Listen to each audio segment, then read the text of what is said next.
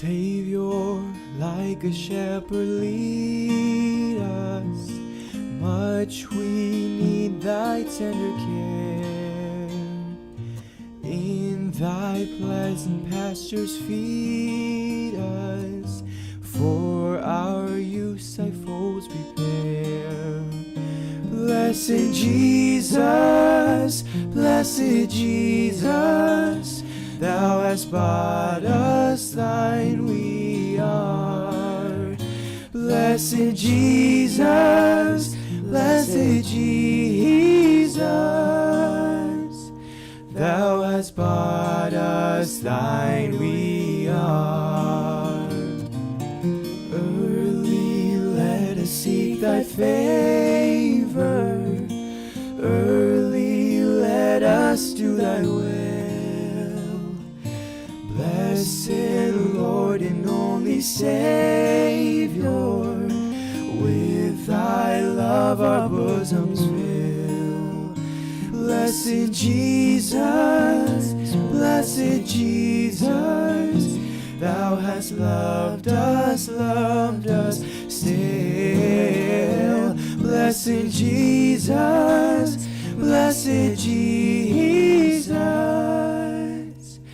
thou hast loved us still.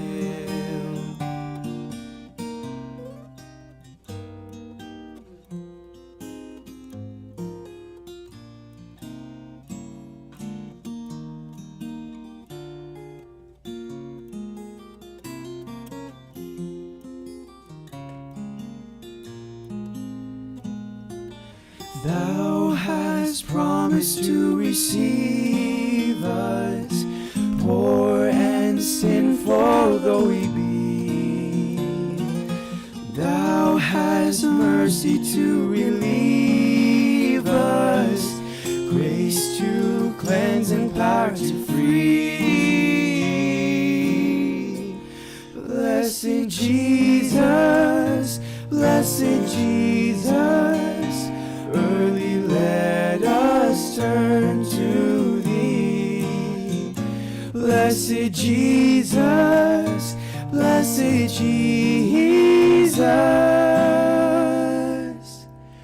early let us turn to thee.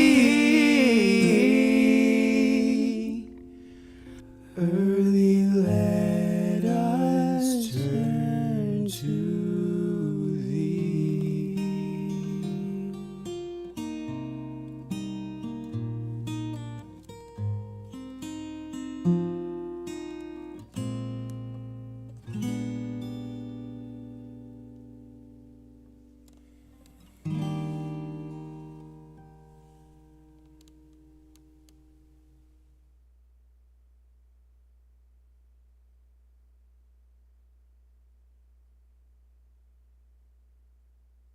Hi there, I'm Dr. Kuninobu. Why is fresh air so important to our bodies? The main reason is oxygen.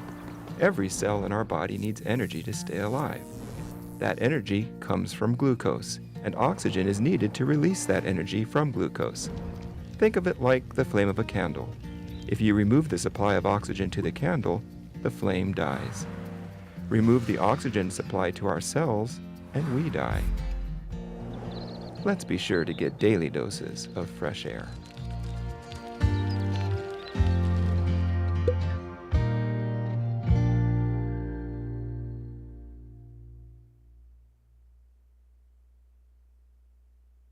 Hello everyone, my name is Jonathan Hunter, host of the new 8-part series called New Start Now. New Start is a life-changing acronym that stands for nutrition, exercise, water, sunlight, temperance, air, rest, and trust. Each of these components, when implemented, have been shown time and time again to change lives for the better. Over the past few years, a team of professionals have come together to distill the very best from the New Start program into a series just for you. In each program, we'll hear amazing testimonies, delicious recipes, insightful health tips, and the resources needed to make changes in your life will be given to you. I invite you to come along with me on this journey that will lead to a healthier and happier life.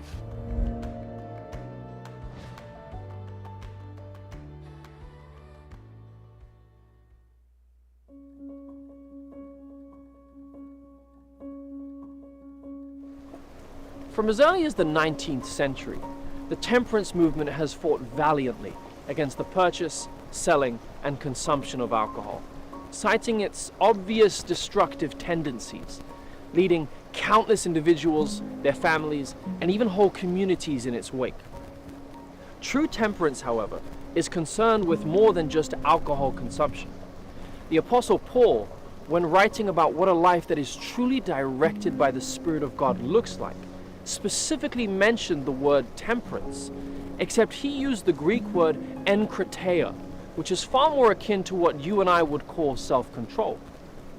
What I'm trying to say is, you may not be given to drunkenness, but if you find yourself frequently losing your temper, or living a lazy and slothful life, or even just consistently seeking self-pleasure, that too is intemperate. Jesus Christ, the Son of God, is the perfect example of what a truly temperate man looks like. 33 and a half years, and he never once lost his self-control. At one point, he was led into the wilderness for a battle of the ages, where he would go toe-to-toe with his ancient foe, the Satan. Except this wasn't a battle of swords and shields, no. It was a test of integrity, morality, and true devotion. Jesus prepared for this, not by stocking up on protein bars and spending countless hours in the gym, but instead by departing to a place of isolation, where there he would spend an entire 40 days without food or water, because Jesus knew that true strength is born of discipline. And if self-control was the standard for Jesus, then it should be for our new start too.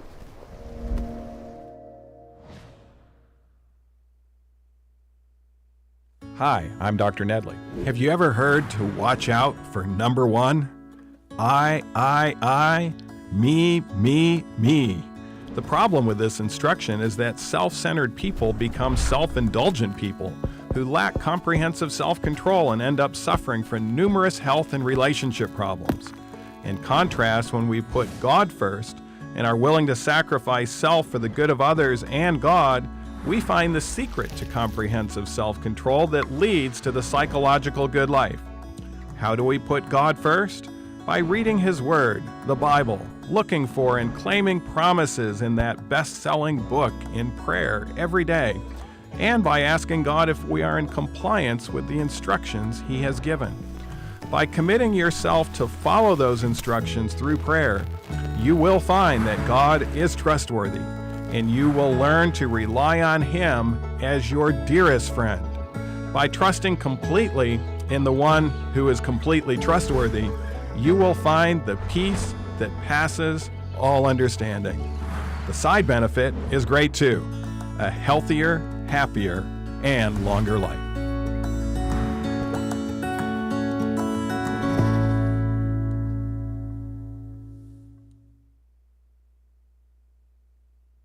Hi, my name is Jels. And my name is Amanda, and we're here at one of our TCI contexts house raking leaves. Our group has actually been here before, and one of our group members has done Bible study with our contacts, but we're out here in nature just trying to help out our community. And one thing that I love about TCI is that you could be doing something completely random, small things or big things, but even the small things like raking leaves goes a long way to show our contacts how much we care about them, but ultimately how much God cares about them too.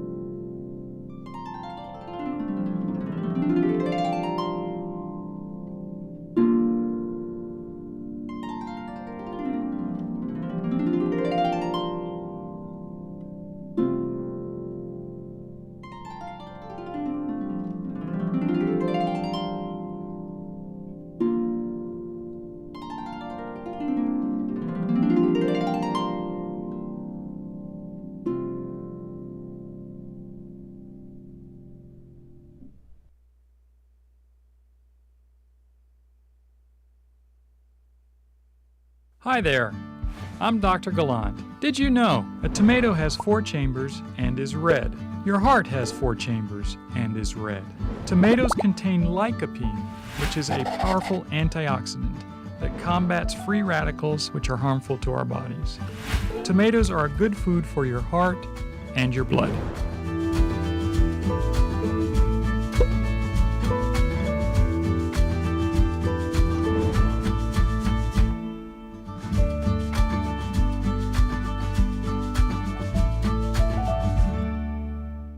TCI is total community involvement. TCI started here at Weimar University several years ago as some leaders were studying some of our source documents, and they looked at the life of Jesus, and they found out that Jesus went about doing good.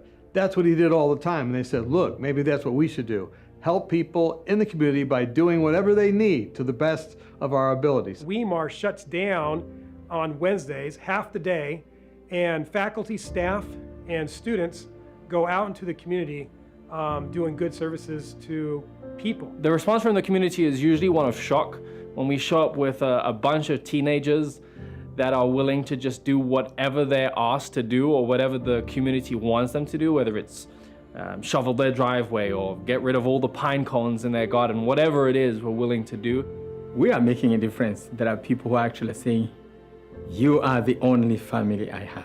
By engaging with them, you actually connect with people. We are there because we want to make friends. We want to be genuine. Some of them want to give donations because they're just so thankful for the help. We come with the attitude of, we just want to be here for a blessing. By the end of it, when the job is all done, the people are extremely grateful and they want to know why it is we do this. We want our students to learn that the time to serve is now, as they go to school. They don't wait till after they get out of school, because that means that serving other people is not the top priority. We want every student to learn that now is the time to help people in their community, people like you. And on a typical afternoon, we'll either do yard work or we'll go door to door and just talk with some of our TCI contacts, ask them how they're doing, visit with them. If we have Bible studies, we'll do that sometimes during that time. It's a regular thing that happens every week and you can count on it. We get to work for people and see how big of a smile it puts on people's faces when we just do a little bit of help in the short amount of time we're there. It seems like the work we do is really minuscule, but compared to what they can do on their own time, it just seems like so much to them, and they're so thankful and grateful. It's a way that we can become more a part of our community, so I think that's what I like most about TCI. We have actually literally provided millions of dollars of services to the communities of Colfax and Auburn and some of the surrounding communities in beautifying the housing and beautifying the community, but in also providing services to really help individuals, some who have had DUIs, some who have been problems with the police, and we have been able to assist them and help them to be transformed into well-functioning citizens. The health program that we have every fall here has several different community programs that are available for TCI contacts to come to. We have lifestyle coaching, Diabetes Undone, the Nedley Depression and Anxiety Recovery Program, cooking schools, Live Long, Live Strong, and other health seminars. So we enjoy the fellowship with them. We get to make friends. It just becomes a really good support system, and a lot of them come back year after year to come and attend even the same programs again and again just because of how much it meant to them. We really have a burden for souls, and we really want to see people live their best lives, and we just really want to see people enjoy the life that God has given them. I think TCI at Weimar University has showed me the importance of just being there for people, just being a friend. TCI has taught me that I can go into the community and possibly even change the world, rather than focusing on myself. We're not just there to offer a service, but to become their friends. And this is something that's part of Weimar's DNA, is being involved in helping the community in ways that they wouldn't be helped otherwise.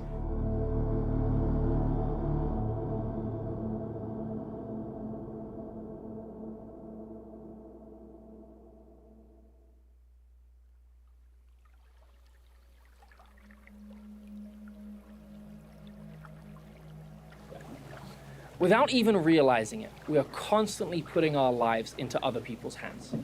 Whether it be trusting that the other drivers on the roads aren't actually drunk, or that the people that laid the foundations in the buildings that we work and live in actually knew what they were doing, or that the pilots that fly the planes we're in know how to put the thing down just as well as they took it up. We are consistently exercising faith, because that's what faith is. Faith is trusting. Trusting that the person that you love most in the world will always be there for you, that you can rely on them. Trusting that they too love you in return.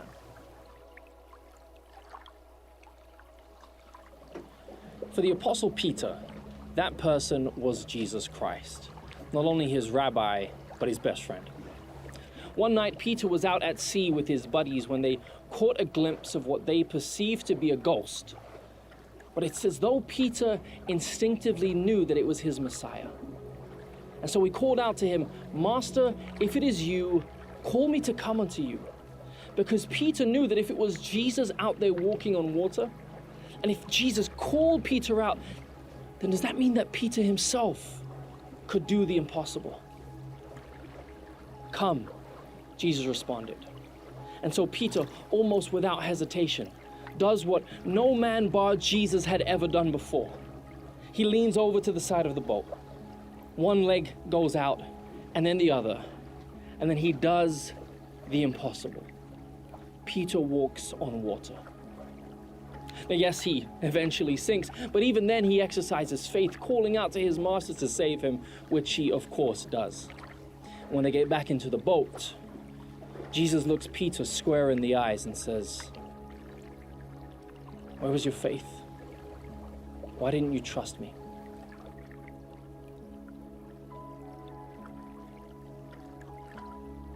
Jesus was teaching Peter and the disciples and us that the only place that was ever truly deserving of our faith, of our trust, the only thing that we can actually rely on was the Word of God.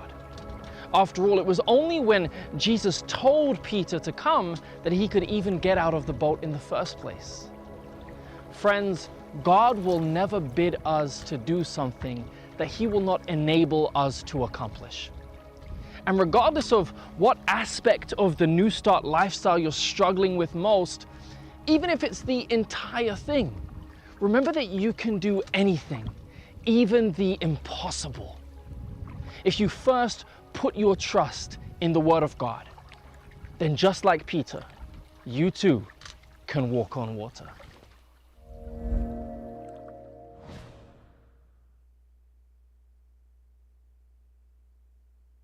Hi, my name is Jonathan Hunter, and I'm a student here at Weimar University. After months away during the summer, I know myself, and along with many other students, look forward to the opportunity to serve our community through TCI. Today, we worked hard to build a staircase for someone that really needed it. And little things like this pay off because there's nothing like seeing a smile on the friends of our community.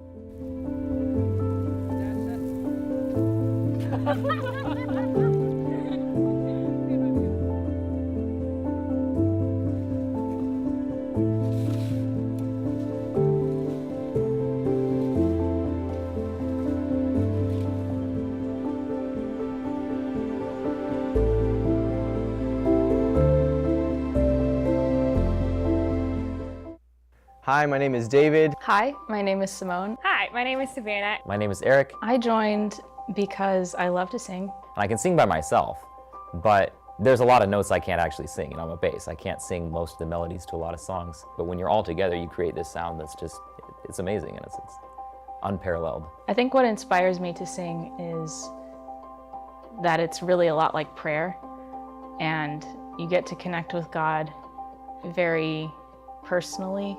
And I'm a musical person, so it makes sense to me. I enjoy it, and I get to relate to what God and what He's done. It's cool to see how, using the talents that God has given me, I can actually be of help and heal somebody if they're going through something. I hope that when we perform that people will be blessed by the music, and that the message of the song will really come through in spite of our shortcomings, and in spite of however the performance goes, I really hope that they will hear the words of the song and be blessed. I hope they will be able to come away with something deeper and something that will make them think, or maybe prick their heart just a little bit, to make them ask why we sing and why we sing what we sing. I think one thing that's unique about chamber singers is that all of the chamber singers were amateur musicians. You know, none of us are in school to take any kind of musical degree. You know, we're all just students that are doing other things in life. But we've taken time out of our schedule to come and do music. I think our audience is actually unique because most people never get the chance to sing for depression recovery programs, which we do on a regular basis in our choir. Everyone is there because they want to be. And so because they want to be, they're going to put 100% in, which just makes the entire thing so much better. I think something that's unique is just how focused the group is when we all come together for a common goal. And that common goal is not about ourselves, it's about reaching out to other people. I once had an experience where I sang in a quartet with some of my friends, and then after the concert, I had a young girl come up to me and tell me that because of the concert we had just sang, she had decided not to commit suicide because she was going to commit suicide that night. And because of the music, she was like rethinking that decision. So I think that was probably one of the most powerful things that's happened to me. Probably when we were on tour last semester, and I don't know what it was exactly, but it was a Sabbath afternoon, and everything we were singing really spoke to me, and I needed that at that point. One of the most powerful performances I remember was when we were singing with for a TCI concert, or for a total community involvement concert, and there were many people from the community there, and I just remember we were singing the song When I Survey, and I just remember it was the most intense feeling and the most intense song or time we'd ever sung this song, and you could just see the look in the director's eyes, and it was almost like he was angry, but it made you sing with all of your might, and I've never felt such an intense and I've never sung a song in such an intense way, and it was really impactful. I think my most impactful performance was with chamber singers. It was a depression recovery concert, actually. And we were singing there wasn't that many people. I think there was like 10, 12 people in the room. But we were singing this song called Come Ye Disconsolate. And it talks about how there is no sorrow that heaven cannot heal and heaven cannot cure. And you can just see it on people's faces, you know, that they understood what I was singing about. And they understood the message that God is not just a great and powerful God, but that he's a personal God, that he's actually concerned with how I feel. And you could see the tears starting to roll down their faces. And I don't think I've ever experienced the power of music like that, where you're singing and you realize that this song is so touching, not just to me, but to someone else. And we're sharing that experience. Hi, my name is Savannah. Thanks for watching. Be sure to like and subscribe. We got some cool new things coming out soon, and I know you'll be joined. Hold on, no.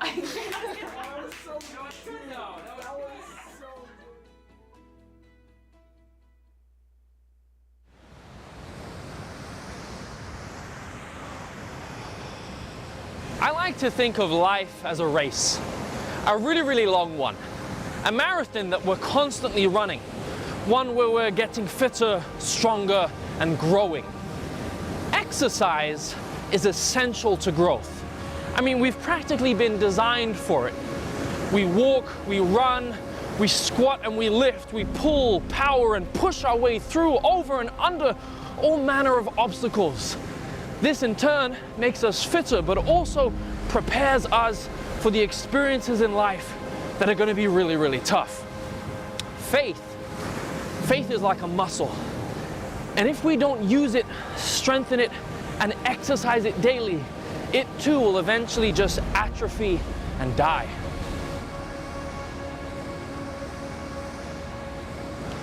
And that's how it might be with your faith too. In the beginning, it can seem quite weak, like it's not really accomplishing a whole lot. But that's okay. That's when you look to Jesus. That's when you behold him. That's when you feast on his word and look for opportunities to grow your faith, like sharing the blessings of God with others, so that they too can experience a true new start. Now, it may not work out in the beginning the way that you thought. It may be difficult, and at times it may even hurt.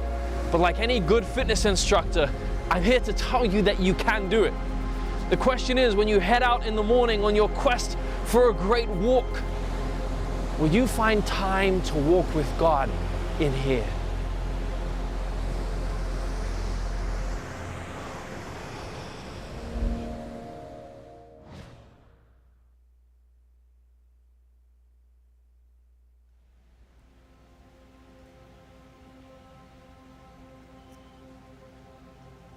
We live in an age where distraction is the new norm. Infinity lives in our pockets. Whatever we want, we can have instantly because we're always connected. We wake up in the morning and read the news. We head to work only to be constantly checking Facebook and Twitter to see what's happening in the world, and then we work, only to get home and finally sit down when our brain is pleading with us for some downtime, and we just go straight back to our phones and absorb another few hours worth of information anyways. It's exhausting. The question is, how can we break the mold? And the answer is simple: rest.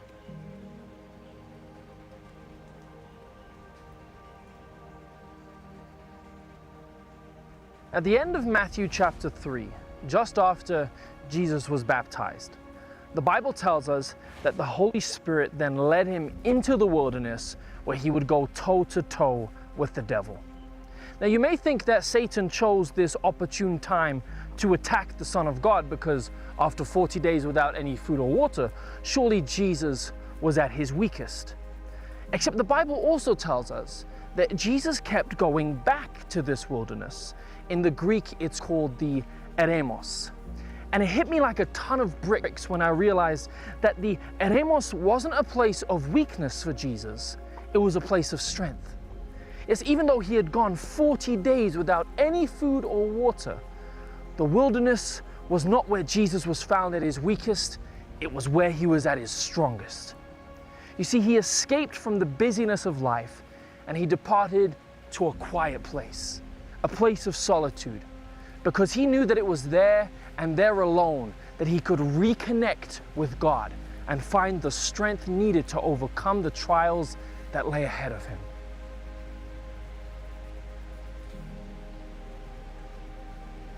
So here is the secret antidote to your non-stop life. Stop. Switch off your TVs, turn off your phones, disable your notifications if you have to, and get out there and find your own eremos. The question is, are you willing to disconnect from the busyness of life in order to reconnect with the God who promised you an abundant one? You'll find that hearing God's voice is a lot easier when there's less distractions.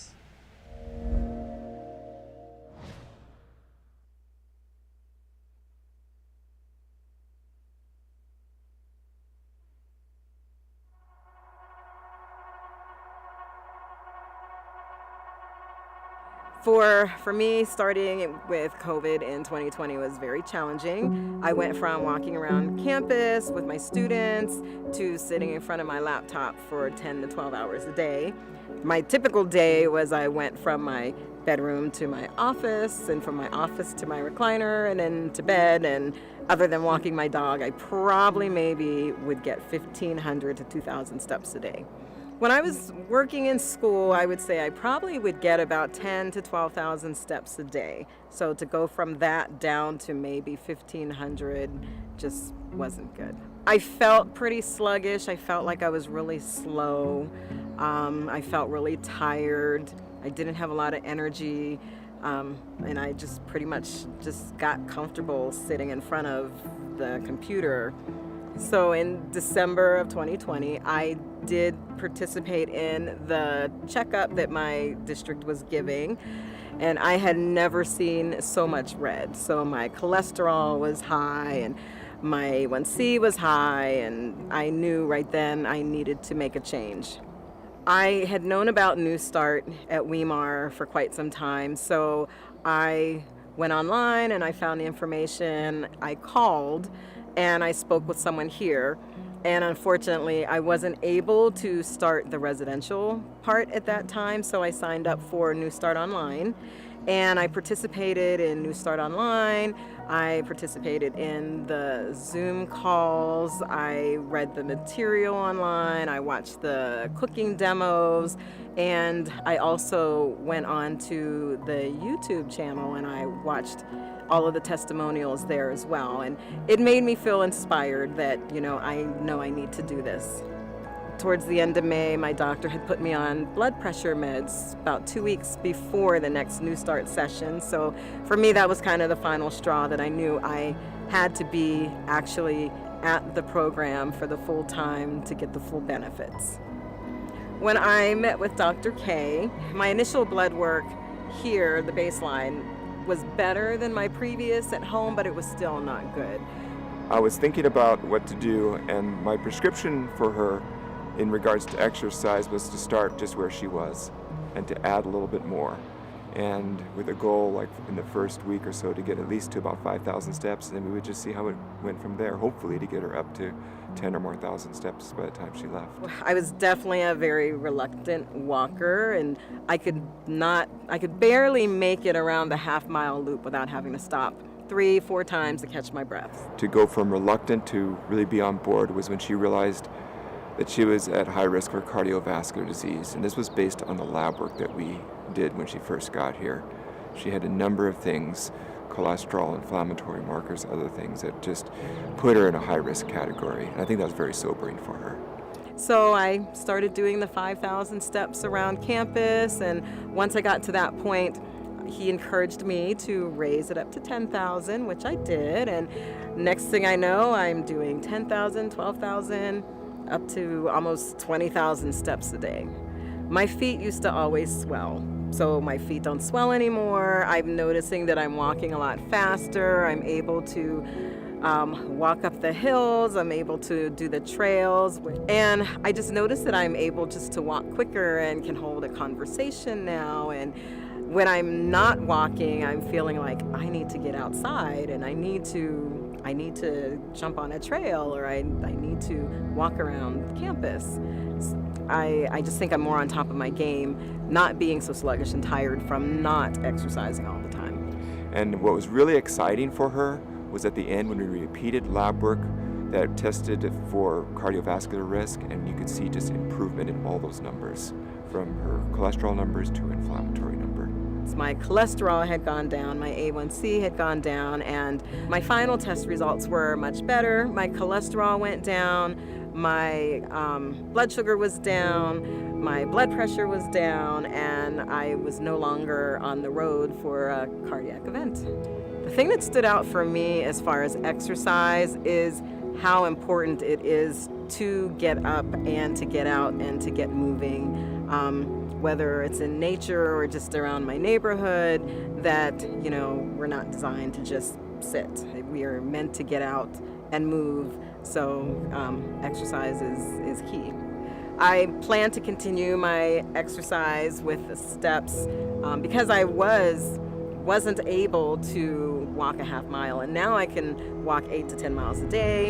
I'm looking forward to going back and sharing everything that I've learned at New Start with my friends, my family, my church family, and just the fact of exercise being the most important thing for me, the keystone that holds all of the New Start principles together.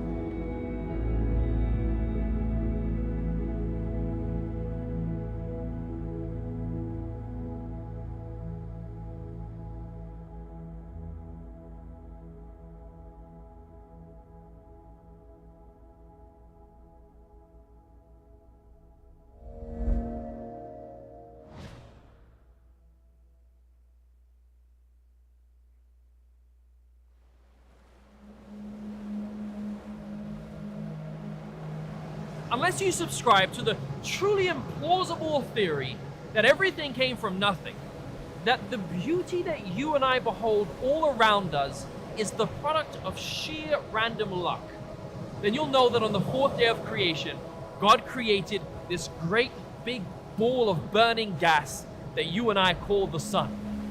And what a fine creation it is. It gives us just the right amount of light and warmth to keep our circadian rhythms intact and to keep our bodies nice and cozy, depending, of course, on where you live. Were it any colder, we'd freeze to death. Life just wouldn't be sustainable. Any hotter, and these seas and oceans and waters that surround us would cease to exist, and the earth would be scorched. Because of its life-giving properties and its gargantuan size, it comes as no surprise to know that throughout the ages, various civilizations and people groups turned towards the sun to worship it. Paul wrote to the Romans about this tendency to idolatry, saying that the people would take the truth of God and make it a lie, that they would turn to the created things and worship and serve them instead of the Creator himself. The scriptures teach us that we are not meant to worship the sun, but rather we are meant to worship the Son. So while the sun in the sky may illumine the darkness that's all around us, only the Son of God can expel the darkness that is within us. And whilst this sun is vital for growth, the production of fruit and crops, only Jesus Christ, the Son of the Most High God, can produce the true growth of character, the production of the fruits of the Spirit. So yes, go out into the sun and enjoy its light, its warmth, the vitamin D, and all of its benefits. Just remember that more than the sun above, we need the sun within. The question is, are you willing to let Jesus Christ, the Son of Righteousness, shine not just on you, but through you?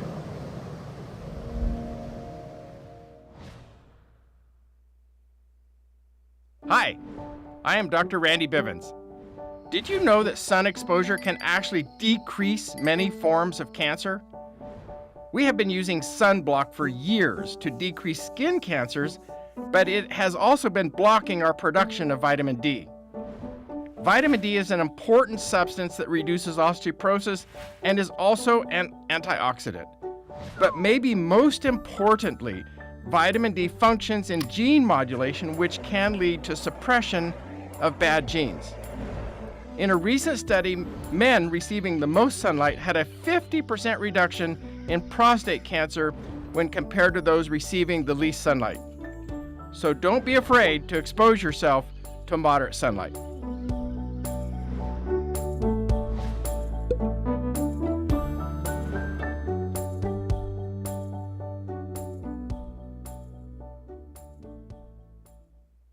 Hi, I'm Dr. Nedley. If vitamin R could be placed into pills and sold in bottles, it would be the hottest selling vitamin in the world.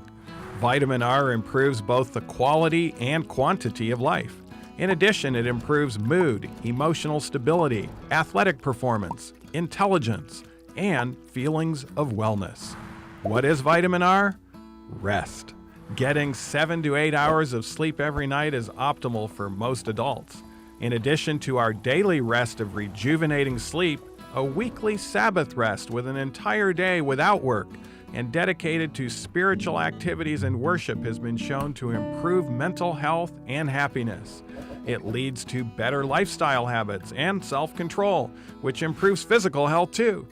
So don't forget to rest well, daily and weekly.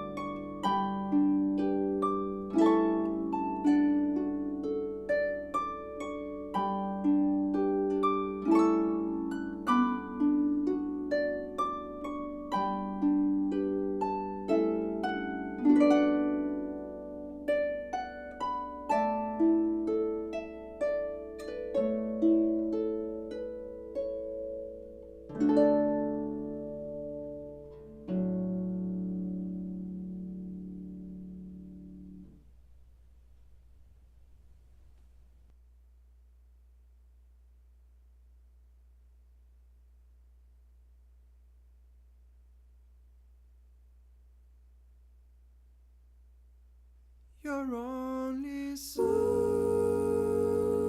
no sin to hide, but you have sent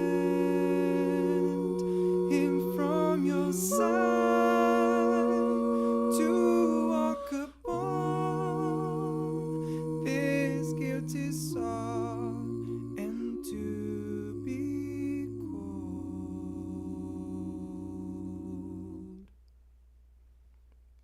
your gift of love, they crucified, they loved and scorned him as he died. O King, they've named a fraud and sacrificed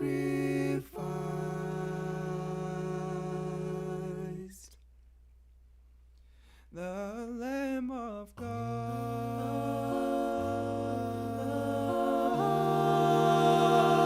the Lamb of God,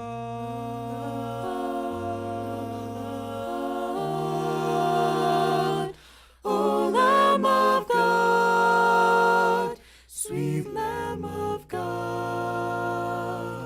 I love the holy Lamb of God. Wash me in his precious blood.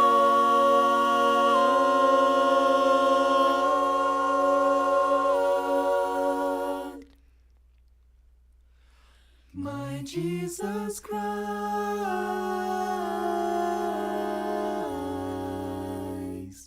is the Lamb of God.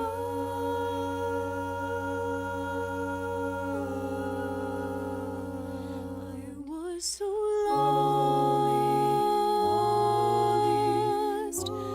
I should have died, but you have brought me to your side,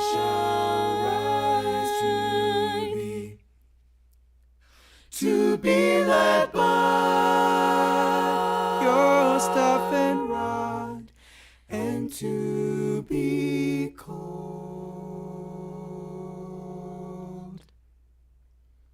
the Lamb of God,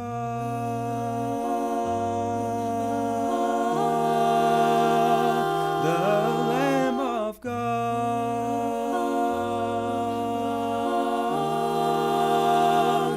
Oh,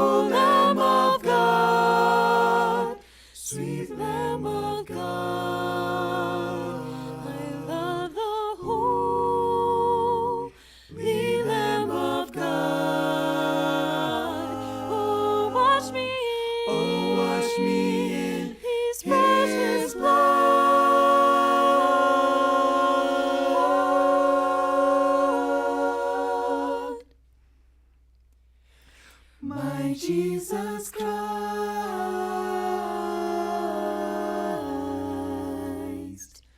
is a Lamb of God.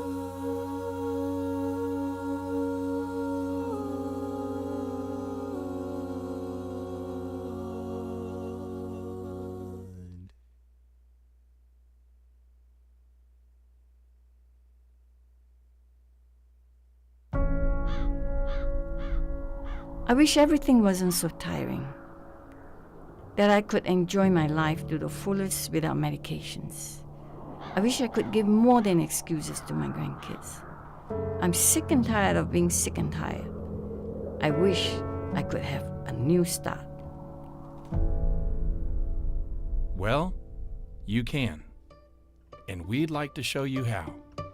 New Start has gone online. New Start Online is our health and lifestyle program featuring 32 hours of health lectures from world-renowned physicians, cooking demonstrations, recipes, a meal planner, an exercise logging tool, access to a dietitian, and a health and lifestyle coach. Because life is so much more than a broken wish list. Life is about new opportunities, new growth, a new start.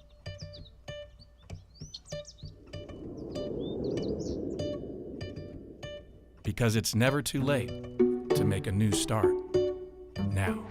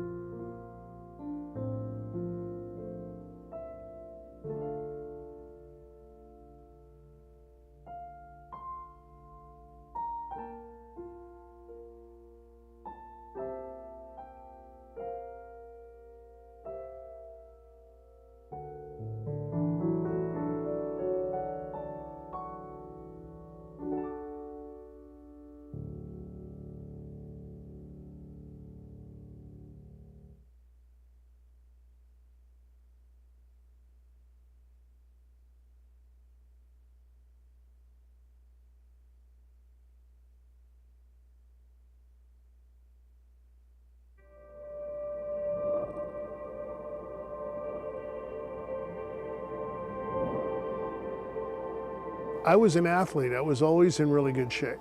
And being in good shape has always been really important to me. So when some of these things started happening to me, the weight gain and the issues with medication, the depression was terrible. And a lot of it had to do with the fact that my health was deteriorating, and it was deteriorating quickly. Started out right around the year 2000 with cancer and this mystery leg neuropathy, which was just as painful as could be. I ended up going to UCSF, Stanford. I went everywhere trying to figure out what it was, and all I seemed to collect along the way was medications. The medication would lead to another medication. And I'd run into some sort of a health issue, prostatitis, which was a precursor to the cancer. That led me into one medication. I had an allergic reaction to it, ended up in the emergency room on New Year's Eve. The thing that was supposed to help me was creating all my troubles. So I was driving up here and I saw the Weimar Institute, a little sign. I'm not kidding you, a little sign. And I'd been up here 1,000 times on my way to Reno and Tahoe. And I thought, I'm gonna go look at it and see what it is. So I came up, and when I saw this, I was really taken back by it. It's like, how did this thing get here?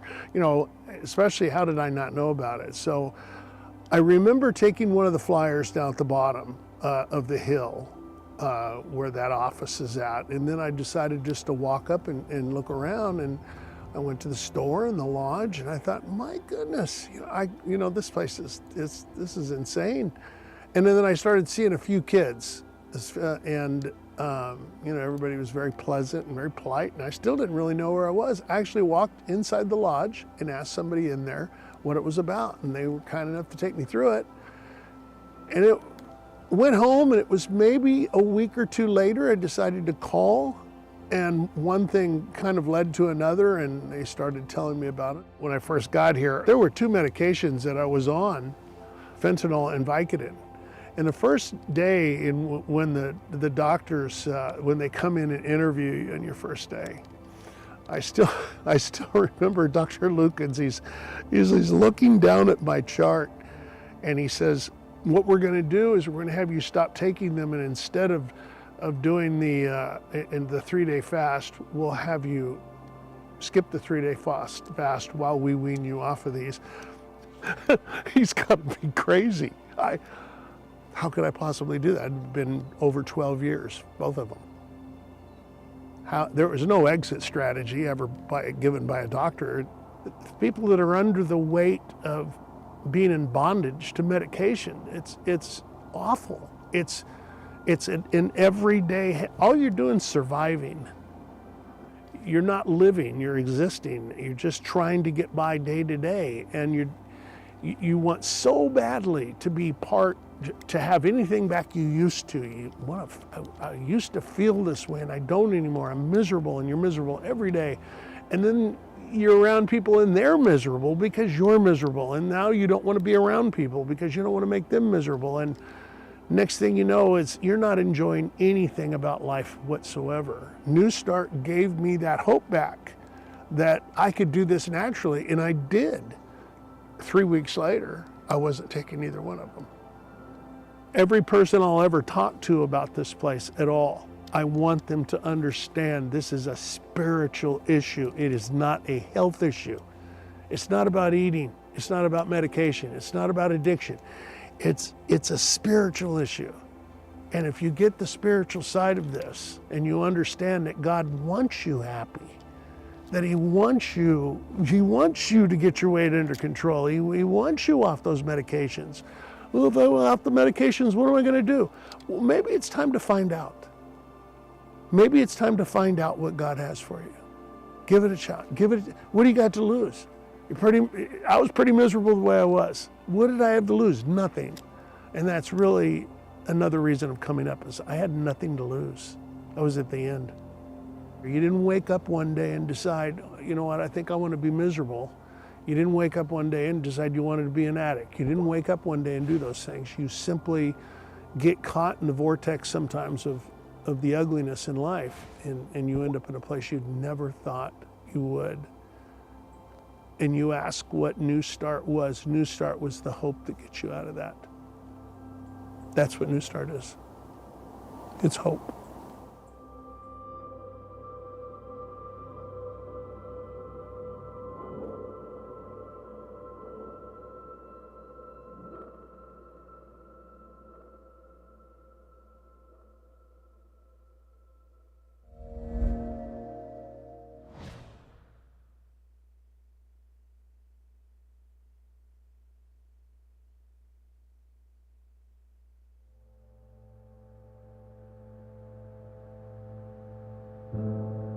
So my average day started always like at 5 in the morning. That's because my husband used to go to work and I used to wake up and do his lunch for him.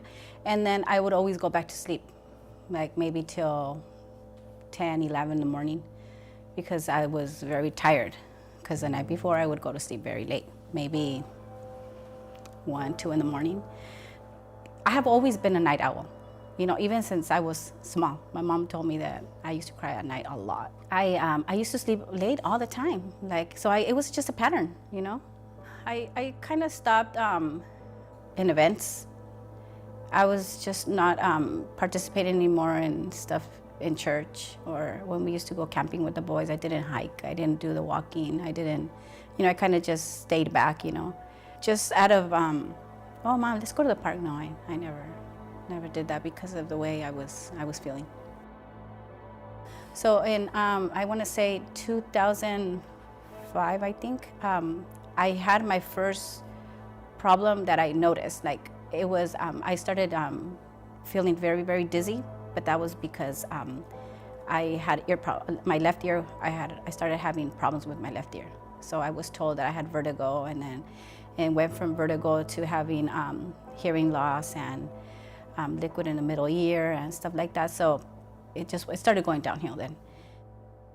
It was after breakfast, I was driving and I noticed that I was feeling strange. Like my brain was feeling strange. Like I wasn't feeling right. And it was not like the feeling before, me feeling off or dizzy. This was different. And I told my sister, I can't drive anymore. So I pulled over right in the freeway. I pulled over, and the last thing I remember was when we got home, I woke up. So I fell into this very deep, deep sleep. So I didn't know what was wrong with me. Maybe I thought I was tired, I guess. It happened again after I ate breakfast. You know, I went to my doctor and I said, this is how I'm feeling. And they said, well, we don't know what it is. You know, we have to look into it. So they checked my heart. They checked my blood work. They did a CT scan. Everything was coming up normal. So I was tired of feeling that way. You know, it was a pattern. Every day was the same.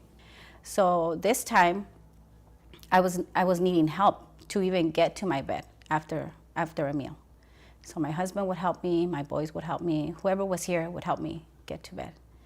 So in 2021, a friend of mine, she sent me an email. She sends me emails every single day to encourage me, you know, and a Bible verse and stuff like that. And then she goes, can I send you something? I looked into Weimar, and I want to send you something. And I said, okay. And it was the free trial for the New Start online program. And I really liked what I saw. She sent me another email. She says, let me gift this to you. And I said, sure. And so I did the online program, and I really liked what I saw. And I said, wow, only if I could do this in person. So I looked into it because nothing was happening. The doctors weren't helping me. One doctor just told me, she goes, well, just stop eating. If it makes you sick, just stop eating. So I talked to my husband and I said, yeah, I think I need this. I kind of said, oh, this is going to be a vacation for me, you know, but I never thought that New Start was going to change me forever. I didn't know that I needed more water, more air.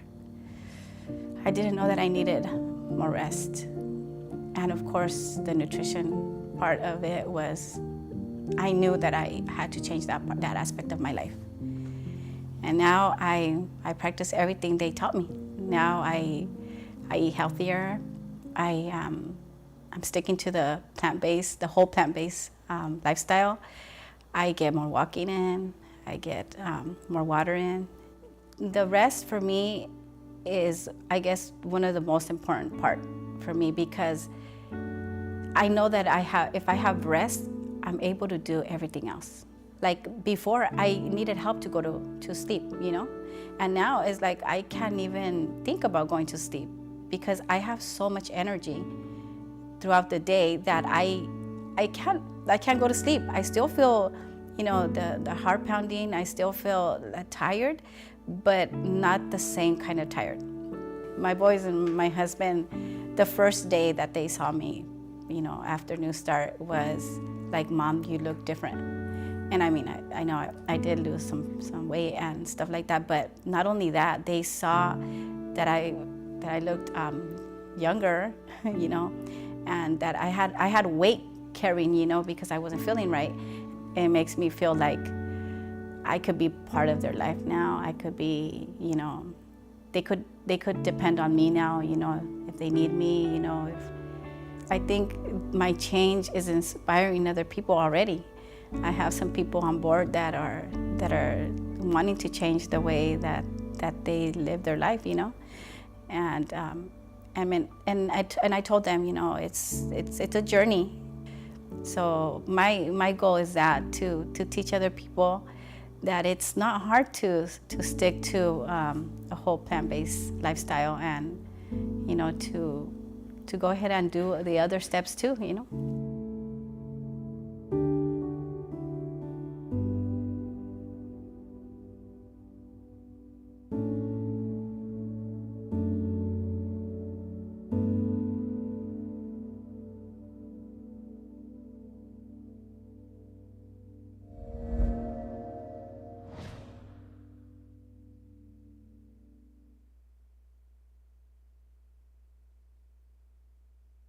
Hi there, I'm Dr. Kuninobu. Did you know that our attitudes and emotions can affect our immune function?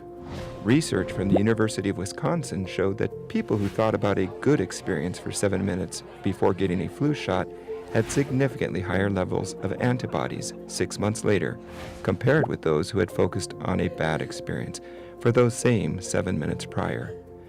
Proverbs 17:22 says, "A merry heart does good like medicine, but a broken spirit dries the bones." Engage in positive thinking today.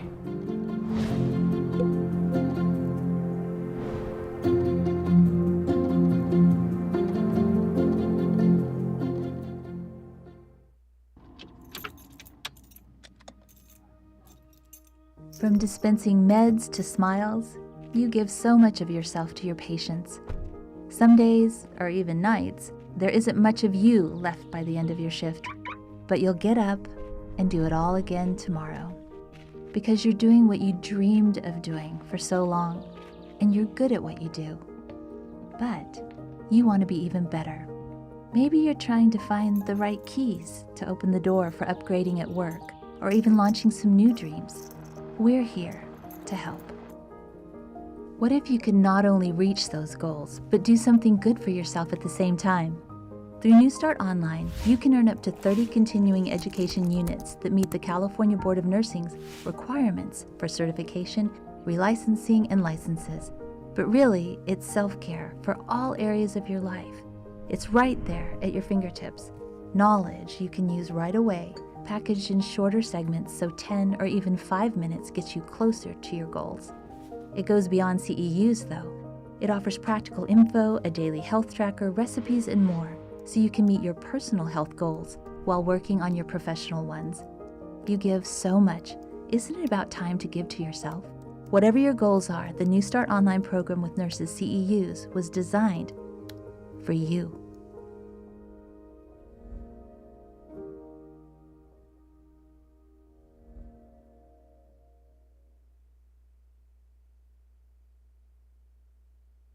Hi, my name is Chloe, and today for TCI we are at Jim's house. He's a new TCI contact, and we've been doing leaf blowing, raking, as well as trimming. And it's been really nice to see how happy he is that we're here, as well as to meet someone new we haven't done work for before. It seems as though we we've been a blessing to him, and we've been able to just see how happy he is that we're here making his house look better.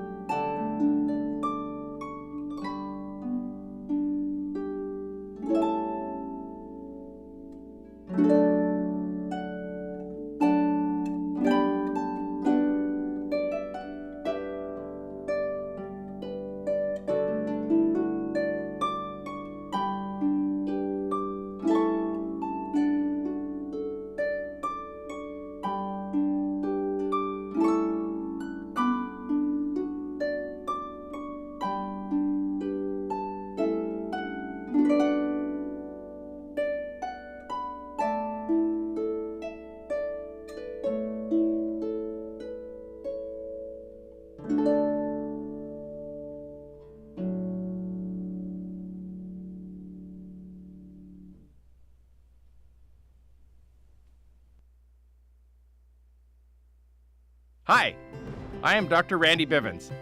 Did you know that without water, you could only live a few days at most? The brain is 90% water, and when we are dehydrated, our entire brain slows down. Water is also necessary to regulate our body temperature and to filter our blood.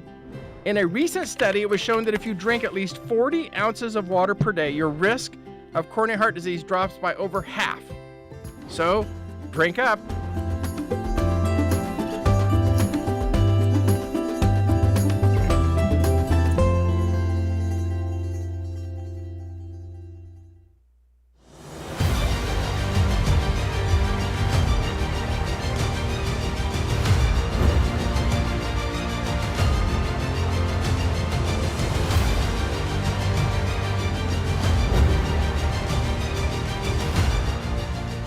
Here on this land, about 30 miles north of Sacramento, 1 hour from Lake Tahoe, lies a property that has been involved in health work for the last 100 years.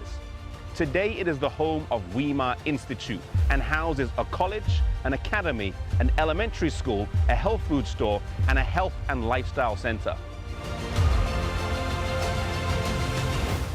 In 1919, a small tuberculosis sanatorium opened on this plot of land due to its ideal location in the foothills of the Sierra Nevada mountains. The location was ideal for recovery from respiratory disease. It would grow to become a hospital, and in 1960 it was renamed the Weimar Medical Center. By 1966 it was a general community hospital, but it was closed in 1972 due to governmental financial cuts. In 1975 the institution would become the Hope Village under the direction of Ruth Graham and others, and was a housing facility for over 1,000 Vietnamese refugees.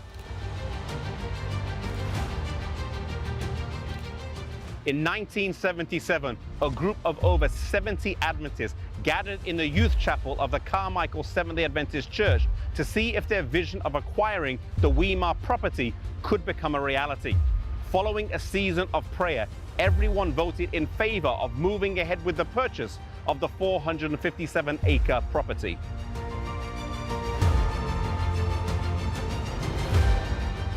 There was wide support for this new health institution right from the start, from laity, other supporting ministries, ministers, and church administrators. The General Conference was supportive from the start, with both Presidents Robert Pearson and Neil Wilson either visiting or showing support through letters. In 1978, the dream became a reality, and Weimar Institute of Health and Education was opened. The early years were a story of faith, courage, perseverance, and sacrifice. On one occasion, a mortgage payment of $12,000 needed to be made, but there was less than $100 in the bank. Amongst the staff who were getting paid minimal salary, there was little hope of raising the money. But by 3:15 p.m. on the afternoon the payment needed to be made, an envelope was received containing 5 checks totaling the exact amount of $12,000.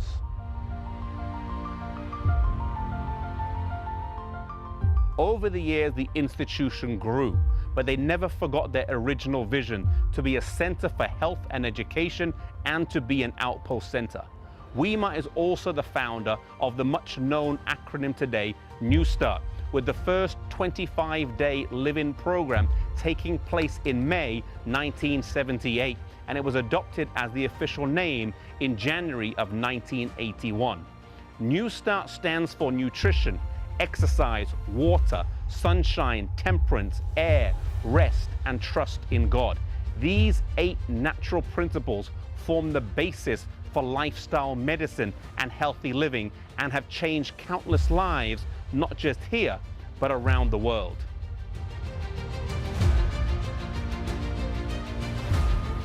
Throughout the 1980s and 90s, the institution grew. In the early 2000s, Weimar would go through some struggles, and the college closed down in 2008. However, a small core of staff and supporters felt the need to reopen the school. This occurred in 2009. A board was appointed, and the core was extended to Dr. Neil Nedley to serve as the president, which after much prayer, he accepted. He has now been the longest serving president in Weimar's history, presiding over a quarter of its existence.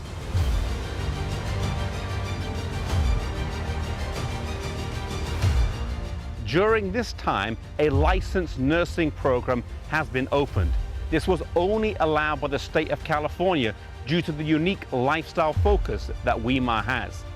In 2018, the college achieved accreditation, a miraculous achievement and one which did not involve any compromise and has led to an increase in student numbers. Once again, the accreditors were impressed by the unique comprehensive lifestyle program that Weimar practices and promotes. The college now offers theology, nursing, pre-med, psychology, business, and education programs.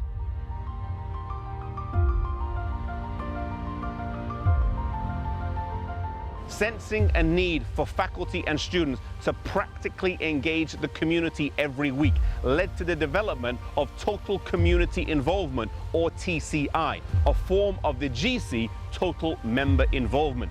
This has unified students and faculty in weekly service and brought spiritual revival in their lives.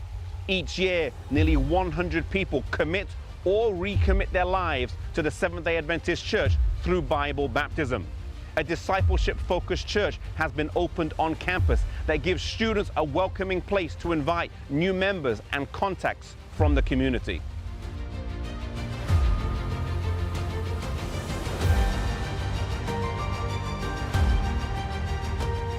When Weimar started, there were only 45 students and a shared dream by the staff here. God isn't interested so much in numbers, but in the dedication, commitment, and vision of those involved. Today, Weimar is fulfilling the words of Ellen White in Second Selected Messages, page 358.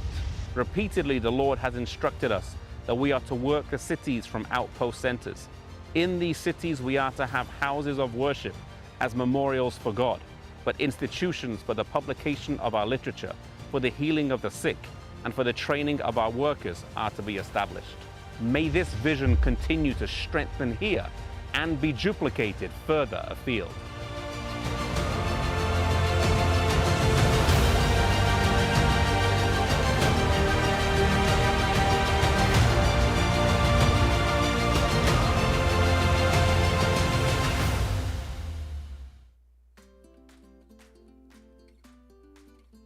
When I go home for like breaks, I can tell there's a difference between like Weimar's spiritual atmosphere and the one I have like in my own church even. But I feel like it's definitely helped my spiritual like relationship with God, because it's like the focus here. It's like spiritual, your relationship with God and then academics here. Every teacher really emphasizes that, and they always pray before class and almost always have a Bible connection. I like how there's like week of prayer and all sorts of things. They emphasize it, but it doesn't feel like you're choking on it almost. Being vegan. Physical health. Having healthy social relationships. We're always walking. Always. Health. Lots of health, you know, those early morning runs with the dorm at 5:30, you know, you might think like, you know, today it's really cold. No, you're gonna be out there getting exercise, getting healthy, walking to breakfast, anyways, but it's good, I'm sure I've been benefited by this.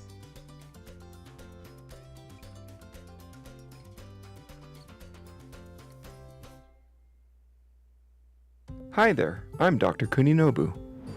Temperance is an interesting word that many people can often be confused about. Temperance means using good things in moderation and completely avoiding all bad things. We know, for example, that nectarines, peaches, and plums are good for us. But we also know what would happen if I ate a whole bag of plums in the form of prunes. Yes, even moderation of good things is important too.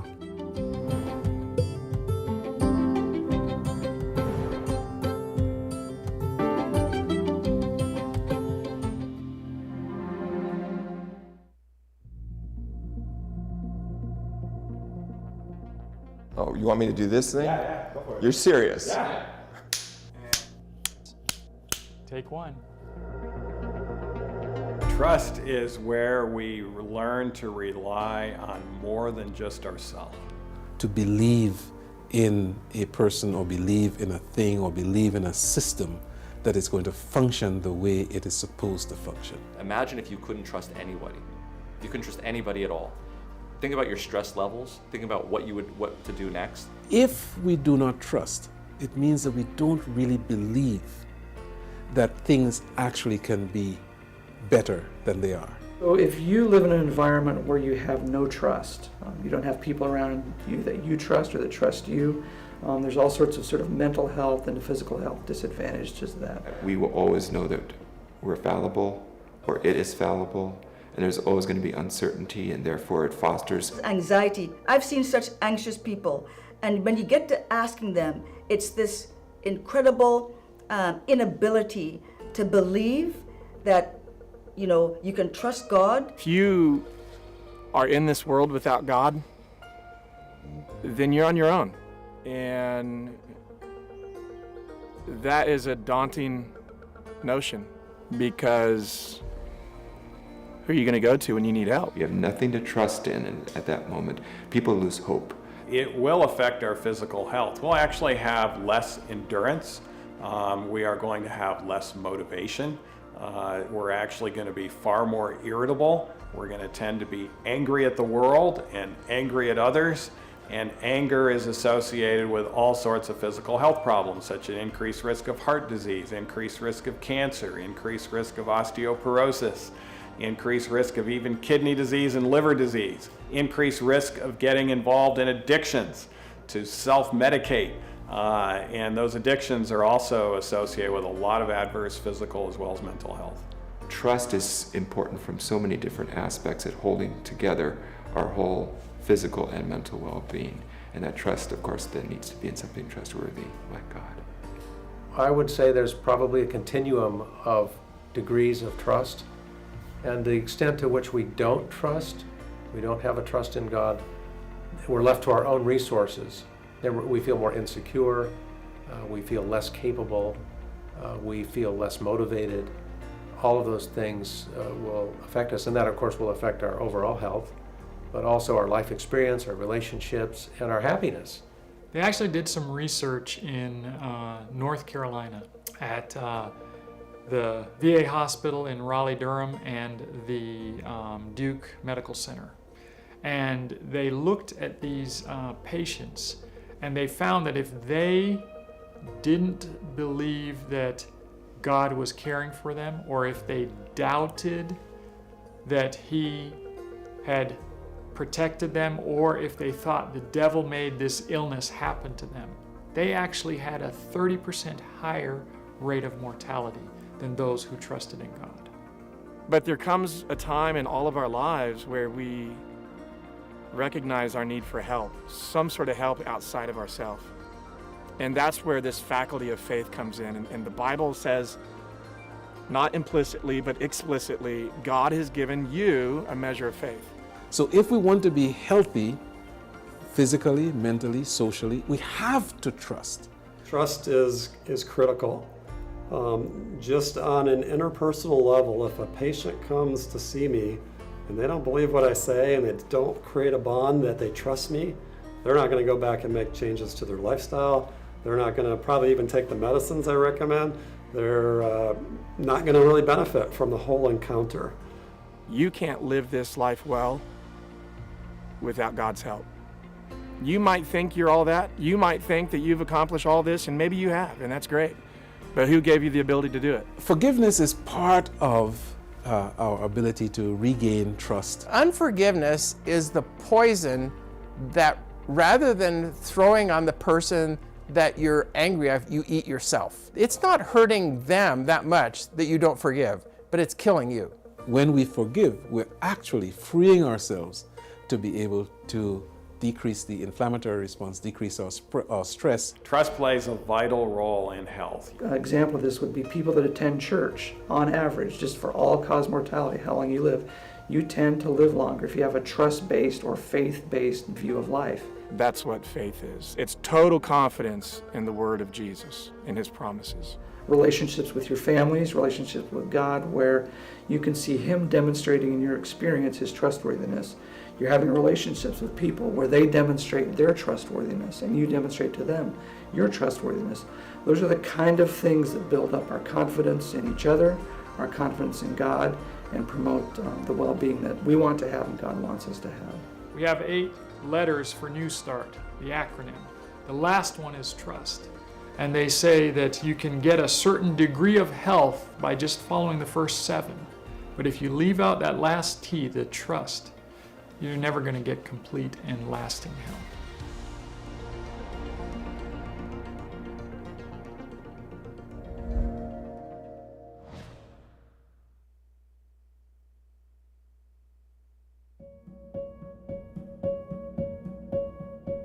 I was born and raised in Mexico as a child, and I'm on the standard Mexican diet. Well, you know, in childhood, you eat all the meat and the things that your parents provide for you. And later, after we immigrated to the U.S., And we got into the standard American diet, things high in fat and high sugar foods like that, the cakes and the ice cream and the pies and things like that. You just kind of get used to it. About 28 years ago, at lunch, I had a little packet of horseradish and I put on my sandwich. And boy, that gave me heartburn. Yeah, right away, chest pain, heartburn. I went to the hospital and they kept me there a week. They did a treadmill test with me and they checked my heart as I was doing on the treadmill, walking on a treadmill. And then finally what they said was, well, you have high blood pressure. You need to get, medication for your high blood pressure. That spicy thing you ate at lunch, it created fluid to build up around your heart. And that's what's giving you that. So eventually my doctor said, yeah, you do have diabetes. You are definitely now, you got full-blown diabetes. And he started giving me pills. And then my blood pressure medication too. I was taking that every day. Eventually, it came to a time when my doctors told me, I think you need to be on insulin now. I remember that was like a shock to me, like, pills aren't good enough now. Different things started happening to me, like I came down with kidney stones. They analyzed the kidney stones. Yep, it was too much red meat. That certain kind of acid. The very first stone I tried to pass, it was blocking urinary tube, and they had to go in and remove it. And then, again, another shocker. It was cancerous, so I went ahead and elected to get surgery. So they removed my prostate. Quite a few months earlier, my brother had come to Weimar, went on this program, went home, kept up with the good program, the exercise, the good food and everything. He had wonderful results, and he told me about it. And so, I was thinking maybe that's what I need to do too. And then my son found out and heard about it too, and he was constantly telling me, yeah, Dad, go do it. Go do it. He knew that I was big and fat, and I couldn't walk and hike with him up in the hills and the trails and stuff like we used to. Finally, I looked it up on the computer, found out that when the next session was going to be, and I signed up for it. I committed and signed up for it, and I came August 8th, it was. My first day when I arrived here, August 8th. And I started learning all these wonderful 8 principles that they talk about here, New Start. And it took me a few days, but finally the Lord started opening my mind and just letting me know, these are the blessings that I want to give you, I want to help you improve your health. And, I could see myself sliding to an early grave. And, but I tell you, since I've been here eating this good food, I don't feel tempted. I go by those places now, and I'm not tempted to want to buy some more of that barbecue beef or the burgers. Now, not only was I addicted to the meat, certain kinds of meat, but coffee. I was pretty much accustomed to having coffee in the morning, and then later in the afternoon, more coffee. After I went through this program, I lost 24 pounds. My first pounds that I lost, I was never, before I came here, I was never able to lose any weight. My doctors kept telling me, you need to do something to lose weight. You need to do something. Well, it's hard to give up that barbecue beef, that Kentucky Fried Chicken, and it's very hard to give all that up. And but anyway, after being here and eating this good food and exercising every day and being inspired and motivated. No way, no way am I going back, to that old lifestyle that's going to take me right back to an early grave. No, not me. Yeah, my goal is just to keep going with this good New Start program for life.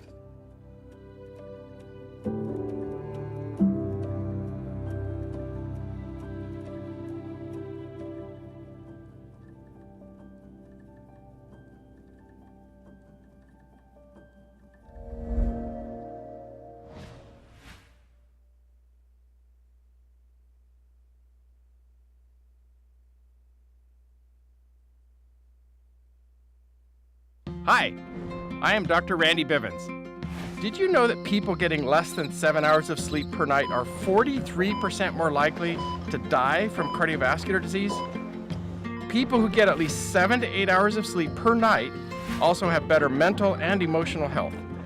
They are better prepared to handle stress, and they have better memory and learning abilities. So make your bedroom dark, avoid screen time 1 hour before sleep, and drop the temperature in the room for a better night of sleep.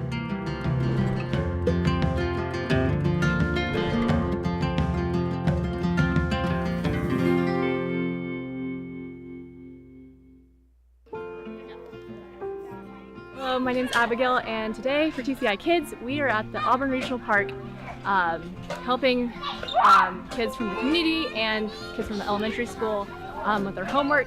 And we're also allowing them to have a lot of fun, like behind me. And kids really are enjoying it today. It's a nice sunny day, so they're having fun and getting out of the classroom and running around. It's really nice to see their energy. It's really fun to play with them, spend some bonding time with them. We really enjoy their energy, and it's a little break for us too from our studies. It helps us recharge for the week, and so that we can look forward to it for the next week.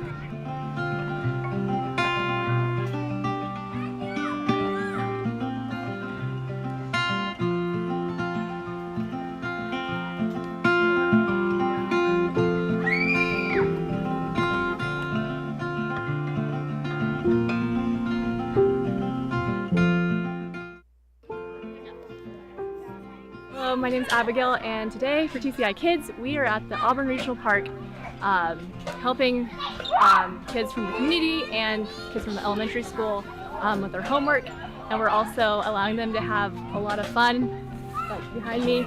And kids really are enjoying it today. It's a nice sunny day, so they're having fun and getting out of the classroom and running around. It's really nice to see their energy. It's really fun to play with them, spend some bonding time with them. We really enjoy their energy, and it's a little break for us too from our studies. It helps us recharge for the week, and so that we can look forward to it for the next week.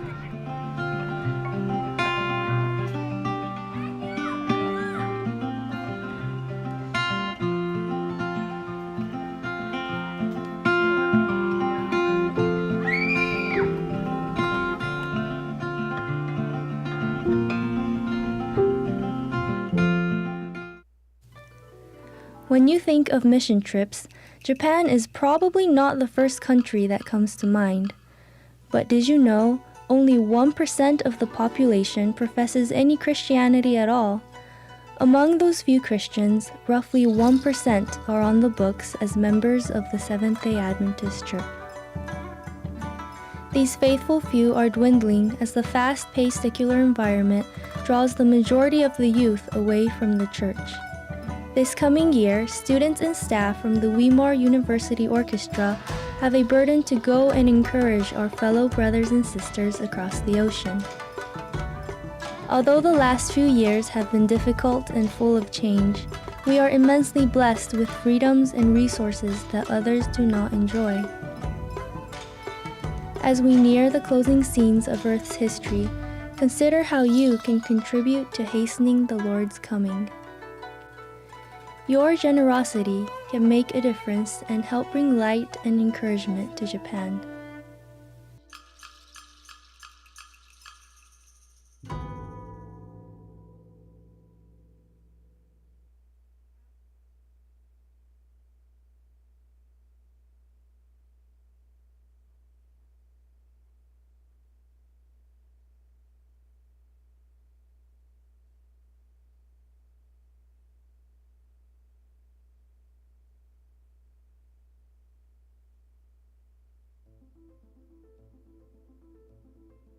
think it starts with a personal relationship with Jesus, and it's a choice. It's a decision that you have to make. You can't just come to the academy and think that we're gonna, do that for you.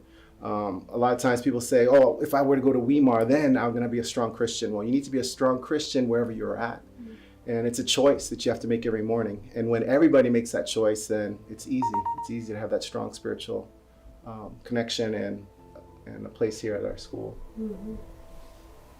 I think it also takes willingness, because some students don't want to come to the academy with the mindset of having a relationship with God, but being willing to buy into what Weimar is, and a part of that is spirituality, and so willing to take part in everything that Weimar is, whether it's worships or leading out in worships and song service, and letting those things work on your heart, because I know that's what worked on mine, and I think that can be something that works on other students' hearts as well. I think 3 things. I think honesty, being honest with one another, letting each other know where we are. Trust, us as staff members trusting our students even when we don't know them yet, and giving them an opportunity to prove themselves. And communication, just talking with one another, talking with God. I think those 3 things together are foundational for having a good spiritual atmosphere at a school like this.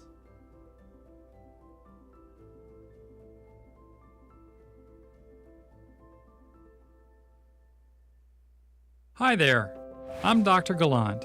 Did you know moderate sunlight exposure increases the production of serotonin, the brain's feel-good hormone? Serotonin is also elevated by eating excessive amounts of refined sugars, like ice cream and cake. Diets high in refined carbohydrates, like what is in ice cream and cake, have been linked to an increased risk of obesity. Obesity contributes to many health challenges. Therefore, it is better to get our serotonin from sunlight rather than refined carbohydrates.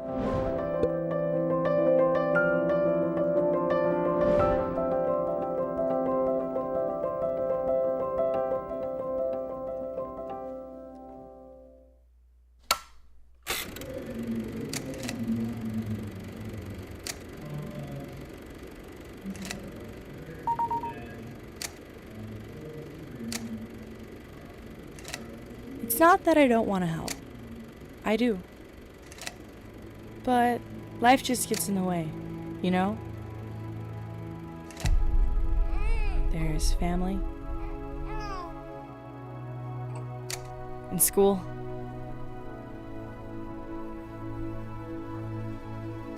and work, and just the busyness of life.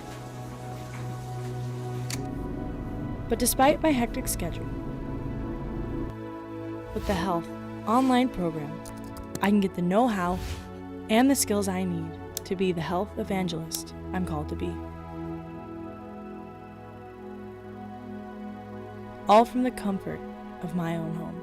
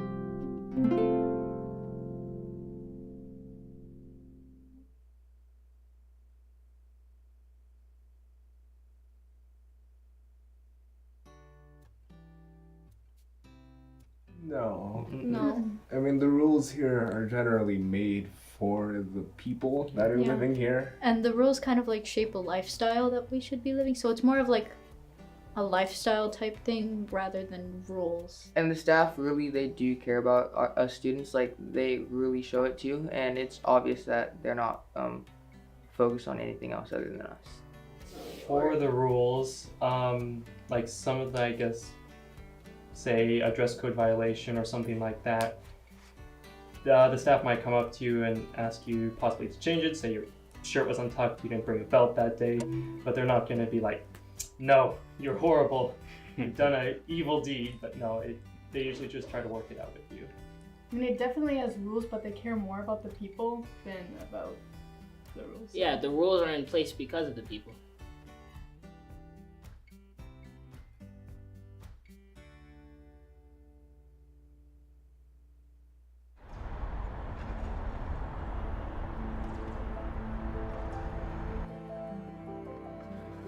The future is waiting for us. Seismic shifts are breaking loose in the hearts of humanity. Our next set of actions on this planet pose to be more crucial than ever before. The harvest is ripe, but the workers are few. So how will we finish today's work today?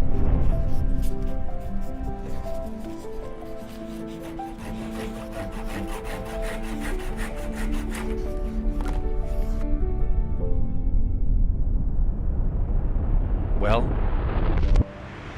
that's up to you.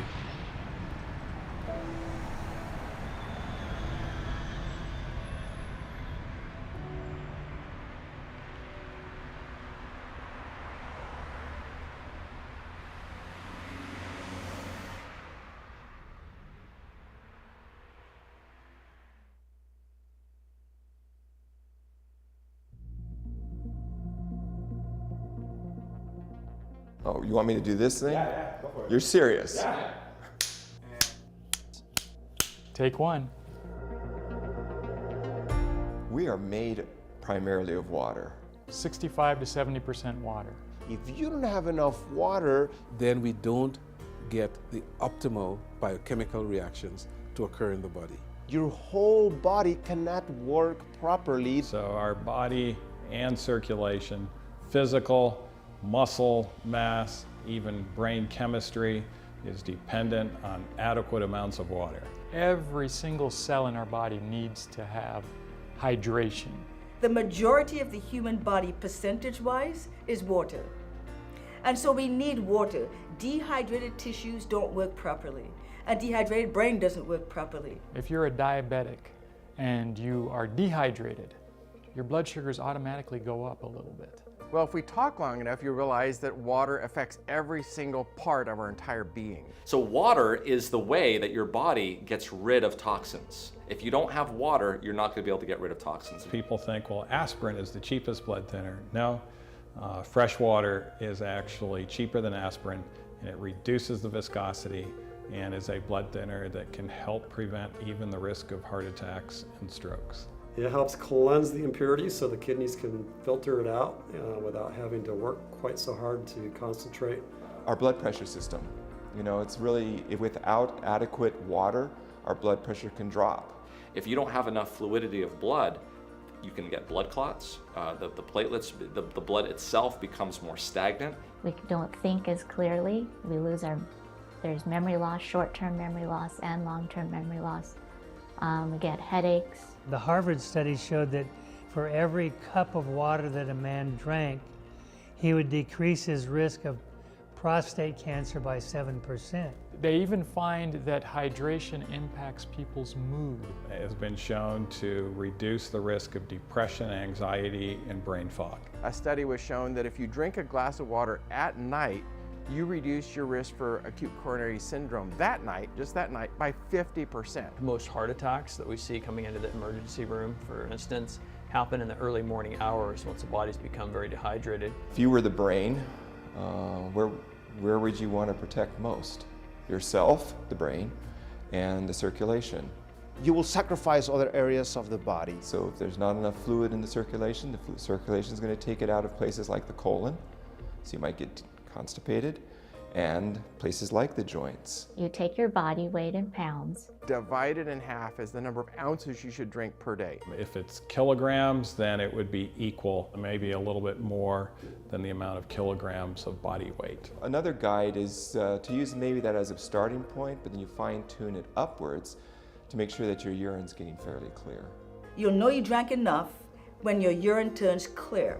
If the urine has a lot of smell or it has a strong color, most probably you're not drinking enough water. If your urine is dark yellow, okay, and you have no other reason for your urine to be dark yellow, it means that you're not drinking enough water. When the urine looks like the color of the water that you drank, okay, which is clear, then you know for sure you're drinking enough. The water you take in and the water that you put out should be a very similar color. That's a good measure. Thirst is not a good indicator of when you should drink water. By the time you're thirsty, it's estimated that you're already 20% at deficit. When you get above 65, 70, then you may lose like 50% of your thirst drive entirely. We're not thirsty when we're mildly dehydrated.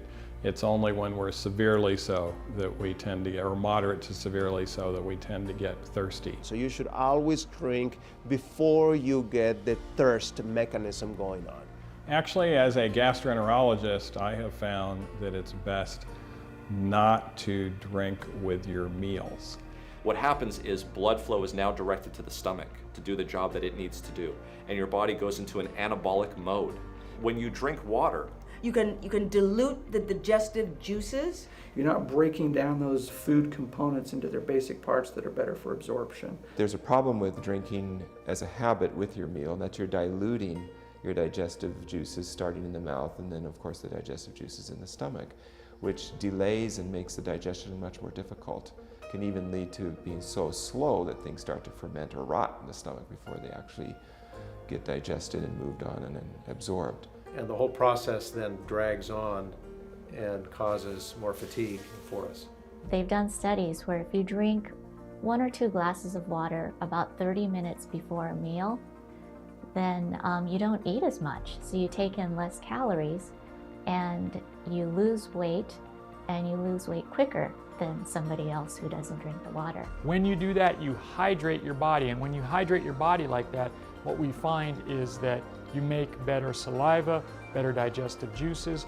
And that will actually produce less reflux, it will speed up gastric emptying, less fermentation in the stomach, and more efficient digestion.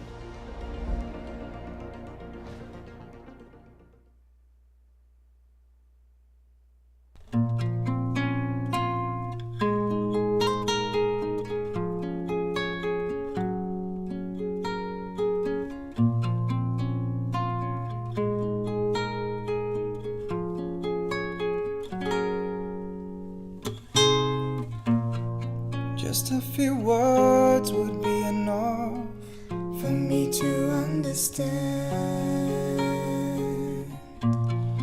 Just to be guided by your eyes, not even by your hand. When all is silent, I can feel you, I can hear you speak. But your ways are high, and you are a mystery. Still for you I seek. I wasn't looking for all of the answers. See, I don't need to know all you have for me. Let me grasp what your love requires to get me back to your desire. Let me be changed by your refining fire.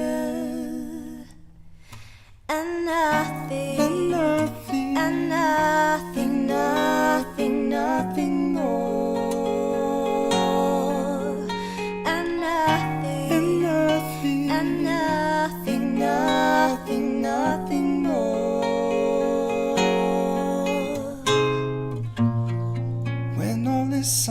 silent. I can feel you and I can hear you speak.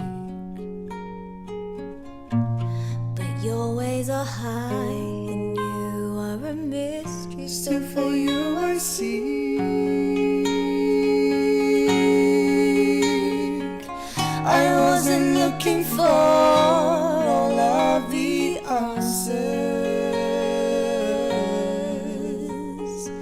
See, I don't need to know all you have for me. Let me grasp what your love requires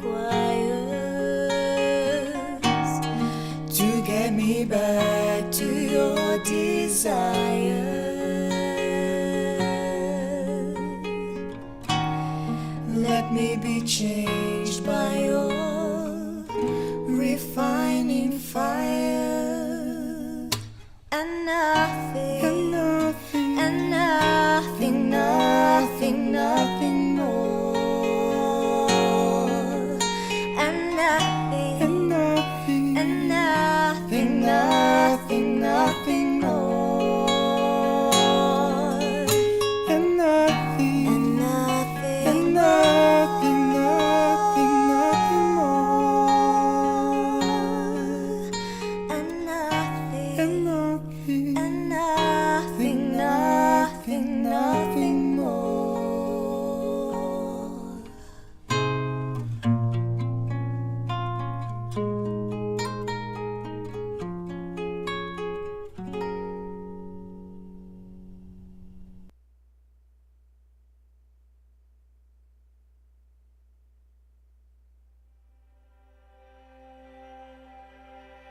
So my name is Dana Cole and I live in Terabella, California. I grew up in Southern California and my husband and I moved here to the farm about 15 years ago. I'm a chiropractor, semi-retired, but my main job is I run a thoroughbred racehorse farm. I started racing my car in 2020 in August, so it hasn't been very long, but it's very fun. I go about every other month racing. Anyway, it's hard to explain. As a teenager, I was pretty athletic. I rode my bike a few hundred miles a week.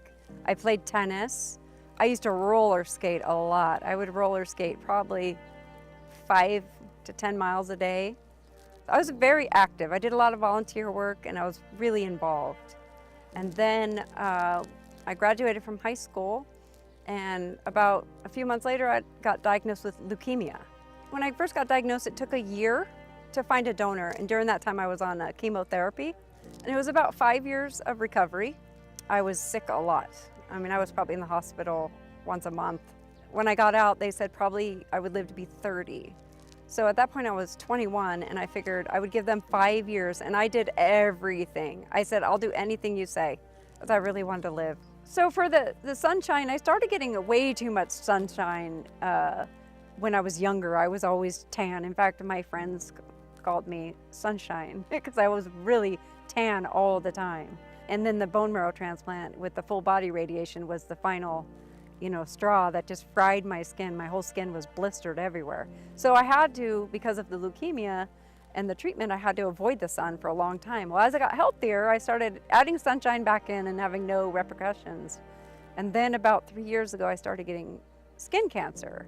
So I had to go back to hat, and I wear like these golf sleeves, that cover your arms and stuff. I still am outside, but I just protect myself. I'm 50 now, so I guess about 10 years ago, I started progressively gaining weight, but I was still exercising a lot, still very active, gardening and walking, and I've got my animals. I was riding horses, I was very athletic, and all of a sudden I just kept gaining weight. I couldn't figure it out. I asked my doctor to check my thyroid, so I had hypothyroid. So I got on meds for that, and it helped a little bit, but not enough. So I just started getting more sluggish and feeling bad about myself. So about 2 years ago, my husband started realizing I was really frustrated. He said, why don't you go, to a fat farm? So I laughed, thinking, oh, fat farm, So I looked at weight loss clinic, health retreats, and I looked at all kinds of stuff. Weimar came up. So I looked into that, and I watched the video online. I wanted it to be something that would be a life change, not something that I was going to go exercise so hard that is unrealistic to do this when I'm 80. So I was at the dentist here in town, and I had told her, because she's really fit and just is a beautiful woman, well, at this Weimar Institute, you know, and she's like, exactly, that's how I eat. And she's like, go, you have to do it. So I came home, and she really, you know, encouraged me to come. So I did. One thing that happened when I was at New Start is I found out I had a lot of other health issues. When I first got there, they did blood tests, and they did the treadmill test. And so I realized on the treadmill test, my right atrium was enlarged. So I had some heart enlargement. I found out I had high liver counts, and the biggest one was the high liver counts, but also that I was pre-diabetic was a total shocker to me, and high cholesterol. Because I never really ate a lot of meat anyway, but high cholesterol, that was just like, whoa. So when I came back and had an abdominal ultrasound, they found out that it was my gallbladder. It was filled with sludge and stones. They said, you have to have your gallbladder removed immediately. When I went in for my gallbladder surgery, and they told me, let me see your blood test, and they're like, why didn't they check your vitamins and your minerals? I mean, it's like the most important thing. They should have tested that. We're not going to do surgery without that. So they went and did the test, and like, wow, your vitamin D count is really low. Now I wear sunscreen, but I try to get about 15 to 20 minutes of sunshine every day without sunscreen, without a hat, you know, to make sure I get it naturally. But I'm taking supplements until my tests go normal. I know one thing is, since I've been on supplements and getting more sunshine, I am a lot happier. Like, it just brings my mood up, which I didn't even realize that I was feeling kind of tired and down. And then once I started the supplements, all of a sudden I was like dancing and singing again. And once my vitamin D count started elevating back to a normal level, I could definitely notice that my mood was better. It just brought like sunshine into my life, you know, as a metaphor. I didn't realize how much vitamin D played a role in your emotional well-being. I mean, it really makes a big difference. All I know is I just feel a lot better since I've been eating this way, and I've gotten probably like 5 or 6 friends and family members to start eating better, because what are you doing? You know, that you look great, and they're not talking about weight loss, because I haven't lost a whole lot of that, but just how my demeanor and how I feel and stuff like that. So my parents have gone that way. My dad is a pre-diabetic. I mean, he's a type 2 diabetic, sorry. And he's eating this way, and it's definitely improved his counts. And I have a few friends as well. New Start really helped me understand the benefits of sunshine and vitamin D. In those lectures, they would talk about it, but you really don't get it until you're out and about in the sunshine. And the 20-minute walks that, you know, they requested at New Start is a perfect amount of sunshine. You know, it turns out that's exactly what my doctor recommended.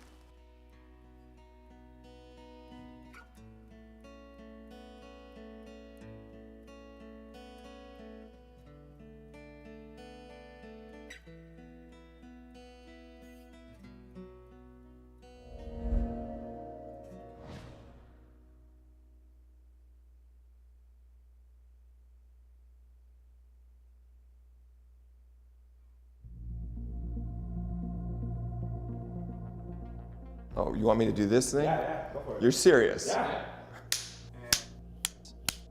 Take one. Temperance to me is completely avoiding things that are harmful. And taking care of our body, listening to our body. And using in moderation the things that are good. Balance is an interesting thing because probably very few of us have ideal balance. We're always struggling to have balance. Big balance that people struggle with today, I would say above everything else, is the balance between work and the rest of their life. One of the most common areas is too much screen time, too much media. And you know, the average person has between 4.5 and 6 hours of free time every day in this country. People have a problem with the amount of entertainment that they're hungry for.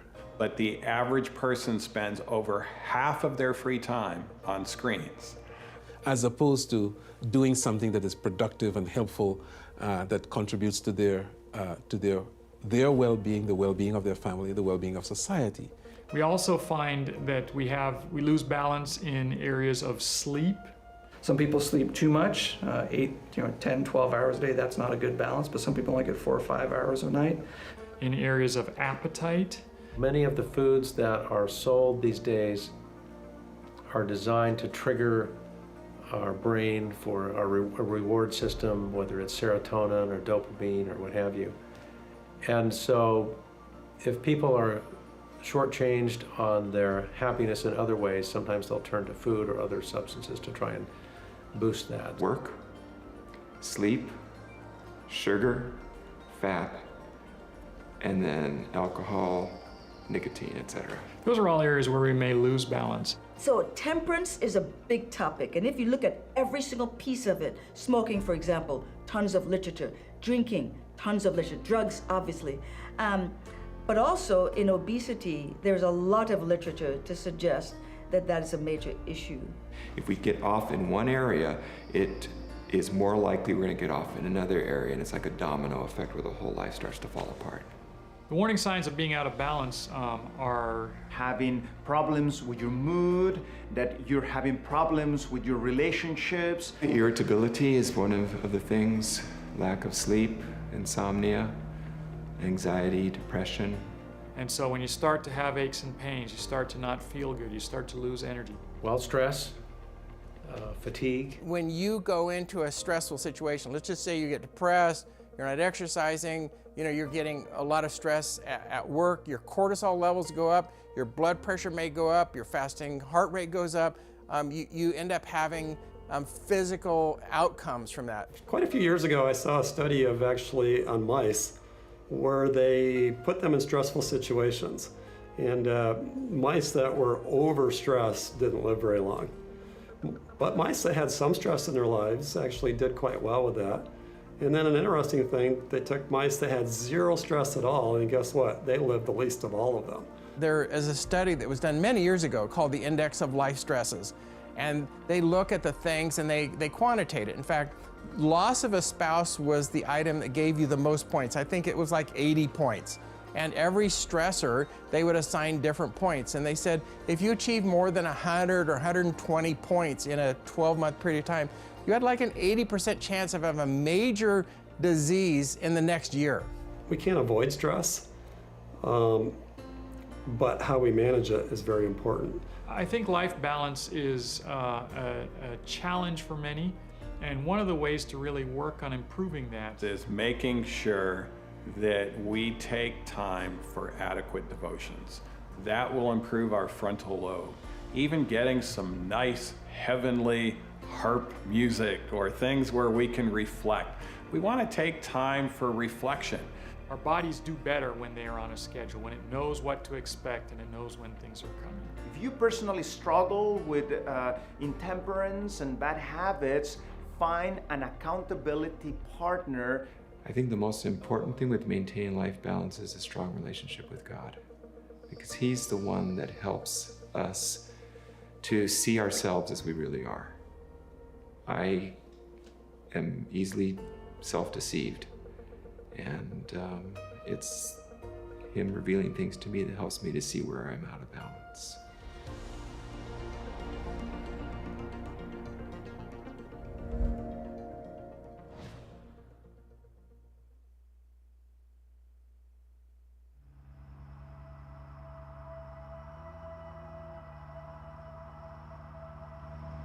Life is like a race. Sometimes it seems like you're carrying more weight than anyone else onto the track. Your daily responsibilities, work, family. You keep it all together for a while, but then it just becomes too much. The race, well, it seems endless. But then you find yourself falling hard. So you find ways to cope, so you think. Sometimes it just seems like it's easier to stay down than to get back up again.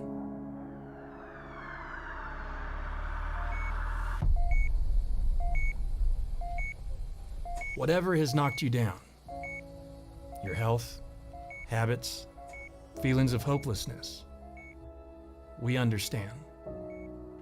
The good news is, your current circumstances don't have to define the rest of your life. We here at New Start Online want to give you the tools to help you get back up and get going again.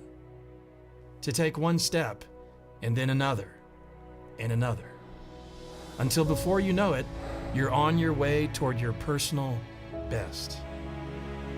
Because we believe the race is not really about being number one. It's about what's number one in your life. So contact us for how you can get back on track and run your race better than ever before. Because it's never too late to make a new start now.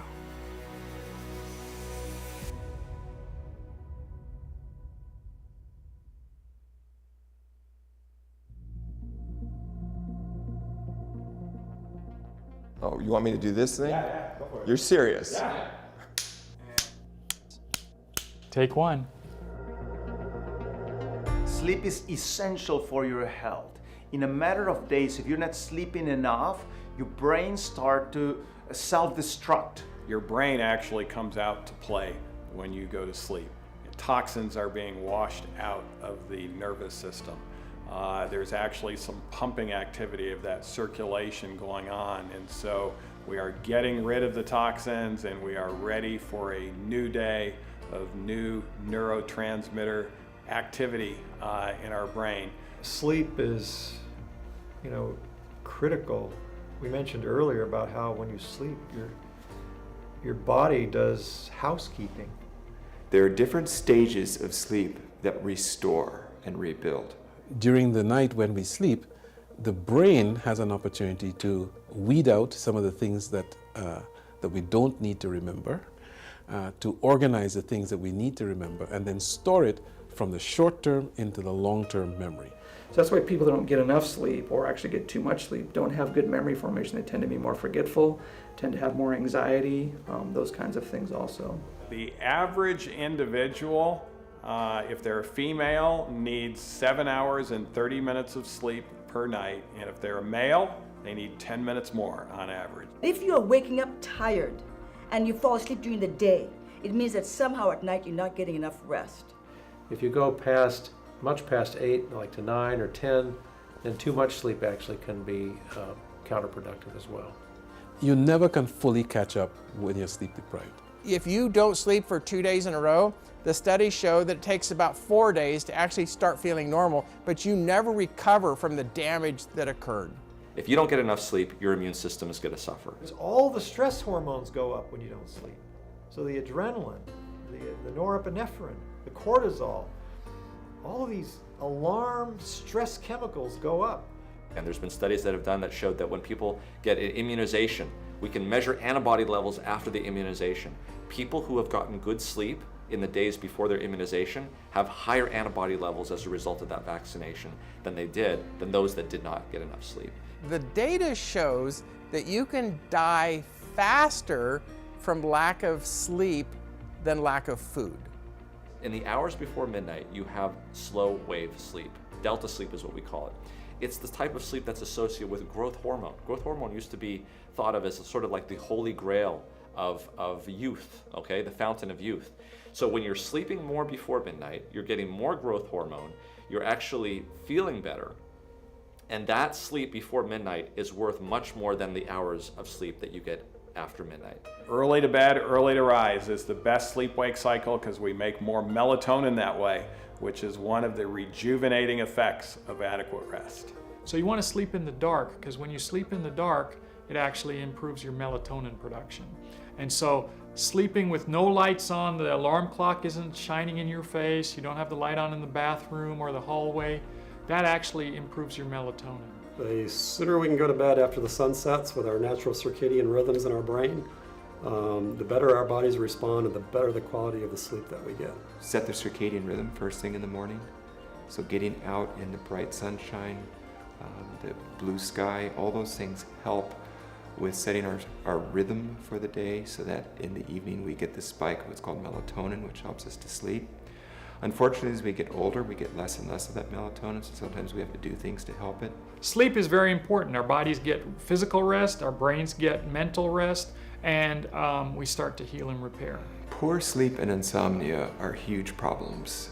Some of the ways to combat sleep deprivation or insomnia are staying off screens and being off of media at least 2 hours before your bedtime, having a dark room.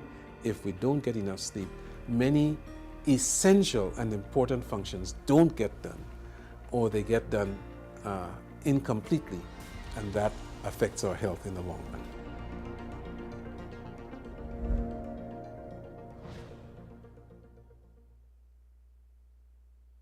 Hi there, I'm Dr. Kuninobu. There are many diets for losing weight, some of the most popular being the paleo and ketogenic low-carb diets. While people can lose some weight on these types of regimes, unfortunately, the loss is mainly water and protein.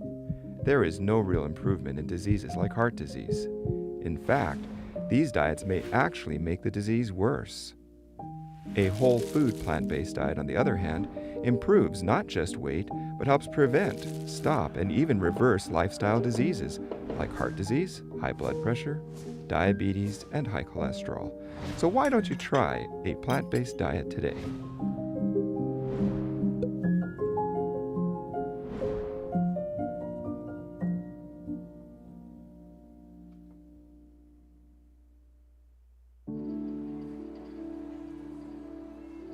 Have you ever walked into your house and just found yourself lifted off your feet as your nose catches a whiff of freshly baked bread in the oven? There's nothing quite like it. Ever had that same experience walking into a butcher's or a fishmonger's? Probably not. It's almost as if we've been hardwired to like certain foods, whereas others have just been habit and tradition. If we go back in time to when man was first created, his diet was quite simple. And no, it wasn't because Adam and Eve hadn't yet figured out just how to roast beef, but rather these foods were unnecessary. For people that were likely perfect, likely far bigger than us, stronger than us, and faster than us, a plant-based diet was sufficient.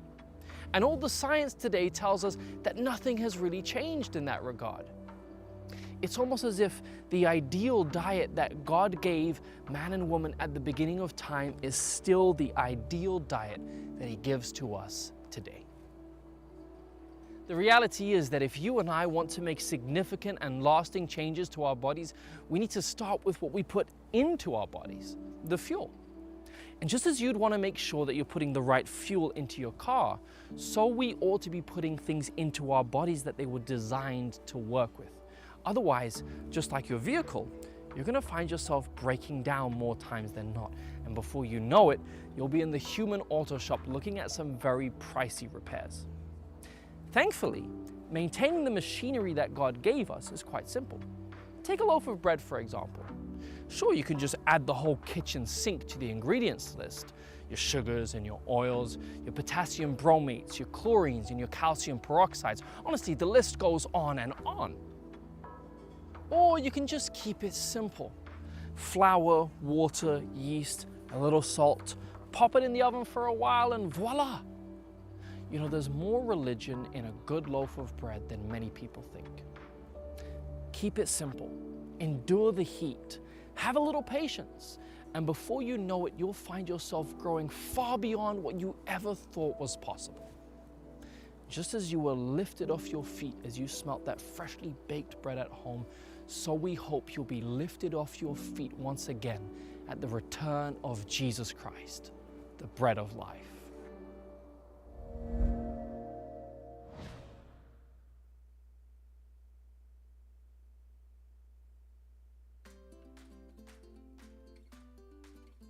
When I go home for like breaks, I can tell there's a difference between like Weimar spiritual atmosphere and the one I have like in my own church even. But I feel like it's definitely helped my spiritual like relationship with God, because it's like the focus here. It's like spiritual, your relationship with God and then academics here. Every teacher really emphasizes that, and they always pray before class and almost always have a Bible connection. I like how there's like week of prayer and all sorts of things. They emphasize it, but it doesn't feel like you're choking on it almost. Being vegan. Physical health. Having healthy social relationships. We're always walking. Always. Health.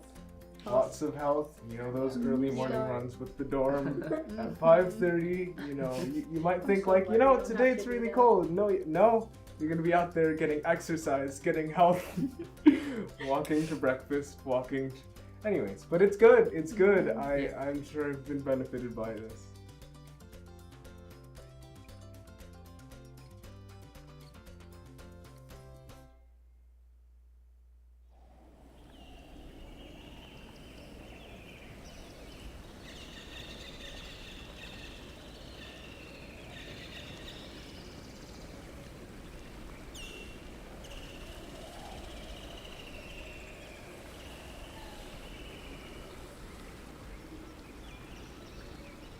When you go on a mission trip, you see God work. It's not just seeing some new place and eating some different food. It's about relieving pain. It's about relieving suffering.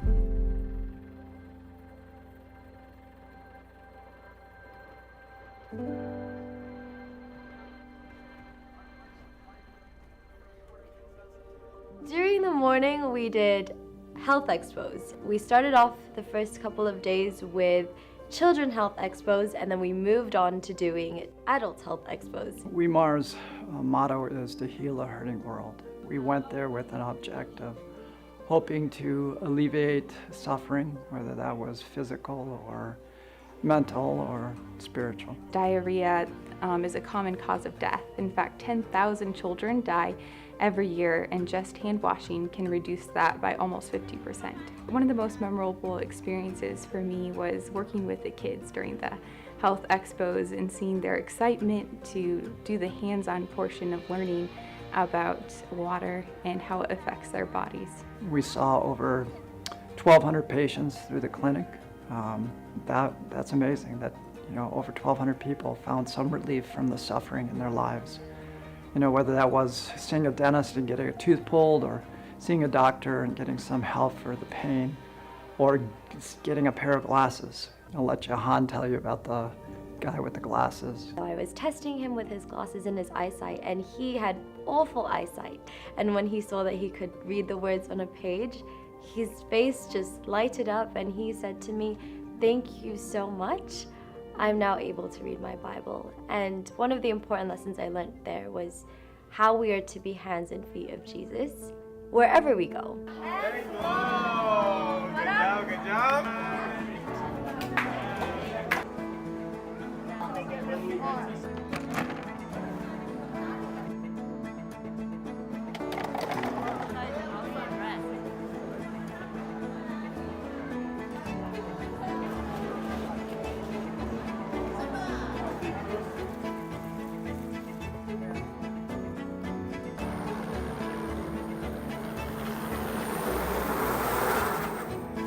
You ready to hike in this?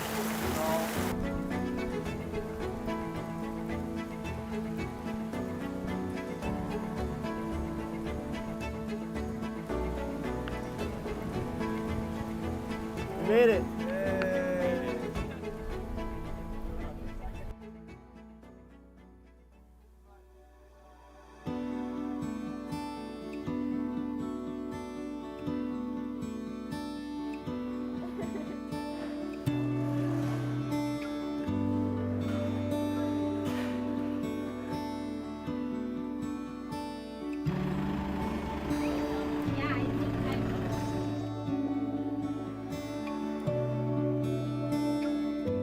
During the evenings, we would have nightly meetings, and that lasted 10 days. And what we did every single meeting was we started off with songs, and then we did some health talks to educate the people how to live healthier lifestyles. Then we moved on to practical health demos, some of which were cooking demos, others were hydro and lots more. And then we also ended with spiritual talks. In addition, we would also provide a children's program in which we focused on the life of Jesus to bring how Jesus can impact and live in the children's lives. The first night we had about 8 kids, and then that number doubled, and by the end we had over 80 kids. It was so nice to see this. One night I just walked in, I got out of the minibus, and there were these kids ready, waiting for me at the back of the church, and they were singing just by themselves. I didn't prompt them, but they were just singing all the scripture songs, and it was nice to see that God was sowing those seeds in their hearts. For the main program, I think the best part for me was the last night in which I saw people give their lives to Jesus, and I decided to make the same decision with them. We had a decision night where we were asking people to make decisions, and there were 100 people who made decisions that they wanted to let Jesus be the Lord of their lives. And then there was over 100 that made decisions that they wanted to talk to somebody about baptism. That was incredible. The most important thing I learned is that God can use our inadequacies as long as we're willing. I was very insufficient for the job before me, but yet God was still able to use me. There were a lot of moments where I was discouraged, and I thought, Lord, I don't know how we're going to bring these people to you. I don't know what we're going to do. But when we place our trust in Him, He just directs our path, and that was such a neat thing to see.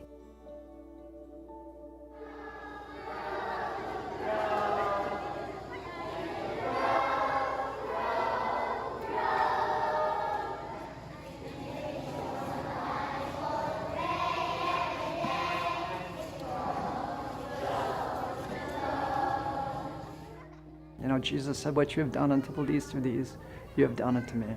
And so I think one of the reasons mission trips are so powerful is it's an opportunity to relieve the suffering of Christ. It's an opportunity to relieve the suffering of human beings who have so little. When you visit these places and these homes of these people, I mean, they are so impoverished.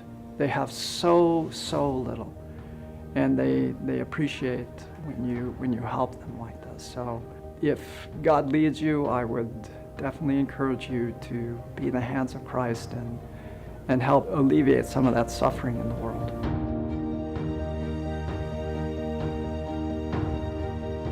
Hi there, I'm Dr. Galland. Did you know the Harvard Alumni Study shows that moderate exercise decreases the risk of stroke? The researchers cited walking as a very effective form of exercise for stroke reduction. Go for a walk today.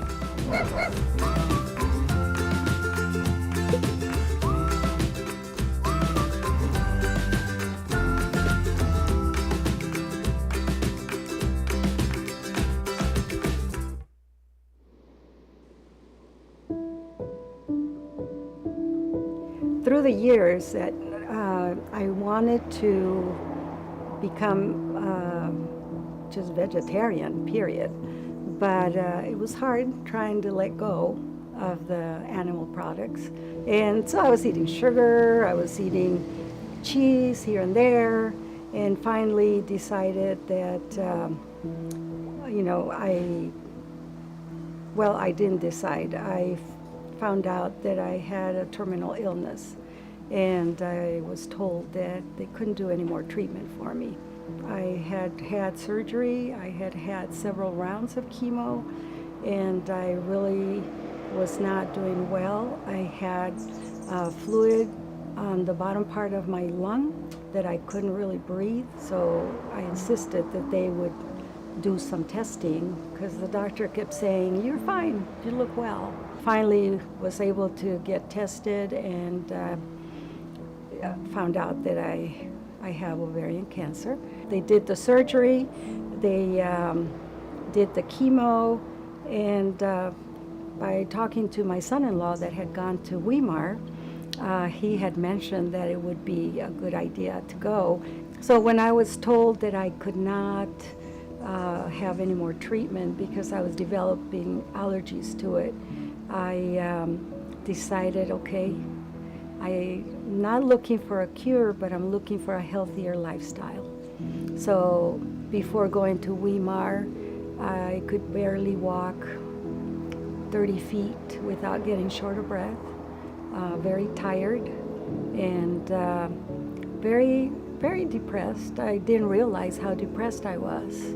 At New Start, I learned a lot of good habits, I learned to walk, number one, and be able to get some good fresh air early in the morning.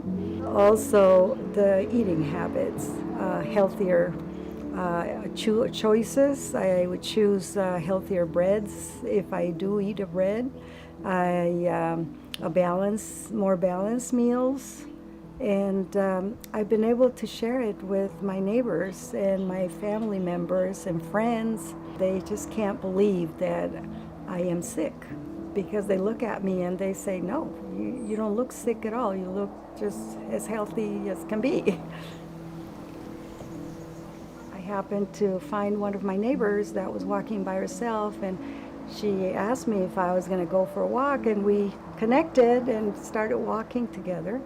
We just kept increasing my length of the walk, and now I'm doing 6 miles.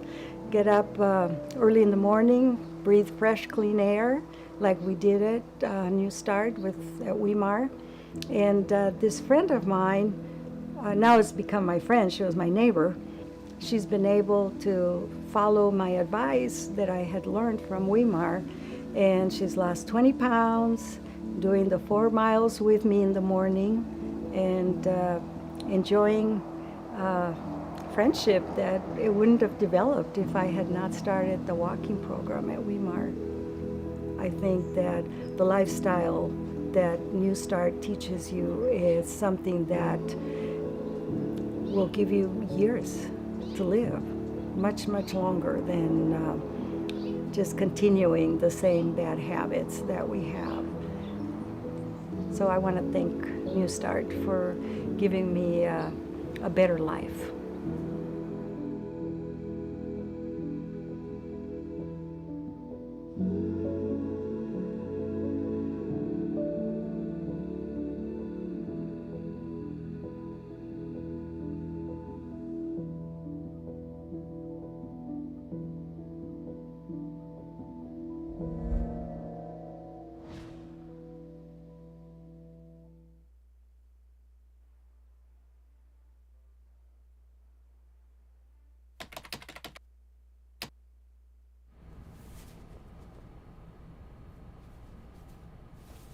It almost feels impossible to have enough words to describe what Weimar Academy is. Let me paint a picture for you, a small glimpse.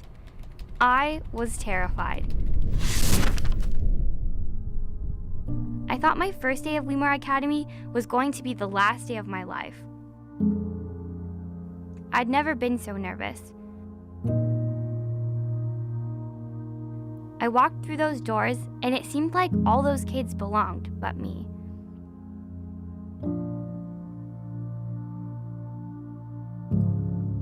It's safe to say that feeling was short-lived. Everyone was so kind and inviting. It was only a matter of time until these people became my closest friends. We got up to all sorts of things. Academy was more than just a classroom. It was discovering in the garden, exploring in the wilderness, and our community. It felt like TCI did even more for me than what we were doing for them. We struggled at times, but we learned from our mistakes, and I learned that true friends were there through it all, good times and bad.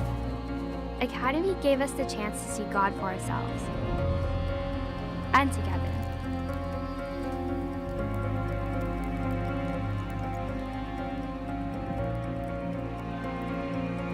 Then the opportunity to choose Him.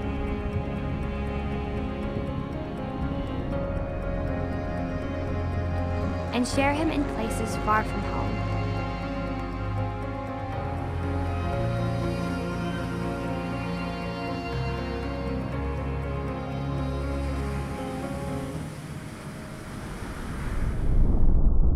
And now, our time here is coming to a close. These moments and the lessons that they carry will be with us forever.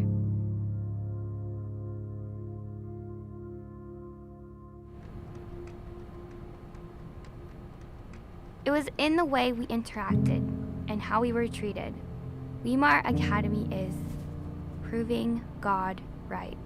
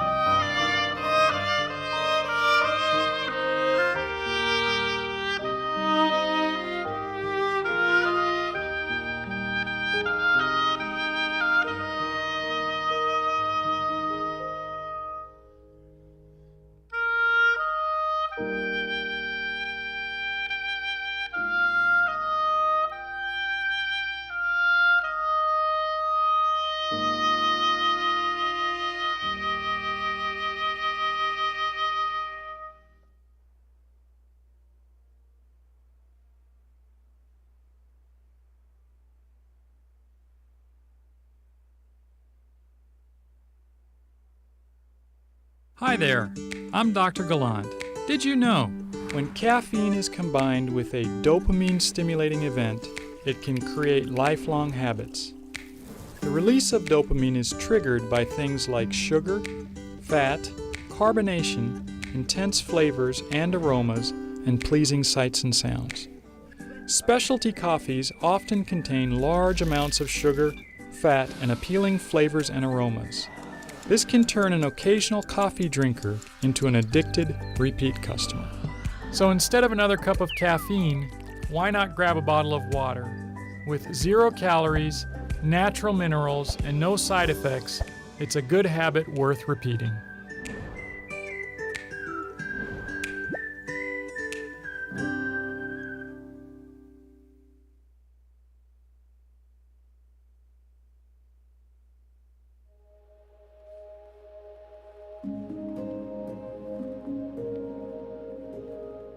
November the 8th, Thursday morning. We wake up and it just looked like a beautiful morning, but in fact, the town was on fire. Where we lived was at the top of a ridge, and where we had to go was at the bottom of that ridge. Generally a 10-minute drive to get to the next town. And there was a tree that was on fire, the grass was on fire, the truck was on fire, and I knew there was a propane tank behind that house. So I said, Carl, we have to leave here. We have to turn around. And so for the next 4 hours, we were driving through the fire. We were driving through people whose cars were falling apart, some on fire, people walking, people running. All sorts of things was going on. As time went on, I don't know how long it was, a day or something, that we finally found out that our address was one of the ones that was destroyed. Carl is a very quiet man. He doesn't talk about his feelings a lot. And the stress was building up. We didn't know how much the stress was building up. I had a stroke and I was in a hospital for 23 days. Carl was absolutely unresponsive when we got to the hospital, but they were able to save his life. It is something very dramatic to watch your husband of 48 years and not know whether he is going to survive. After the stroke, one of the biggest things was that was my vision. He was just terrified to be in the car with me. Now, a lot of men are terrified to have their wife drive. That wasn't it. It was his vision that had been disturbed because of the stroke. My eyes were not working together. They would see, they'd see a car come, but once that car would get to a certain period or a certain distance, it would then move over to the right side and would be coming straight at us, driving along. And as he would see these vehicles come and look like they were going to hit us head on, he said, Shirley, I just can't do this.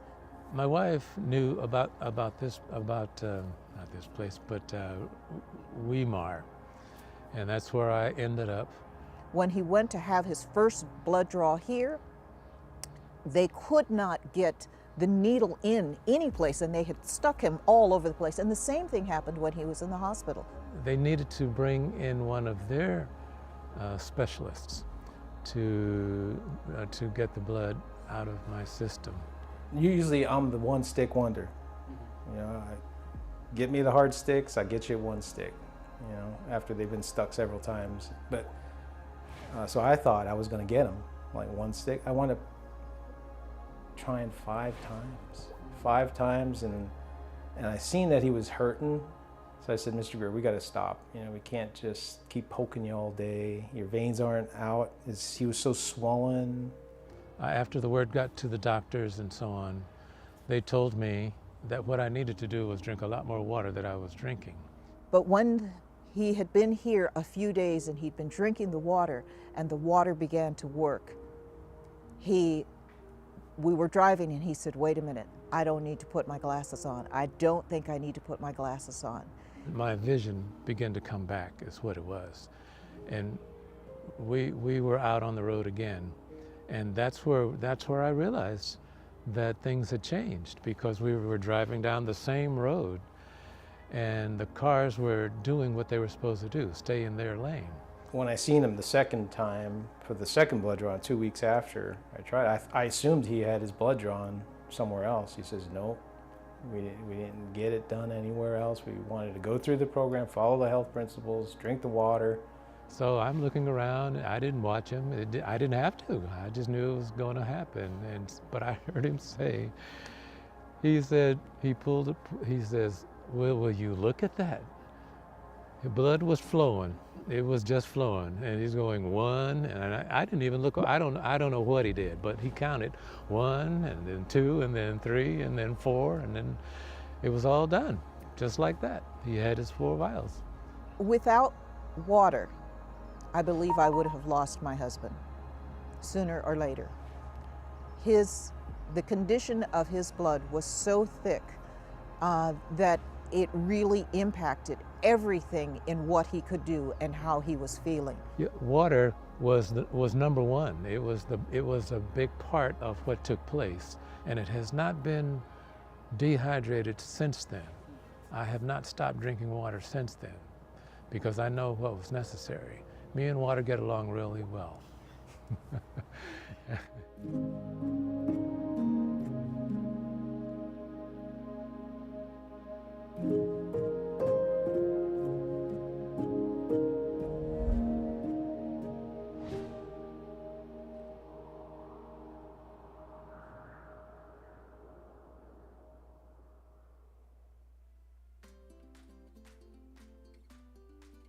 I think because we want students to be more interactive. I mean, when you see young people nowadays, everyone's head is just down, they're just on their phone, and that's not really life. So we want them to experience life to the fullest, and the best way to do that is by giving of ourselves to other people. So eliminating the phone makes that easier.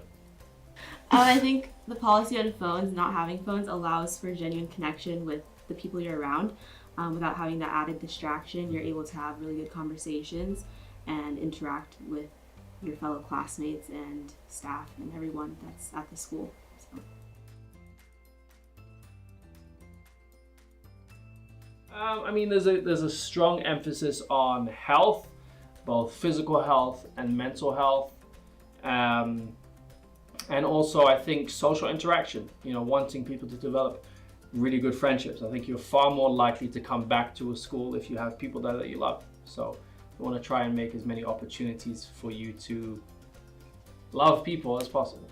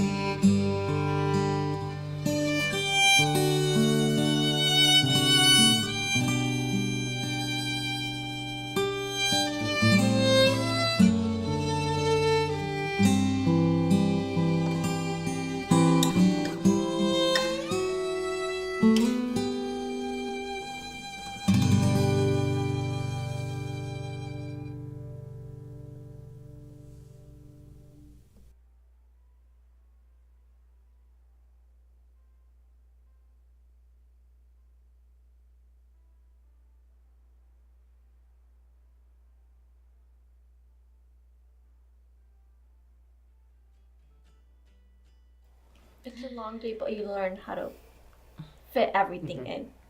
For me, I personally think it's better. If I have a lot of free time, I often don't use it the best. So when I have less time to do stuff almost, I would say I feel more motivated to get things done. I feel like as a dorm student, you get a little bit more integrated into the schedule. Like, let's say it's the first month of school as a village student, you might be spending more time away from the campus than you would as a dorm student, where you are sleeping next to your classmates in like this in the dorm, which is like like 200 feet, but not 200 feet. Like, okay, forget about that. But yeah, it's nice.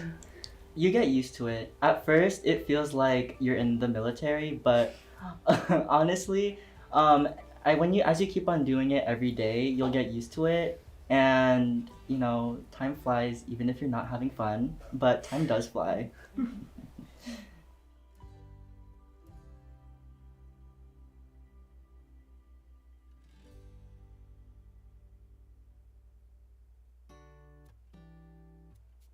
Because it's generally healthier. Usually if the food is plant-based and organic, then you're dealing with healthier foods that are better for your body and better for your mind. And in a school that demands a lot from your body and your mind, I think that's important. We want to promote health of the frontal lobe and health of the body in general.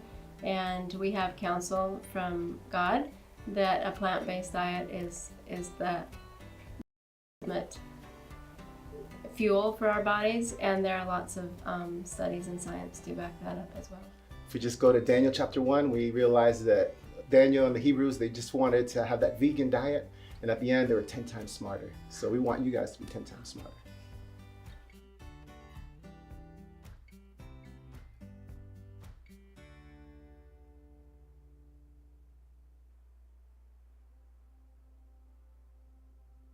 They're normal people. Yeah. Like anyone else. My first day here, Krista fell asleep on my shoulder during week of prayer. I had no idea who she was. So I definitely thought that the people here are definitely more outgoing than other places. They're super friendly. Like, my first day of school, like, I already had kind of like a friend group. And yeah, I just really like the environment here. I would say there is definitely homeschooler vibes of awkwardness. I don't know how, like, you know, people who are like, have never talked to people for more than 10 minutes besides my mom and dad. So they're getting used to it. But after a couple of weeks of school, we start getting to know each other better. Yeah, there's a lot of different personalities here, and there will be some that you get along with, some that you don't. But I think as a whole, everybody gets along together.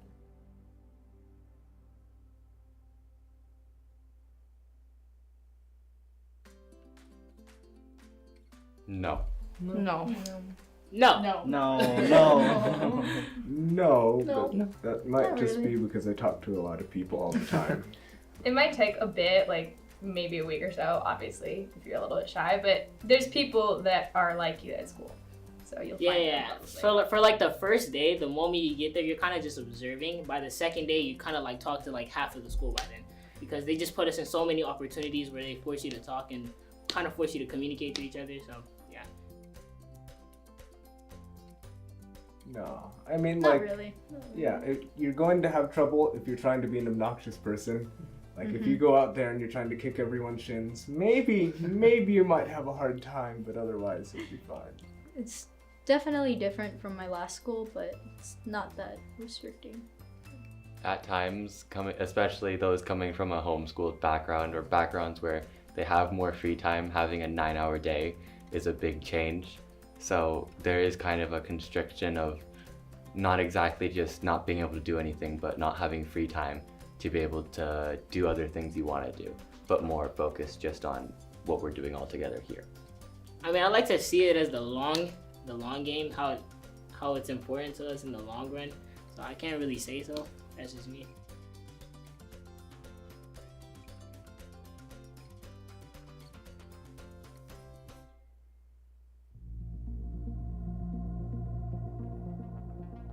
Oh, you want me to do this thing? Yeah, go for it. You're serious? Yeah.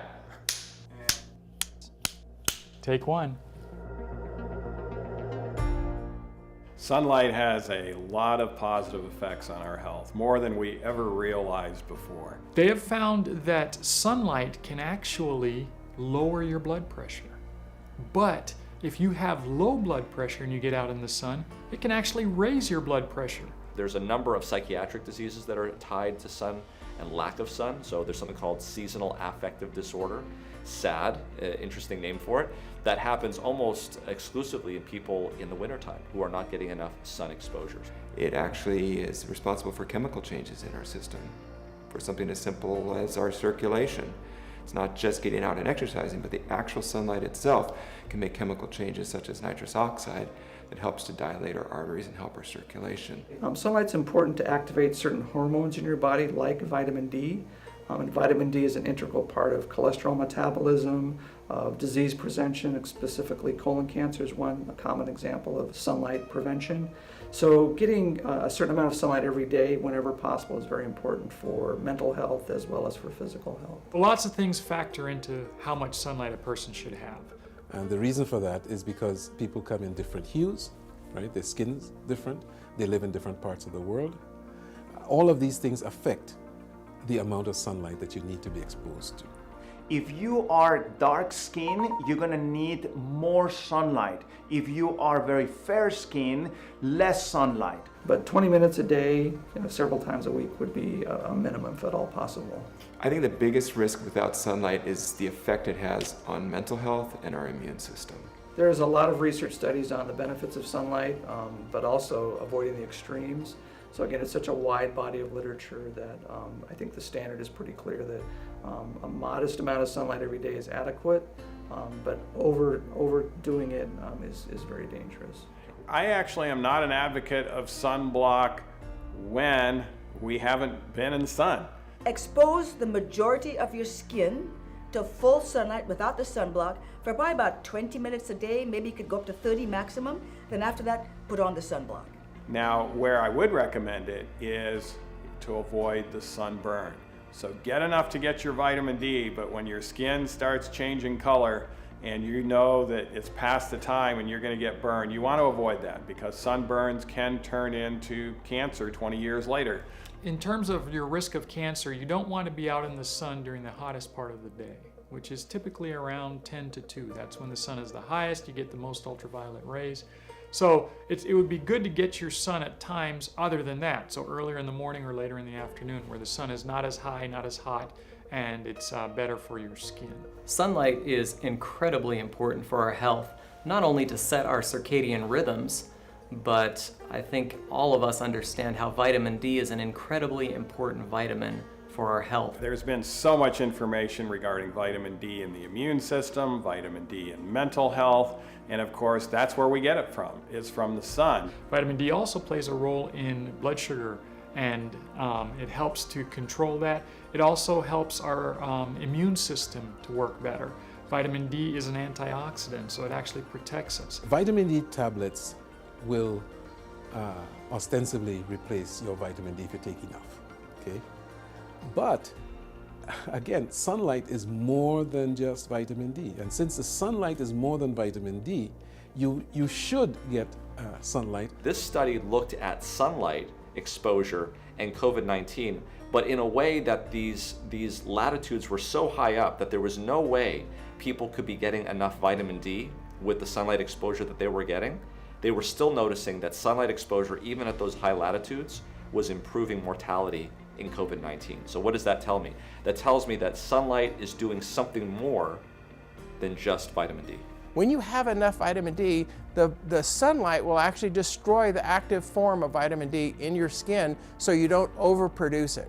It's actually a perfect autoregulator. But there are many more benefits from the sun than just vitamin D. So sunlight help us with our immunity, with our mood, with our ability to destroy bacteria and so forth. That if you don't get sunlight, all of your cells in your body will move in the direction of cancer. We have enough evidence that vitamin D is not just a vitamin that sometimes you'll find in food. It's actually a hormone. It is involved in many interactions and reactions in the body. We know for a fact that people that are low on vitamin D don't fight infections as well. They are more prone to COVID, and they're more prone to more serious forms of COVID. We need to have a proper balance with the right amount of sunlight to make sure our bodies have vitamin D to work and avoid the overexposure that can lead to many different types of skin cancer. And not having enough vitamin D is a serious problem. It's a deficiency that can cause a plethora of different kinds of diseases. Sunshine is essential for your health.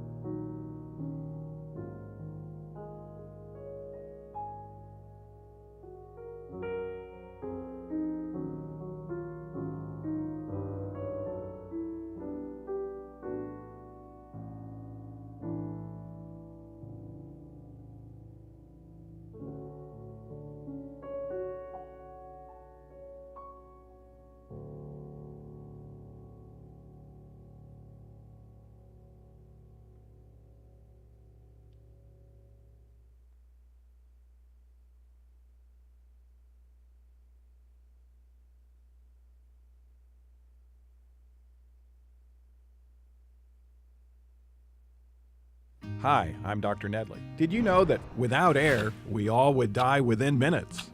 Fresh air improves longevity and is healthy to the immune system, lungs, gastrointestinal tract, and heart. It is also healthy for the brain, improving learning and memory and increasing a sense of security and well-being. The air is most fresh in the outdoors by moving water, such as an ocean surf or waterfalls, or after a long rain shower or thunderstorm. Additional freshness is found around outdoor greenery, especially when close to evergreens and out in expansive green spaces. Being in the outdoors has been shown to improve or prevent 15 different diseases, including anxiety and depression. Why not go outside and take in deep breaths of fresh air today?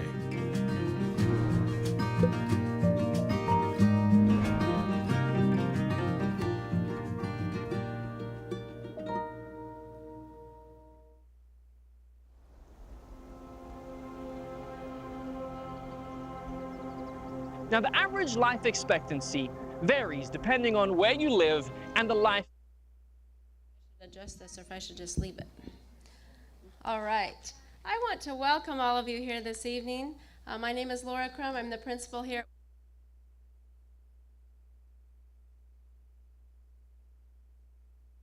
Smiles and hugs and notes and flowers sometimes, and I just thank you for sharing them with us.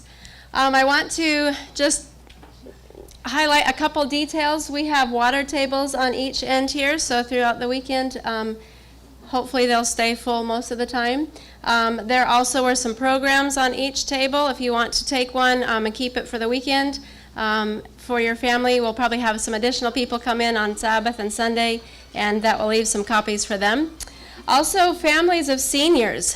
If you may have noticed this already, but in the parking lot, there is a designated parking space for each senior's family with a beautiful design for your family name. So I encourage you to take a look at that, and that spot will be saved for one car from your family. And if you have an additional car, you can go ahead and try to find a parking spot too, but the ones that are designated for the families are special. I thank you, the students that took care of those and made those beautiful artwork on them. We've had some problems with mosquitoes the last week or so, so we did put some bug spray on each of the tables, and feel free to use that if you feel like you need it. Hopefully it won't be too much of a problem for us in here. It's usually worse kind of down in the trees. As we get going in the program, each senior is going to be sharing this evening a special tribute to their family, their parents, and so when they come up to share their tribute, we just invite that you as parents stand while they're speaking to you, and then you may sit down when they're finished, and they'll give you a gift, a flower. All right, so we will have our songs here pretty soon and get started with our evening. Happy Sabbath.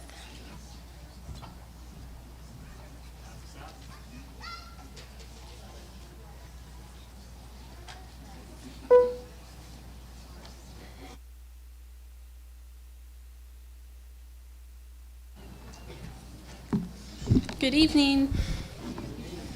Our first hymn this morning will be hymn number 1. This evening. Thank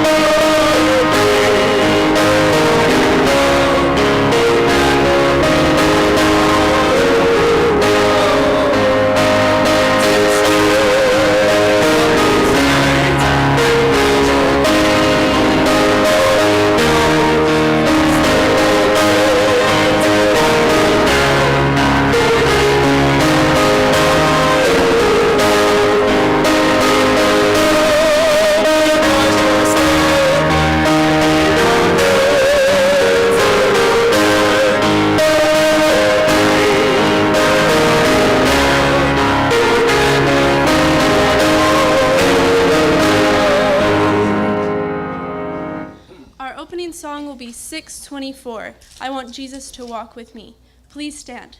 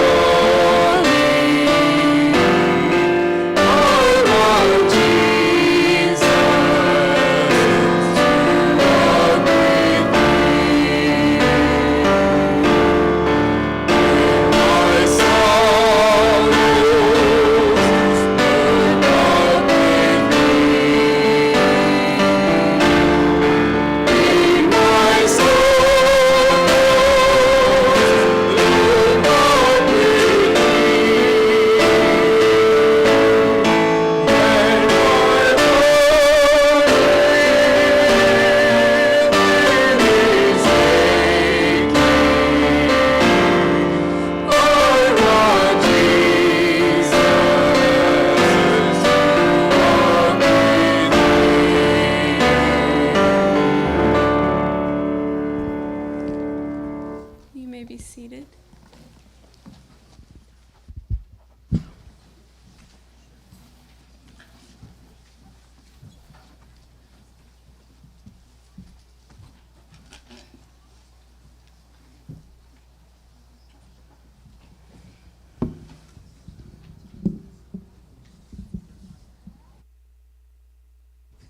I think this is the live one, yeah. So nice to see so many for the Weimar Academy graduation for the class of 2023. This is a special class. One of the advantages of working at a small institution is that I have gotten to know each of the graduates. I actually know them all by name. I can say their name when I see them and when I come across them, and we can have dialogues about a lot of different things. And I can tell you that for those of you that are related to these 13 graduates, you have a lot to be proud about. These are great students, and it's a great time to celebrate. I've often wondered why it is that high school graduations get celebrated more intensely than graduations that might be more, seemingly more important. You know, for instance, anyone want to guess what % of people actually graduate from high school in America? 99%? It's not that high. It's not that high. It's about 91% that graduate from high school. Now that's including everybody. You know, there are people with learning disabilities and people with, you know, that aren't really capable of graduating from high school. And then there are those that drop out due to drugs and other issues. And so it's about 91% of Americans will graduate from high school. When it gets to a bachelor's degree in college, what % actually graduate from college? Anyone know what that percentage is? 45, 75, 65, 25. I haven't heard it yet. It's about 38%. And so less than half of Americans will actually earn a bachelor's degree in a college setting. Now, knowing these 13 young people, I think they're going to beat that percentage among this group. These 13 could actually do far better than just a bachelor's degree. Now, when it gets past that, master's degree is even less.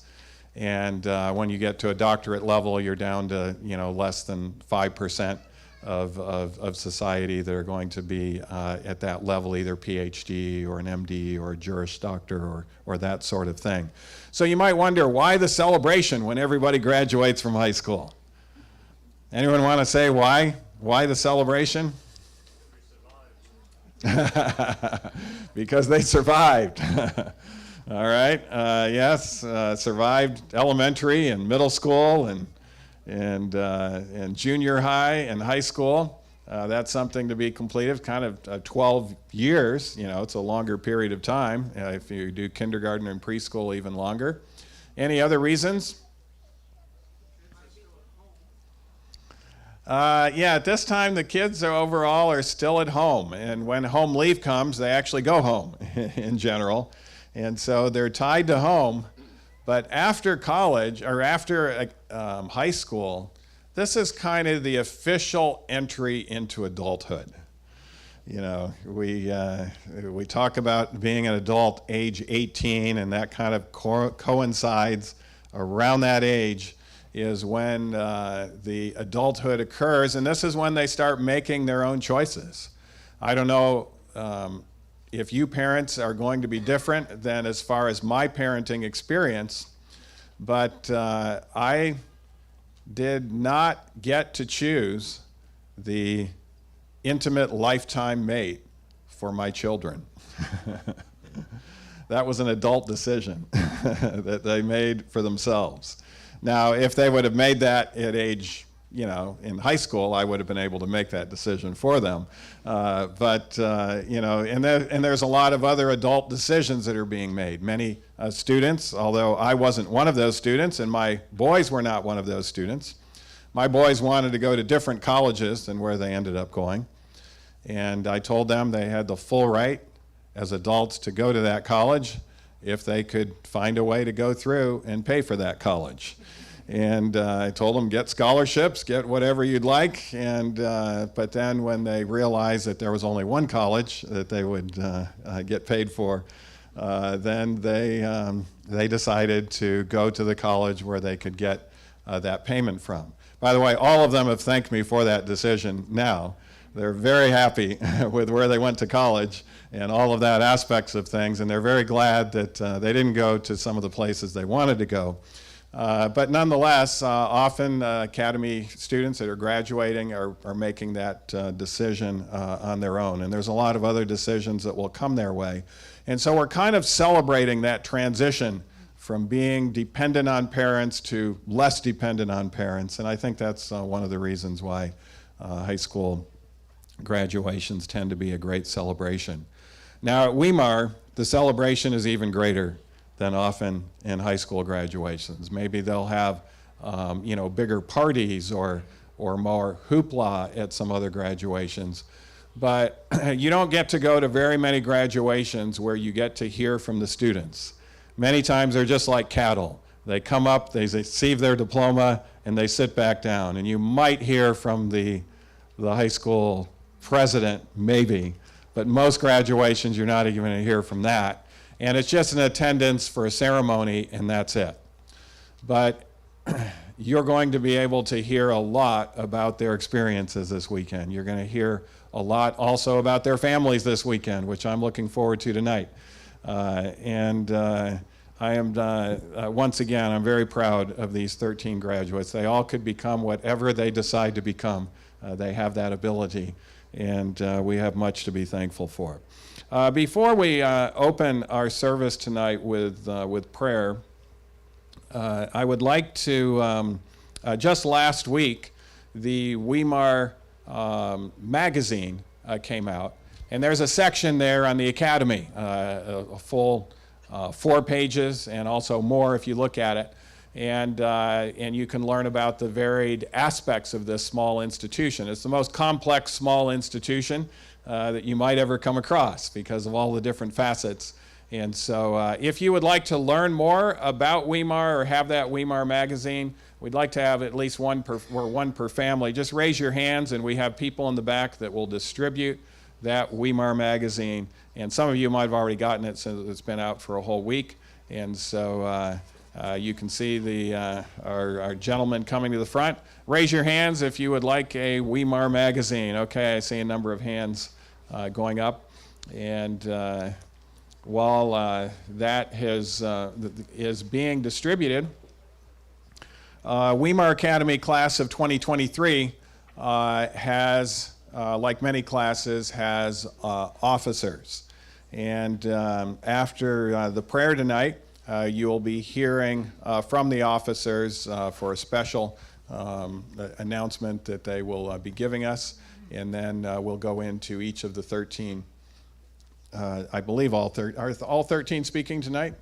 Okay, so all 13 will be speaking tonight in regards to their expressions here, and also their thoughts towards you, your family, their family here for this celebration.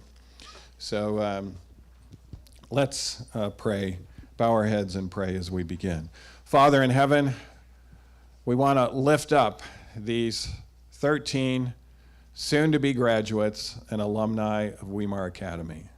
We want to thank you for how you have led the faculty and staff to exemplify your teaching methods.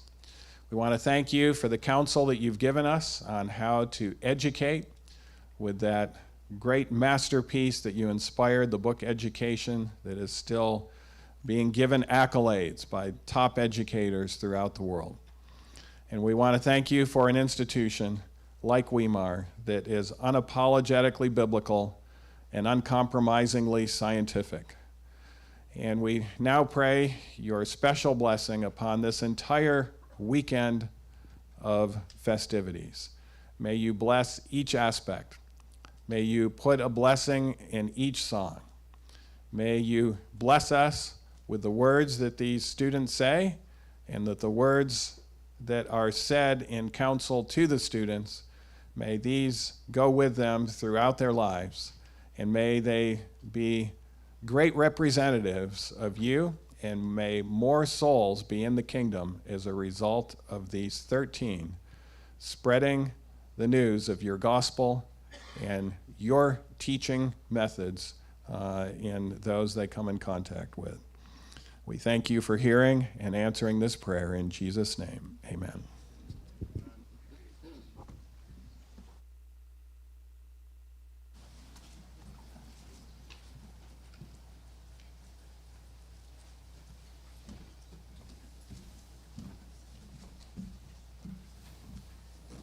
The class verse that we chose this year is Psalms 56:11.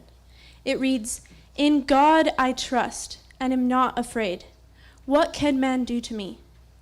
We chose this verse because through the years here at Weimar Academy, whether we have been here 1 year or all 4 years, we have all had to learn to trust in God. We based our class motto off of our class verse. Our motto is, "In God we trust." There have been so many ups and downs in our class, whether it's uncoordinated events or last-minute changes. We as a class have learned to put our trust in God and trust that wherever He leads is where we need to go. For our class gift, we decided to give the school hymnals. This gift idea came about from the need that we saw due to the deteriorating condition of the hymnals at Weimar Academy. This decline in quality is due to the extensive use of them. At Weimar, music, especially singing, is a fundamental part of our time here. And we want the Academy to be able to give God the glory to the best of their abilities for many years to come.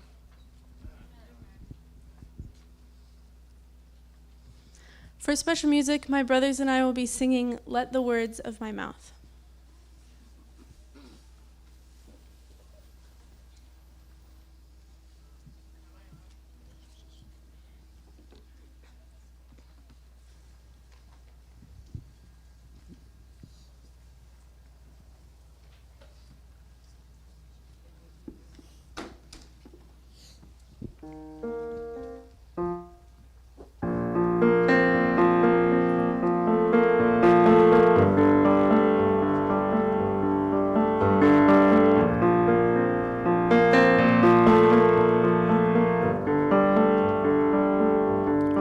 Let the words of my mouth be pleasing to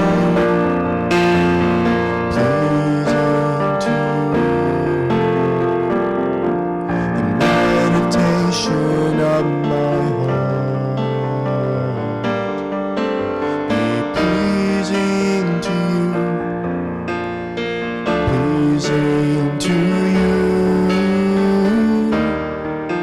O Lord, my strength and my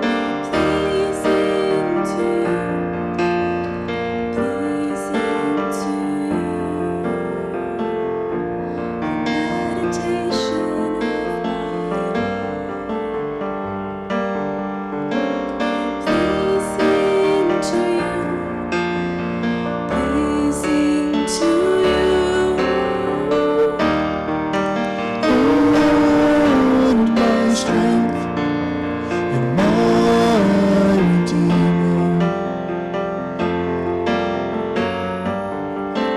O Lord, my strength, my Redeemer.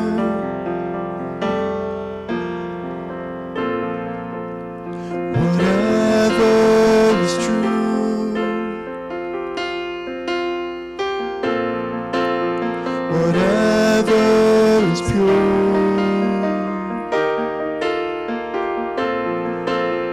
whatever is lovely, whatever is worthy,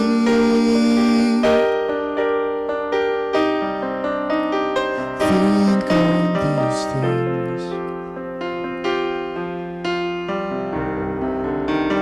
Think on these things.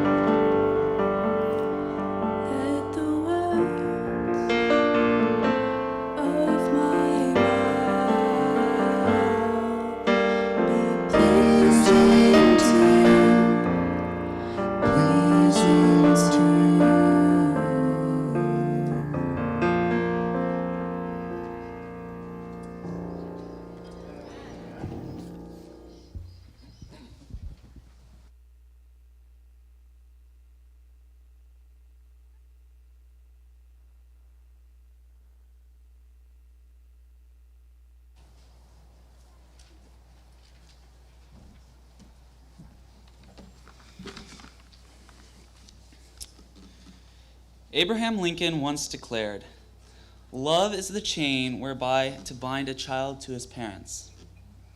I am extremely blessed to be strongly linked to my parents. Although at times I have pulled away from you guys, looking for more freedom, I realize that you both have always wanted what is best for me. You have shown me how love and forgiveness can hold a family together. Mama, you have been such an example of love and strength. You have dealt with so much, and yet you are so enduring.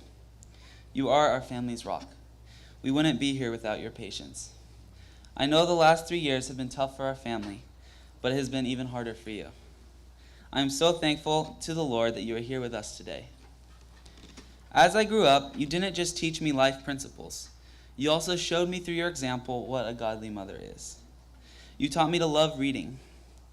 Sometimes I'll just be lying in bed and my thoughts will wander back to the days when it was just us three. Riding Papa's back to bed as you came behind singing, "Here comes Mama to eat you up and fry you up with butter, yup and up, but up." And you have no idea how hard it was to find a way to spell that last word. We share precious memories. You have always been there for me. Thank you. I pray every day that we can spend many more years together. Papa, I love spending time with you, whether we are driving through the mountains or swimming in an ice-cold lake like two polar bears, or standing at the top of a mountain, feeling like we are on top of the world. You have taught me so much about nature with your attention to every little flower and every little animal track.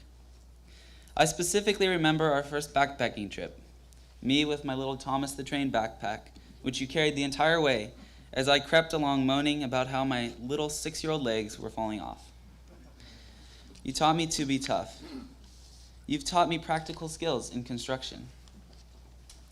I remember you used to take me to your jobs in the bad parts of town, and I remember I would stare at people, and you would say, "Steven, stop staring."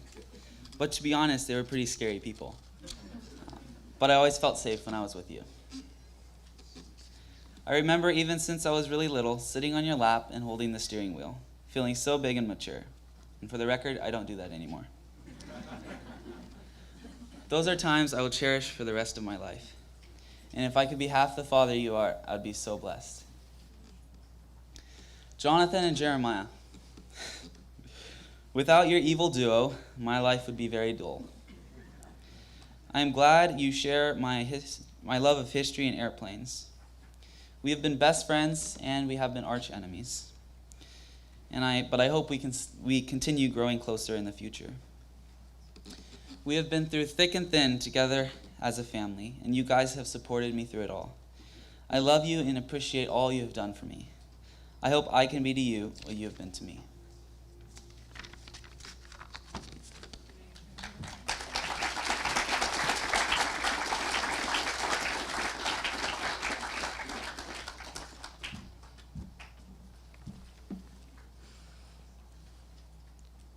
Eu te amo. How many times do we say the words, "I love you"? Since I tell you these words often, my speech can't be as groundbreaking as one from someone who's never said these 3 words to their parents. Or can it? Do they ever lose their meaning? I suppose I'll find out if Mom starts crying. Mãe, como posso te agradecer? How can I thank you? Even harder, how can I tell you without sounding like every other parent tribute there has ever been? You're the most admirable woman I have in my life. You were willing to leave your homeland, your parents and siblings in Brazil, to come over to an entirely new country, all because you love Dad. You tried your hardest to learn one of the most confusing languages on this earth, English, and this was before we had smartphones, let alone Google Translate. You went through the loss of your first child without even finding out their gender. I wasn't supposed to be born either. About 6 years passed, and even though they were great bonding times for you as a couple, you still wanted a child. You had something going on where it was more challenging for you to have kids. Then Dad finally said, "Okay, Tanya, you want a child? I'll give you a child." And you believe it was on that very day you got pregnant. You thought at first maybe you weren't pregnant after all since you got your period, but lo and behold, God held me on. I can't do justice in explaining how excited you felt or how much you loved to hold me. I wish I could play all those audios you sent me while I was researching for this parent tribute. Did you figure out it was for this? I never told you. You even asked why. Obrigada, mãe. Obrigada por ter me segurado. Obrigada por ter me beijado. Obrigada por ter me ensinado a ser uma mulher, não só uma menina, mas uma mulher que ama a Deus. Você não tem ideia o quanto eu te amo. Mãe, eu te amo. Look, she's crying. I'm crying. Pai, tem tanto que eu quero falar. There's so much I want to say. Your story's like Mom's, having to come to the weirdest country on this planet. The only difference is that a woman becomes a mother the first time she finds out she has a baby and feels its little kicks. I will never, ever be a father, but from what I've heard, a man truly becomes a father the first time they hold their firstborn. I'll never forget when you told me about the first time you held me. You said something like, "Of course I was happy when Nathan was born too, but there's something about holding your firstborn child that just isn't the same with the rest of your children." Sorry, bro. It makes being the firstborn perfectly fine. I'll always remember how you cried that one time we were in the chicken coop, of all places. I was about to leave for Weimar pretty soon. We were hugging, just talking about life. And when you told me how much you were going to miss me, how much you loved me, I heard the tears in your voice. That hit me harder than ever. Pai, obrigado por ter estado ali por mim, me guiando, me guardando, me ajudando. Não sei se seria quem sou hoje se não fosse por você estando ali, dizendo para mim que se eu quero algo, eu tenho que ir atrás. Nunca vou poder dizer o quanto amo você. Pai, eu te amo. He's also about to cry. Nathan, I'm out of time, but you've been the best brother I could ask for, and you've been there for me in so many ways. Eu te amo. He's not crying. It doesn't matter if my speech is one of 100,000 others that sound just like it. I love you never changes. There's just no other way to say it. Mãe, pai, Nathan, eu te amo.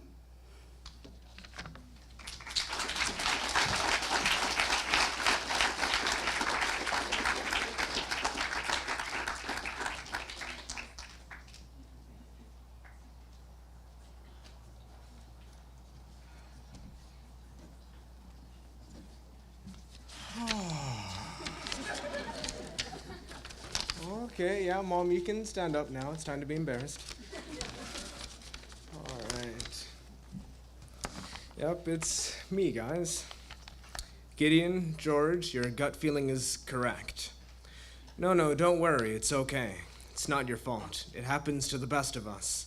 The youngest member of the Moyo household is graduating from high school, and you are both officially old now. Mom is a geriatric nurse for a reason, and she knows what she's doing, so you'll be in good hands. I liked it here. I learned things here. I learned to think, to work, to grow. I learned to run hard, to refuel effectively, for strength and not for drunkenness, to rest well.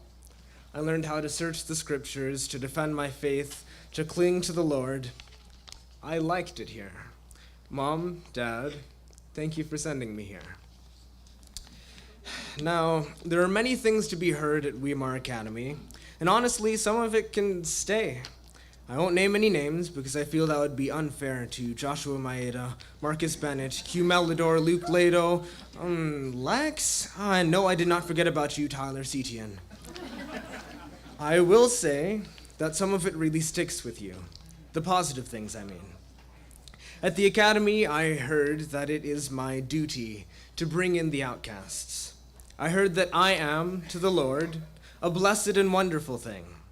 I heard that though we know it to be human for one to have flaws and imperfections in character, when Christ opened a channel by which we may unite ourselves with his completeness, to be one with his purpose, perfection was to become the hallmark of redeemed humanity. Most distinctly, I heard that if I was the only one sinning on the earth, that Jesus still would have come and died for me. I do not, however, believe that it ends there. Do not underestimate the extensiveness of God's concept of you. I do not need to tell you that God has been around for a long time. I also do not need to tell you that he knows the end from the beginning. But put those things together. When God spoke the sun into existence, he did so that it might cast its golden rays not onto the crust of the lifeless earth, not even that it may sustain the lives of the human race as a whole, but that it might warm your face. He made the wind to blow over you. The heavens declare the glory of God, but to who? To you, that you may know that the Lord is God, and that you may see his handiwork for the strengthening of your faith. The mountains were for you, that you may see his character, that you may see his justice high rising above. So it is with his clouds that are fountains of goodness and love. These are things that he has placed both in and about this world, sometimes the very world itself, present for the edification of your character, that you may see his love. And that is what you all have been to me. For answering a multitude of supremely irrelevant questions, thank you. For teaching me which cars are best, thank you. Toyotas, amen. For teaching me how to speak, when to speak, what to say, thank you.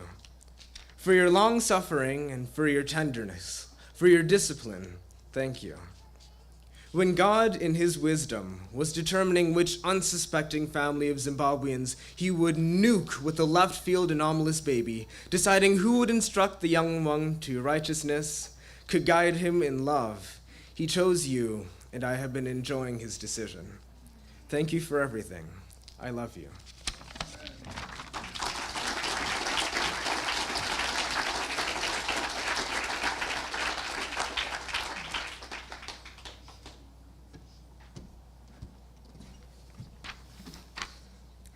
To the best family ever, I have so much I'd like to say to you, but such a short time tonight.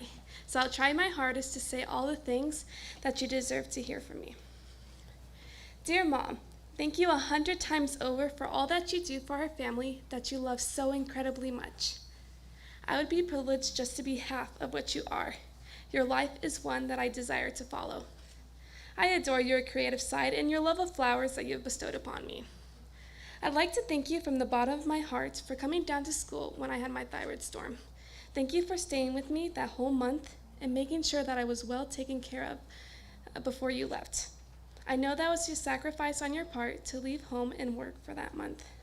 I hope that if I become a parent, I can bestow the love on my kids that you've showed to my siblings and I.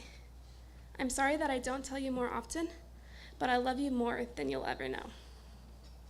Dear Daddy, you're the most hardworking person I know. If I have any value of hard work, I owe it all to you. Thank you for being willing to help anyone, but especially my siblings and I. I'm so grateful for you that you were always eager to help me with math last year.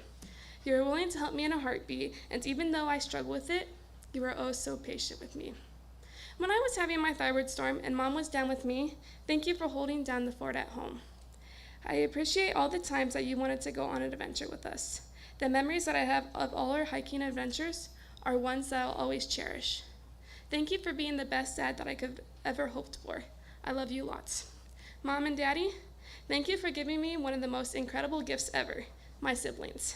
Malia and Marcus, you guys are truly the best siblings.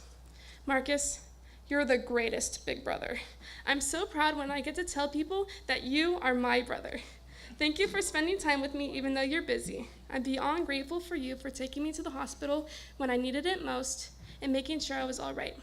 Thank you for pushing me to do my best and to try new things even though I'm scared to. Again, you're the finest brother ever, and I don't tell you enough. Love you lots. Sissy, there's so much I'd like to say to you, but I don't know where to start. I think a good place to start is to say that we're the best sissies in the whole wide world. I'm so privileged to call you my sister and to have you as my example. You are my role model as I go into college. I'm so glad that I have your footprints to follow. I will keep close to my heart all the times that we would go out for ice cream or take a drive and listen to music. You're the best big sister anyone could have ever asked for. Love you so very much. Thank you, Grandma and Grandpa B, Grandma H, and Auntie for supporting me and encouraging me throughout all my life. To all my family, you guys are the incredible gift that God has given me and more than I could have ever asked for. I love you more than words can describe.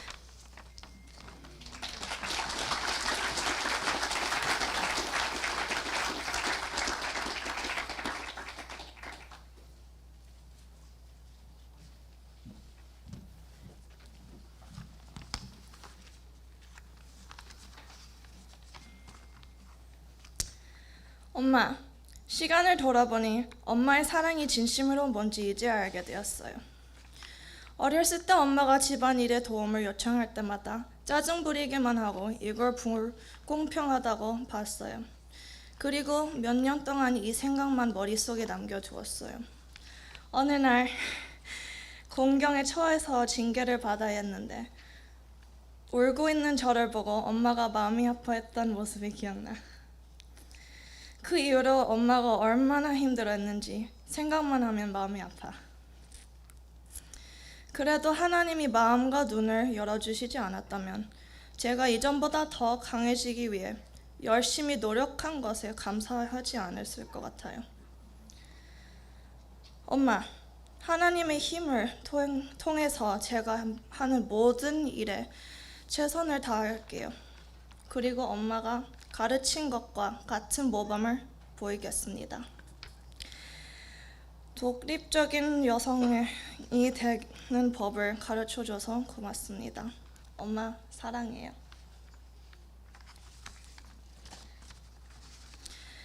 아빠, 제 슈퍼히어로인 거 아시죠?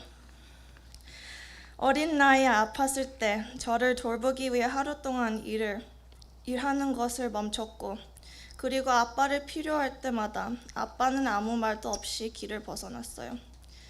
제 감사를 말로 표현할 수가 없어요. 게다가 저는 그의 아이들을 위해 그렇게 많이 기도하는 다른 아버지를 본 적이 없어요. 하나님에 대한 아빠의 헌신 때문에 제가 삶에 대한 질문이 있거나 무언가를 깨달을 때마다 아빠는 답을 가지고 있거나 아니면 제 이해를 넓혀주셨어요. 저는 아빠가 이 작은 행동들을 통해 순수한 마음과 믿음이 얼마나 강한지 말할 수 있어요. 비록 아빠의 문제가 있지만 아빠는 항상 다른 사람들을 위해 봉사하시고 무슨 일이 있어도 행복하시잖아요. 아빠는 제가 되고 싶은 사람이에요. 하나님을 섬기고 다른 사람들을 위해 있어주고 싶어요. 사랑스럽고 배려하는 아빠의 모범을 보여주셔서 감사합니다. 아빠, 사랑해요. To my brother who's not here, although time is limited, I wanted to say that I would not have requested for a better brother than you. Thank you for all the laughter and adventures.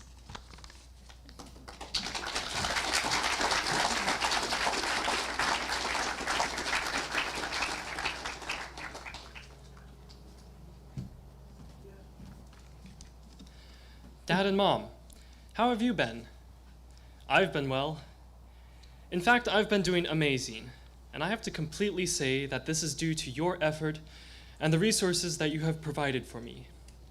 I have been able to do and see so many things because of the opportunities that you have given me. And I will have to be in heaven with both of you to be able to have the time to show you my eternal gratitude. I want to take a moment first to thank my extended family, especially the Buxtons, and Uncle Walter and Aunt Dondley. I want to thank them all for the fun times that I was able to have, and I hope to make many more memories with you. I want to thank the Searle family for the influence you've had on my life. I have had a blast hanging out with you. I hope I can have lots of exciting times with you this summer and in the future. I also want to briefly thank my sister for the many times that she has helped me in school and life. Mom, you have given up so much for me, and for this I am so very thankful. You have given your all in shaping me to become a better person. Even though it may not seem like it, I deeply appreciate all the things that you do for me. The times when you have encouraged me and helped me, even though you were sick. I will cherish the memories of the time I've spent with you, and I'm grateful for all of the effort that you have put into making me a better person. Dad, I want to thank you for all of the work that you have put in for me so that I could have a future. The long hours that you have spent on call so that I could have a comfortable life and have a future and go to a good school. But I don't just want to thank you for the hours that you put into work, but also the hours that you spent with me. I want to thank you for all of the times that you hung out with me, whether that was ping pong, talking to me about mundane things I like, or giving me some of the most important life lessons that I could have ever learned. Lessons that have changed my entire worldview. But above all these things, the aspect of you that I am most grateful for is the example that you have set for me. Your patience, generosity, and most of all, your connection with God. Thank you, Dad. I want to thank both of my parents for the life that I have been able to live, for the time you guys have spent with me and brought me closer to Christ. And I just want to say, may we all have a fantastic future together. Thank you.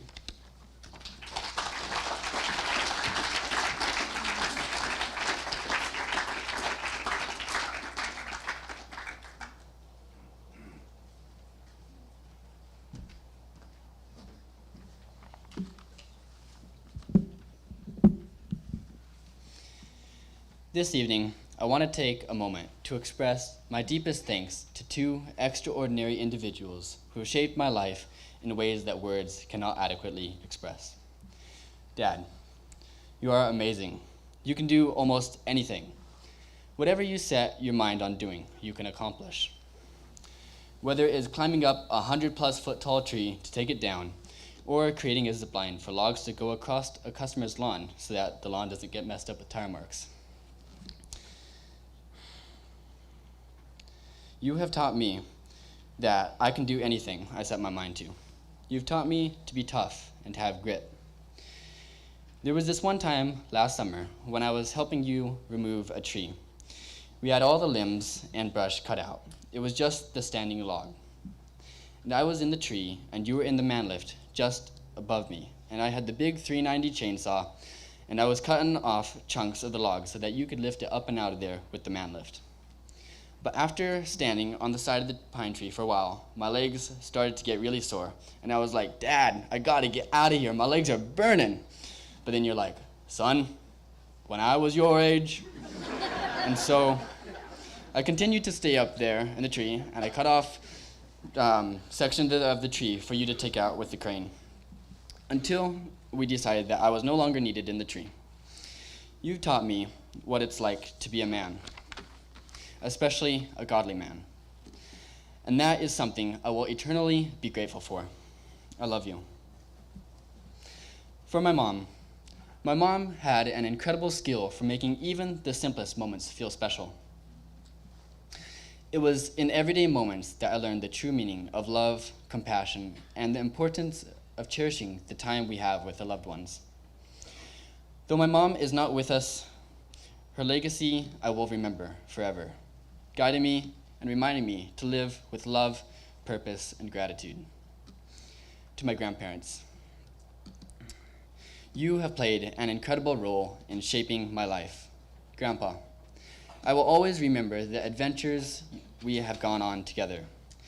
Like the time when we went hiking on Sabbath morning, just after breakfast, and between you, Jeremiah, and I, we brought one orange for food. And after a long hike with no trail, just going straight through the forest and brush, we finally made it to the top of the mountain, just in time to turn around. After hiking in the dark for hours, somehow, without having food, and without eating all day, except for snow at the top of the mountain, we made it back to the house at 11 p.m. That was a lot of fun. To Grandma, your kind words, warm hugs, and homemade meals have always been appreciated and loved.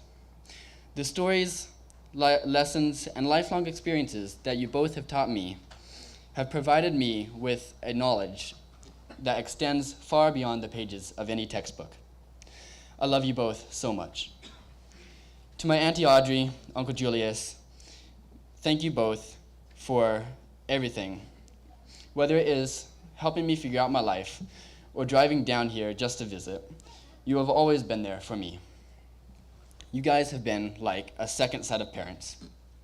And thank you, Heather, for all the fun things and outings we've gone on together. It's been a blast. Hadassah and Jeremiah, don't worry. I haven't forgot about you. Thank you for always being there. I love you guys. To my whole family, thank you. Will never be enough. But today, in front of everyone here, I want to say it with all my heart. Thank you for everything. I love you all more than words can express.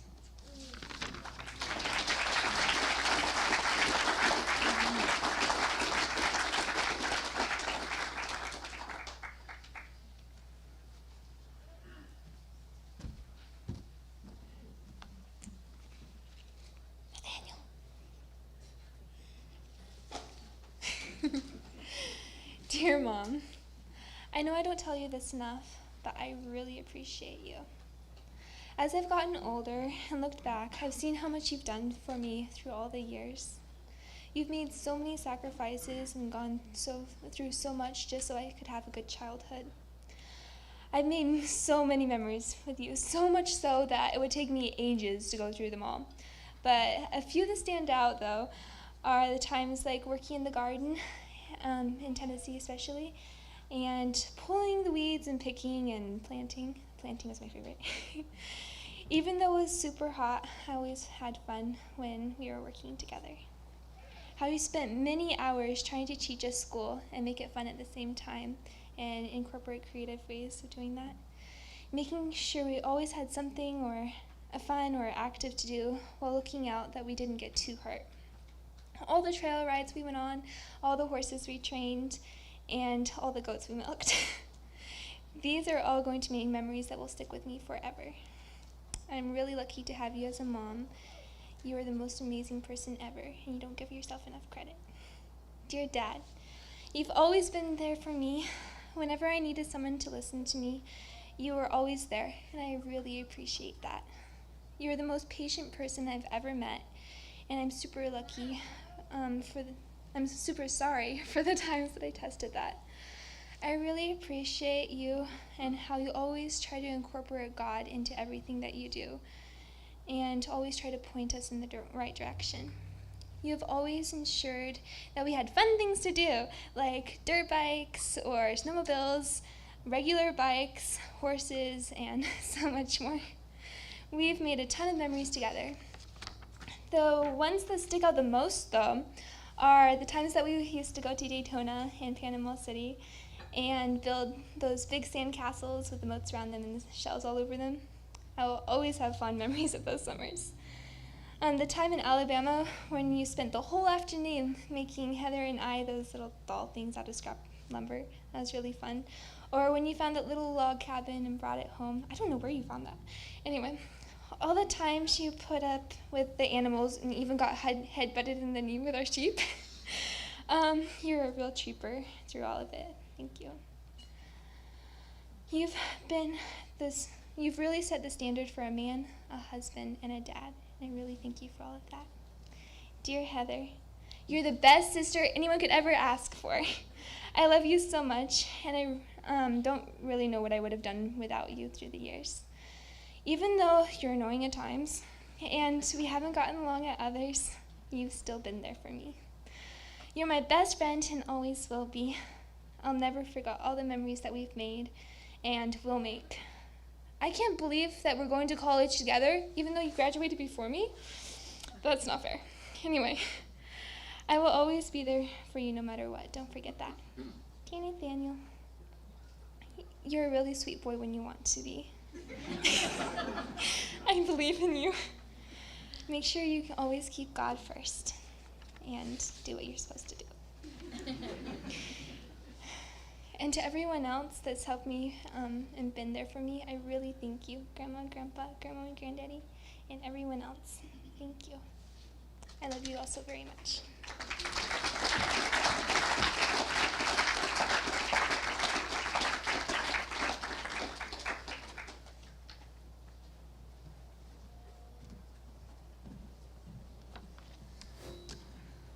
Stand up, Judith.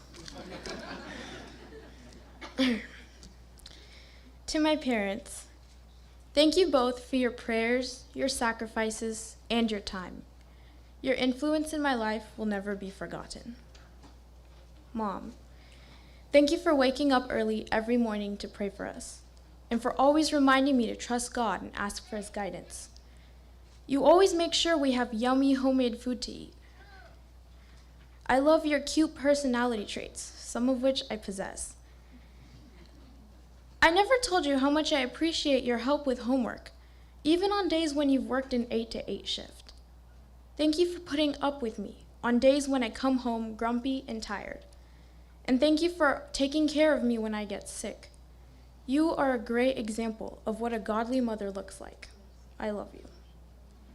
Daddy, thank you for always pushing me to do my best. You are someone I look up to a lot. Dad, there have been times when your unwillingness to sacrifice principle, even in difficult situations, has strengthened my faith more than any sermon could have. Thank you for checking on me every day to see if I'm doing okay. Thank you for always encouraging me to dream bigger and set high goals. As long as I can remember, you have never let me settle for small aspirations. Like the time when I was 5 years old and decided to become an ice cream girl. You asked me, how is that going to help others know about Jesus? To answer that question, truth be told, I don't know. For those of you wondering, yes, my aspirations have changed. I now desire to become an optometrist. Let's see how that goes. Daddy, I appreciate how you and Mom want us to follow career paths that will help others and introduce them to Jesus. I think you're the coolest person in the world. I love having one-on-one conversations with you to hear your insight on things. I love you. And to you both, I am very grateful for the sacrifices you have made for me. I do notice and think about them.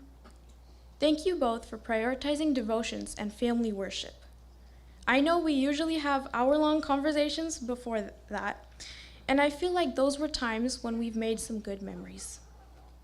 Everything we've been through as a family, and you both have been supporting pillars to hold me up when I felt like I was going to crumble. Thank you for your patience with me. Even when I don't always agree with everything you say, you always help me understand. It is very satisfying going to bed, knowing that you both did everything you could that day to make me smile. Thank you for helping me with my homework and supporting me with all my good interests. You both have always been there for me, even when I didn't always show that love back to you. I have learned much about God's love by experiencing yours. I know our family isn't perfect, but I recognize that you tried your best to raise us, your kids, in the Lord, and I will never forget what you taught me. And to my siblings, Judith and Walden, I can't imagine my life without you. You both are my closest friends. I'm grateful we were born into this same family, although there have been times when I thought otherwise. You both are direct blessings from God. Thank you, and I love you.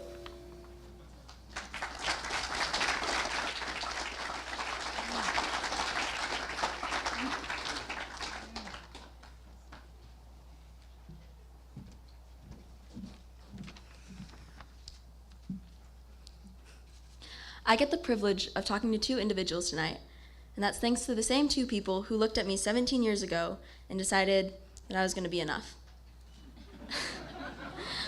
I hope this is enough for you. Dad, they say you never know a good thing until it's gone. I now understand that saying. You never left me, and you were always there for me. I was the one that left. I didn't think about how that would affect you or Mom.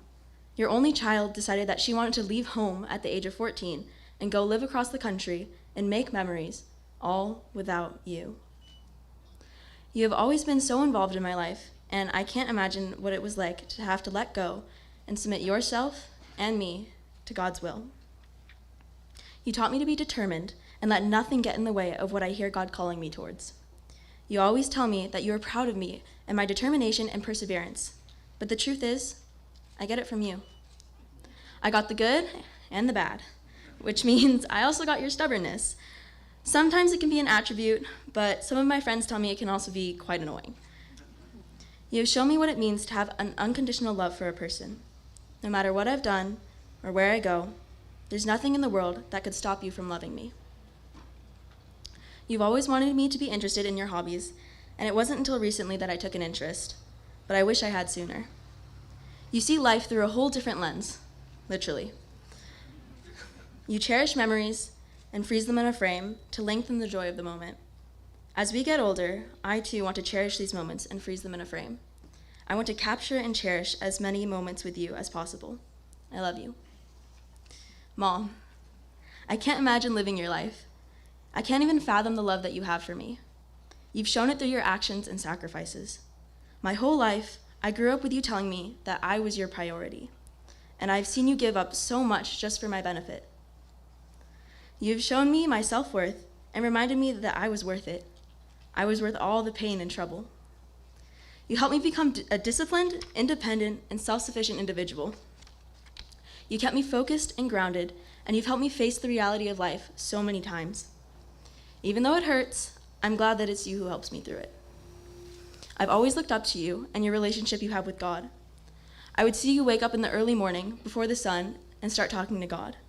I would watch you pray and just hope that someday I could talk to Jesus the same way you do.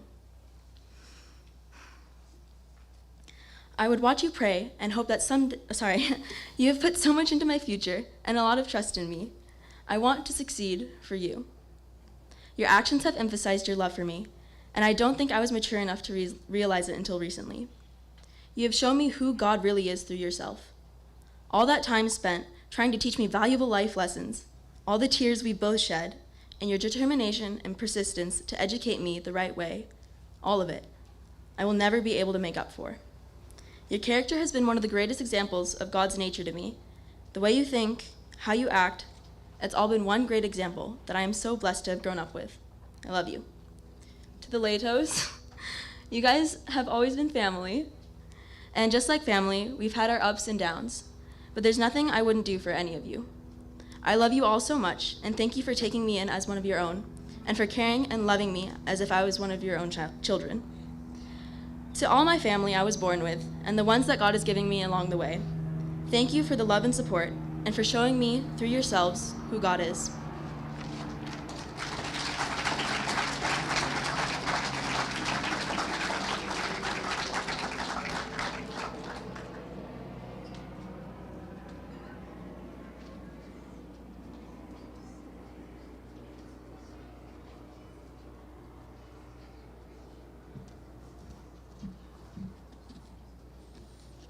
I would say, without hesitation, out of your 3 kids, Nigel, Alexis, and Jerome, I have blessed you with the most gray hairs.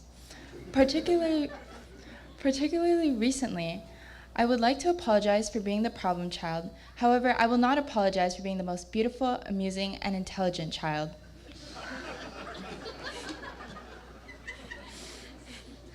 Although I didn't realize this before, every time we drive back onto campus, I complain about not wanting to be back. Deep down, I have always appreciated being put in an environment where I could develop a connection with God. I do not emphasize this enough. I appreciate you both, even when you think your efforts have been overlooked. Dear Dad, you're such a cool father. I look up to how you're such an intelligent and talented person. I will never comprehend how you effortlessly solve such complex math problems. On a regular basis, I wonder how those genes were never distributed into any of us. Like, where did they go? Despite being absolutely horrible at math, thank you for always motivating me to persevere in whatever I do.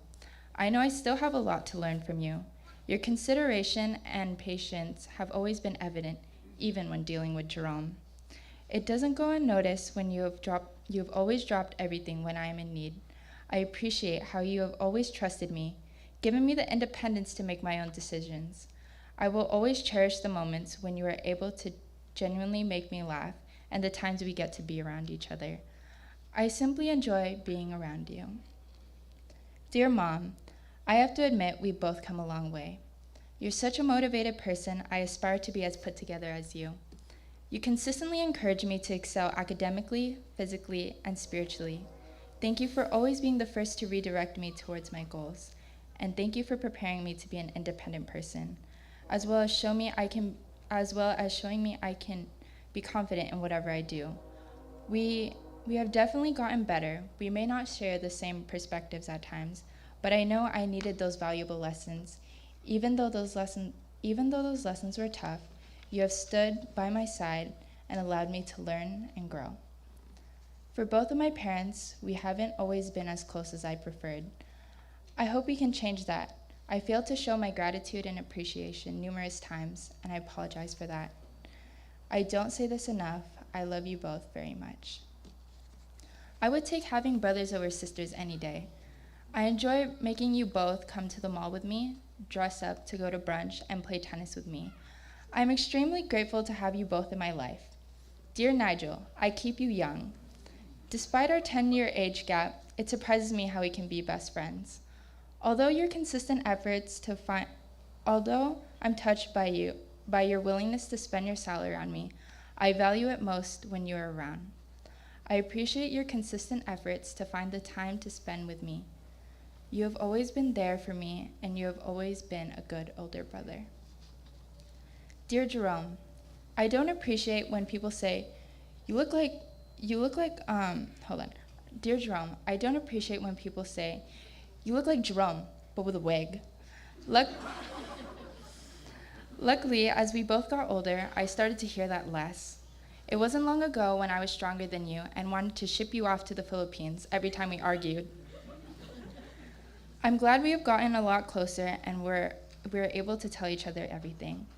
Thank you to all my family, friends, and staff who are here to support me today. Thank you for those who have always had the best interest in me, and thank you for your guidance.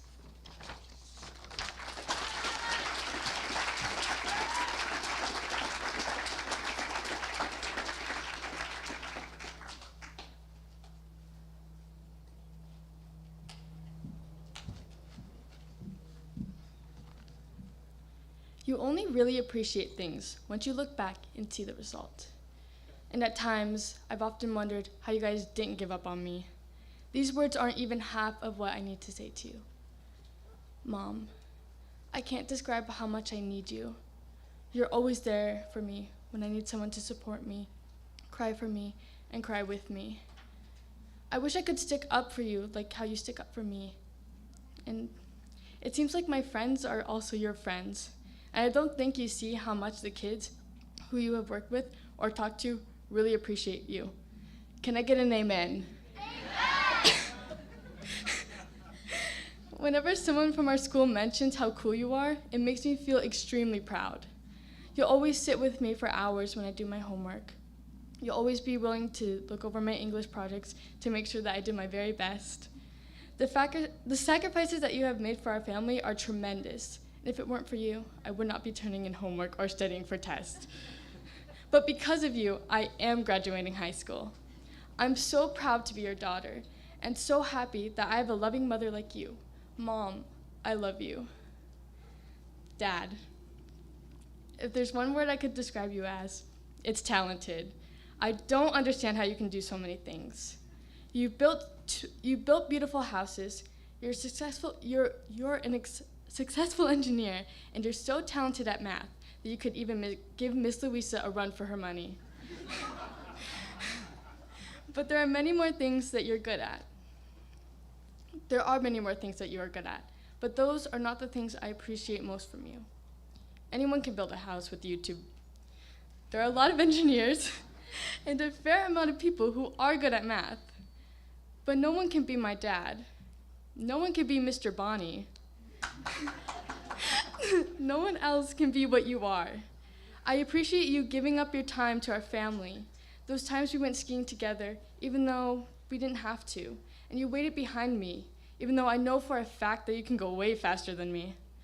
You're always there to pick me up when I fall down, and always showing Christ's character through your actions and words. I couldn't be more proud to have you as a father. Thank you, Mom and Dad, for everything that you've done for me. I love you both. I have sisters too, but this is a parent tribute, so yeah.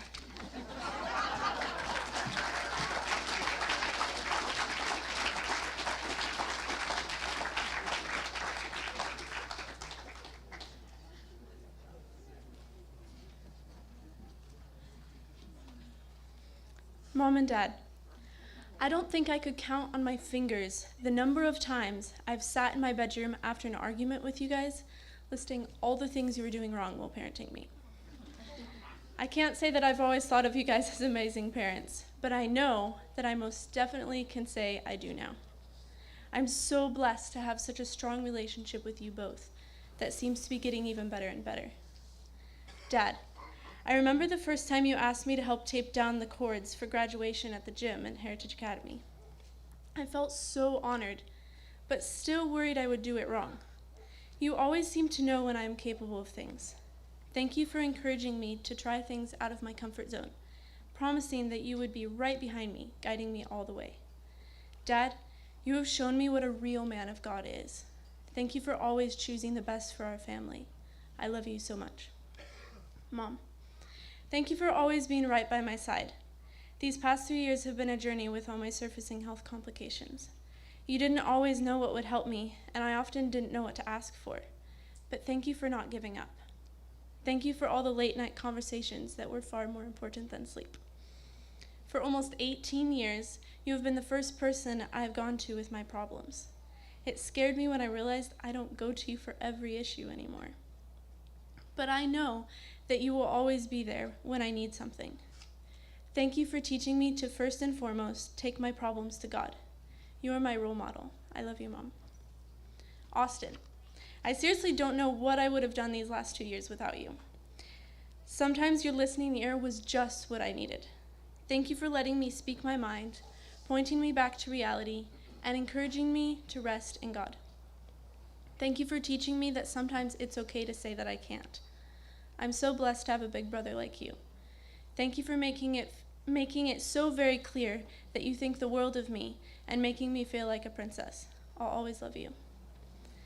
Andrew, I know I wasn't the easiest little sister to have around, but thank you for including me in parts of your life. I remember sneaking down the stairs to watch you play your drums before Mom would catch me and tell me to put earplugs in. I remember watching you work out until you turned red and me trying my best to keep up with you, although I never could. I remember watching you play the piano and hoping that one day, after all my hour-long minutes of practice, I could maybe play like you. I've always looked up to you for your endurance. Thank you for inspiring me to keep going. I'll always love you. Alec, out of the three of you, I think you're the brother I've spent the most time with. I still remember realizing that it was pointless to argue with you when you didn't argue back. Thank you for having patience with a little sister like me. I have so many memories with you that I don't think I'll ever be able to count them. I'm so glad we're as close as we are, and I hope we always will be. You have repeatedly shown me that it's cool to be different, and that I should never hide who I truly am. Thank you for teaching me to be myself. I'll always love you, Alec, even if you don't say it back. And to all my family and friends who took the time to listen and care for me through every struggle of my past 4 years, I love you all. And to the rest of you, senior parents, families, and friends, thank you for coming and supporting us at the end of our journey. You mean the world to us. At this time, my classmates and I will collect flowers and hand them to our favorite people. While you anxiously wait to see if you will get a rose, you can watch the slideshow that will display the process that got us here today.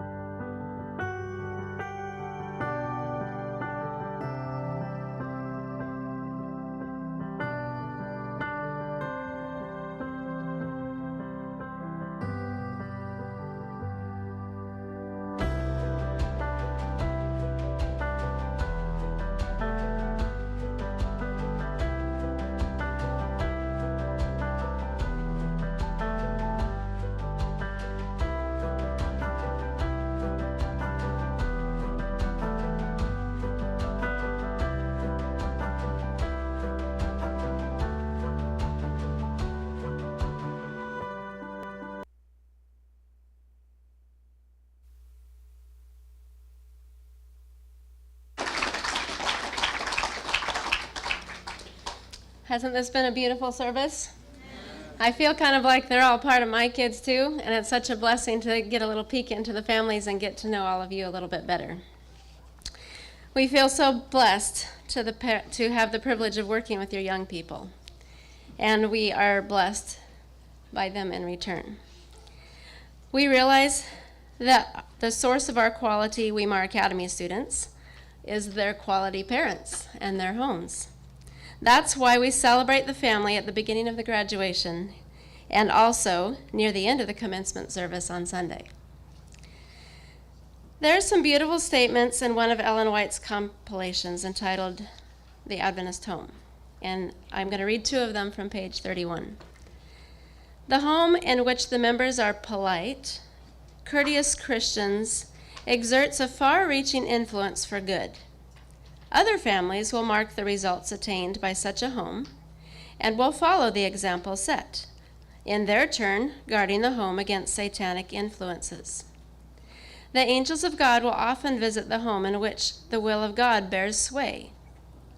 Under the power of divine grace, such a home becomes a place of refreshing to worn, weary pilgrims. By watchful guarding, self is kept from asserting itself. Correct habits are formed. There is a careful recognition of the rights of others. The faith that works by love and purifies the soul stands at the helm, presiding over the whole household. Under the hallowed influence of such a home, the principle of brotherhood laid down in the Word of God is more widely recognized and obeyed. Isn't that neat? Here's another one. One well-ordered, well-disciplined family tells more in behalf of Christianity than all the sermons that can be preached. Such a family gives evidence that the parents have been successful in following God's directions and that their children will serve Him in the church. Their influence grows, for as they impart, they receive to impart again. The father and mother find helpers in their children who give to others the instruction received in the home. The neighborhood in which they live is helped, for in it they have become enriched for time and eternity. The whole family is engaged in the service of the Master, and by their godly example, others are inspired to be faithful and true to God in dealing with His flock. Now, if you're like me, you might feel invigorated by statements like that. That's exciting that our families can have such an impact in the world. But I also realize that I've made a lot of mistakes. I was pretty impatient with my older two, and I didn't understand what was going on with me. I remember sometimes going out and just begging God and saying, Lord, I'm ruining my sons. What's happening to me? I would pray and pray for Him to change me and make me a nice mom, and it didn't feel like He was listening to me. But finally there was a breakthrough, and as He lived through me, it was so exciting. I remember opening my mouth to yell at my oldest son, Austin, and out of my mouth came a compliment. And I just couldn't believe it. And another time when I was so impatient, out of my mouth came a very creative activity for them to do that I actually had energy to do with them. And for a couple weeks, I was so scared that I would mess something up because I knew that God was being victorious in me. But He showed me that day by day, as I asked Him to live in me and to be a mom through me, that He would do that. In Christ Object Lessons, page 333, there's a little sentence of a promise that I absolutely love. All of God's biddings, the things He asks us to do, are enablings. The things He enables us to do them. Isn't that interesting? So anything He asks us to do, He will do it through us or enable us. We can give ourselves and our families as they presently are to God and ask Him to enable us to have families that will be beautiful witnesses to others. I remember with the next two, Alec and Adele, reading Child Guidance, and I don't know why it didn't enter my head to read it for the first two. But when I was reading it with Alec and Adele when they were little, I read things like, the mother should never raise her voice, or the children should never see a frown on her face. And I thought, oh my, I have spoiled them for sure. Because I had many frowns and many times I raised my voice. And I just said, Lord, I can't do this. Please be a mother through me. Please smile at my children through me. Please speak through me. And little by little, it was so beautiful to feel God working through me. And it's not perfect. I still have to ask forgiveness many times. None of us have perfect families. There may be some that look like they've got it all together, but they don't. They might have health problems. They might be fighting with relationship issues. There might have been a death somewhere, pain that's come from somewhere. Nobody has a perfect family. We can all think of mistakes our parents have made. But we can all think of the things that we have to be thankful from our parents and from our families. And we can choose to focus on that. In this time of year, between Mother's Day and Father's Day, let's take a moment to celebrate the beautiful things we've inherited from our parents and how we've been blessed by our families. And then let's also give ourselves to God and ask Him to live out His life within us. The second part of John 15:5 says that without God we can do nothing. But all of His biddings are enablings. He will do them through us. No matter what has happened in our lives and in our families, we can each begin anew. Our family units can begin anew. And at this time, I invite all of you to stand with me so that we can commit ourselves to God and His healing power. Would you pray with me, please? Dear Heavenly Father, thank you for this beautiful service, that we can celebrate the families that have sent their young people here to bless us and see what you've done in their lives. You've told us, Father, that the family can be the most valuable asset to minister to the world and to show them your character. And yet that's hard to understand because we all have so many problems. But we thank you so much for your promises, that whatever you ask us to do, you will do it through us. Thank you for reminding us that we can't do anything by ourselves. And as we seek to reach others and to be a blessing to others in their pain, we just invite you now to come in and fill us. Be our smiles, be our words, be our self-control. When we get hurt or frustrated, hold our tongue so that we don't hurt each other. And please create our families anew and live your character through us. We love you and we thank you. Amen. You may be seated, and Monique has some announcements before you leave.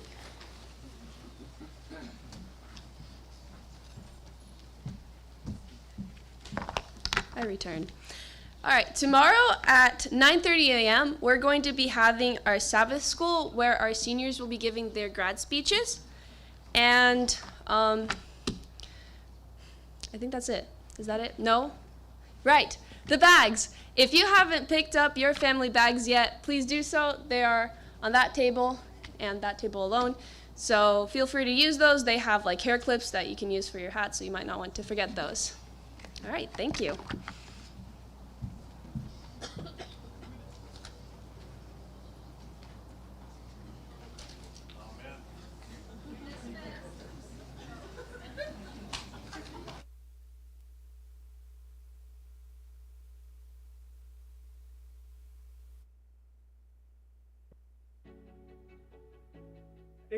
English is good. I like English. Spanish 2. History. History. Choir. Orchestra. Algebra 2. Math. Science. Music. Choir. Economics. Fun, pleasant. Cold. It was winter. When I was in 5th grade, my mom wanted to homeschool me, and she worked at the clinic, so 2 days a week I'd go to the library, and it was really good. Everyone's very friendly here. It was like kind of like happy, kind of like upbeat, in my opinion. I thought it was a strict conservative school. Good impression. Definitely. Yes. Yes. Yes. Definitely. Yes. For sure. Oh yeah, definitely. Yes. Yes. Yes.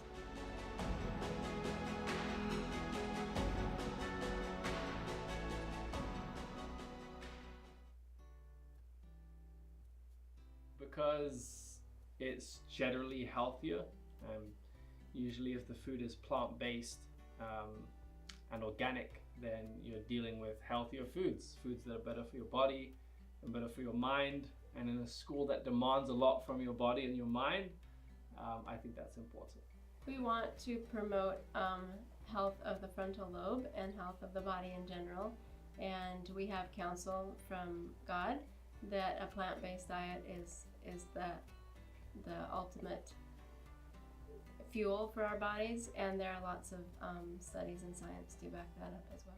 If we just go to Daniel chapter 1, we realize that Daniel and the Hebrews, they just wanted to have that vegan diet, and at the end they were 10 times smarter. So we want you guys to be 10 times smarter.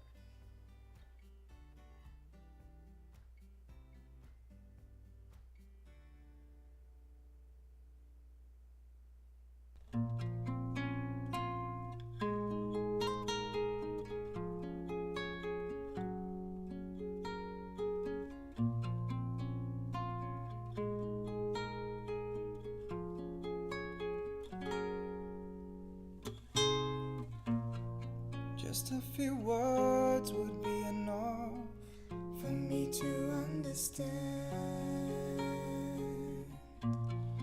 Just to be guided by your eyes, not even by your hand.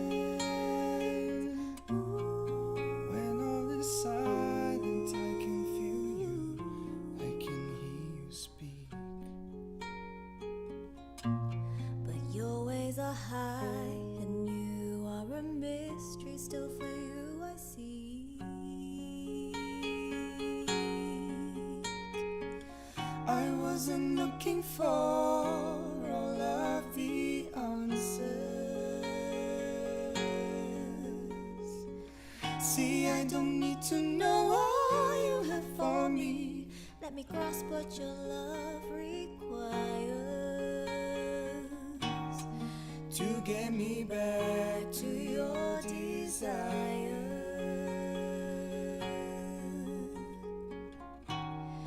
Let me be changed by your refining fire. and nothing, And nothing, and nothing, nothing, nothing more. And nothing, and nothing, and nothing, nothing, nothing more. when all is silent, I can feel you and I can hear you speak. But your ways are high, and you are a mystery. Still for you I seek. I wasn't looking for all of the answers. See, I don't need to know all you have for me. Let me grasp what your love requires To get me back to your desire.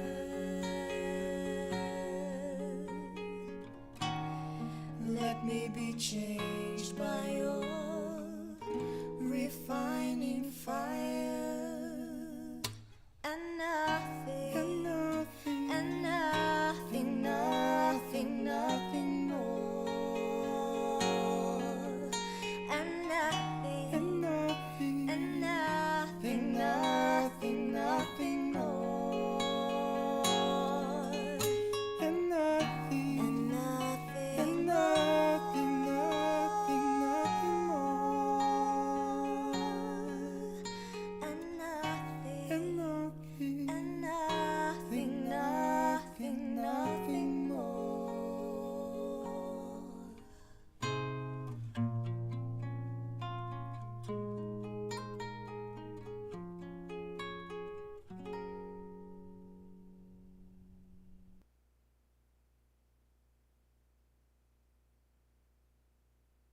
Hi, I'm Anil. I'm out here in Auburn, California, just doing TCI from Weimar University. And we usually come to her place. Her name is Miss Cheryl, and she has two nice horses. And we usually do yard work. We feed these horses. Sometimes we clean this, and then Actually, we do everything here for our house and behind our yard. And then at the end, usually almost every week, we have a really awesome worship with her. Right now, we're studying the book of Mark, and we go through Jesus's parables and we discuss. It usually takes about 30 minutes, and it's a really great time. And then at the end, most of the times, she actually has like a sweet for us.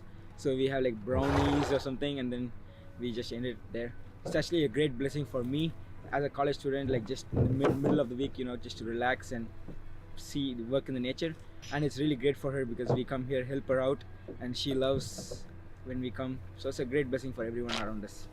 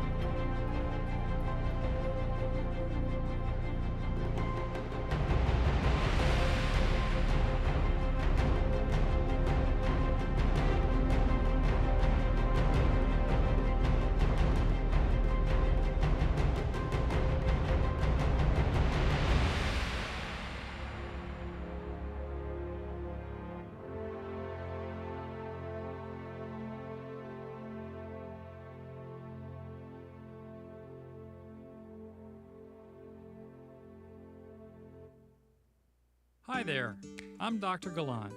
Did you know when caffeine is combined with a dopamine-stimulating event, it can create lifelong habits?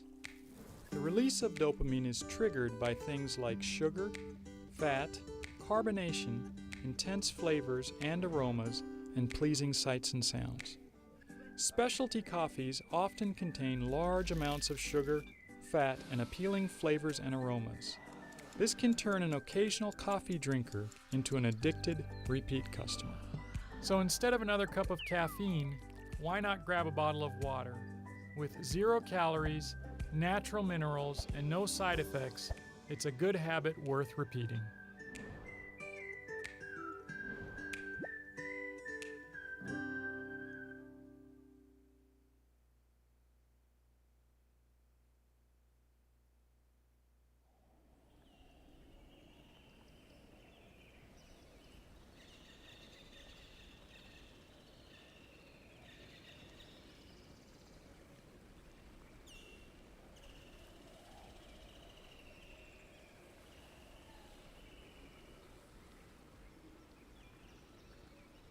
When you go on a mission trip, you see God work. It's not just seeing some new place and eating some different food. It's about relieving pain. It's about relieving suffering.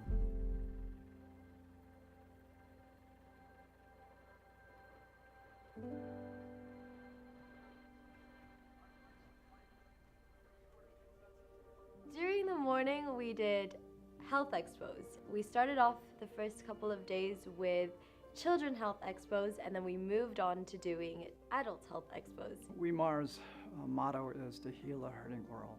We went there with an objective, hoping to alleviate suffering, whether that was physical or mental or spiritual. Diarrhea is a common cause of death. In fact, 10,000 children die every year, and just hand washing can reduce that by almost 50%. One of the most memorable experiences for me was working with the kids during the health expos and seeing their excitement to do the hands-on portion of learning about water and how it affects their bodies. We saw over 1,200 patients through the clinic. That's amazing that over 1,200 people found some relief from the suffering in their lives. Whether that was seeing a dentist and getting a tooth pulled, or seeing a doctor and getting some help for the pain, or getting a pair of glasses. I'll let Jahan tell you about the guy with the glasses. I was testing him with his glasses and his eyesight, and he had awful eyesight. And when he saw that he could read the words on a page, his face just lighted up, and he said to me, "Thank you so much. I'm now able to read my Bible." And one of the important lessons I learned there was how we are to be hands and feet of Jesus wherever we go. Good job, good job.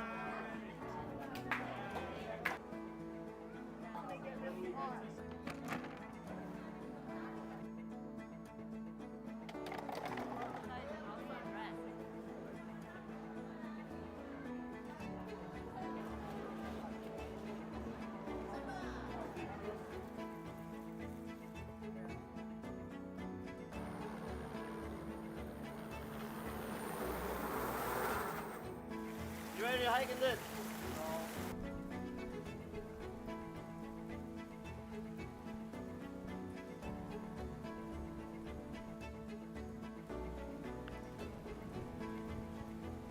You made it.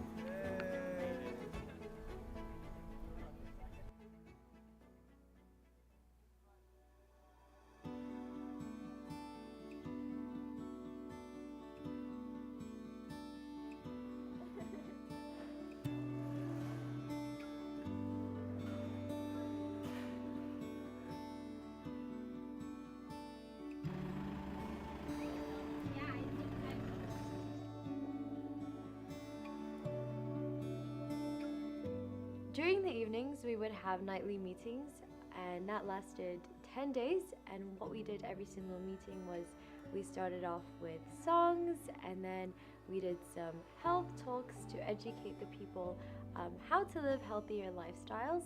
Then we moved on to practical health demos, some of which were cooking demos, others were hydro, and lots more. And then we also ended with spiritual talks. In addition, we would also provide a children's program in which we focused on the life of Jesus to bring how Jesus can impact and live in the children's lives. The first night we had about 8 kids, and then that number doubled, and by the end we had over 80 kids. It was so nice to see. This one night I just walked in, I got out of the minibus, and there were these kids ready, waiting for me at the back of the church, and they were singing just by themselves. I didn't prompt them, but they were just singing all the scripture songs, and it was nice to see that God was sowing those seeds in their hearts. For the main program, I think the best part for me was the last night, in which I saw people give their lives to Jesus, and I decided to make the same decision with them. We had a decision night where we were asking people to make decisions, and there were 100 people who made decisions that they wanted to let Jesus be the Lord of their lives. And then there was over 100 that made decisions that they wanted to talk to somebody about baptism. That was incredible. The most important thing I learned is that God can use our inadequacies as long as we're willing.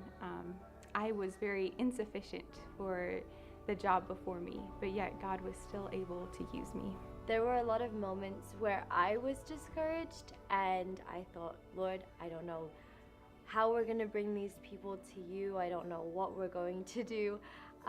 But when we place our trust in Him, He just directs our path, and that was such a neat thing to see.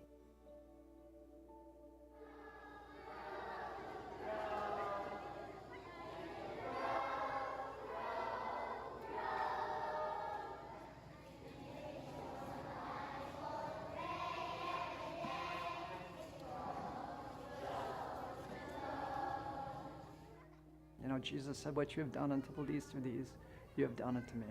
And so I think one of the reasons mission trips are so powerful is it's an opportunity to relieve the suffering of Christ. It's an opportunity to relieve the suffering of human beings who have so little. When you visit these places and these homes of these people, I mean, they are so impoverished. They have so little. And they appreciate when you help them like this. So if God leads you, I would definitely encourage you to be in the hands of Christ and help alleviate some of that suffering in the world.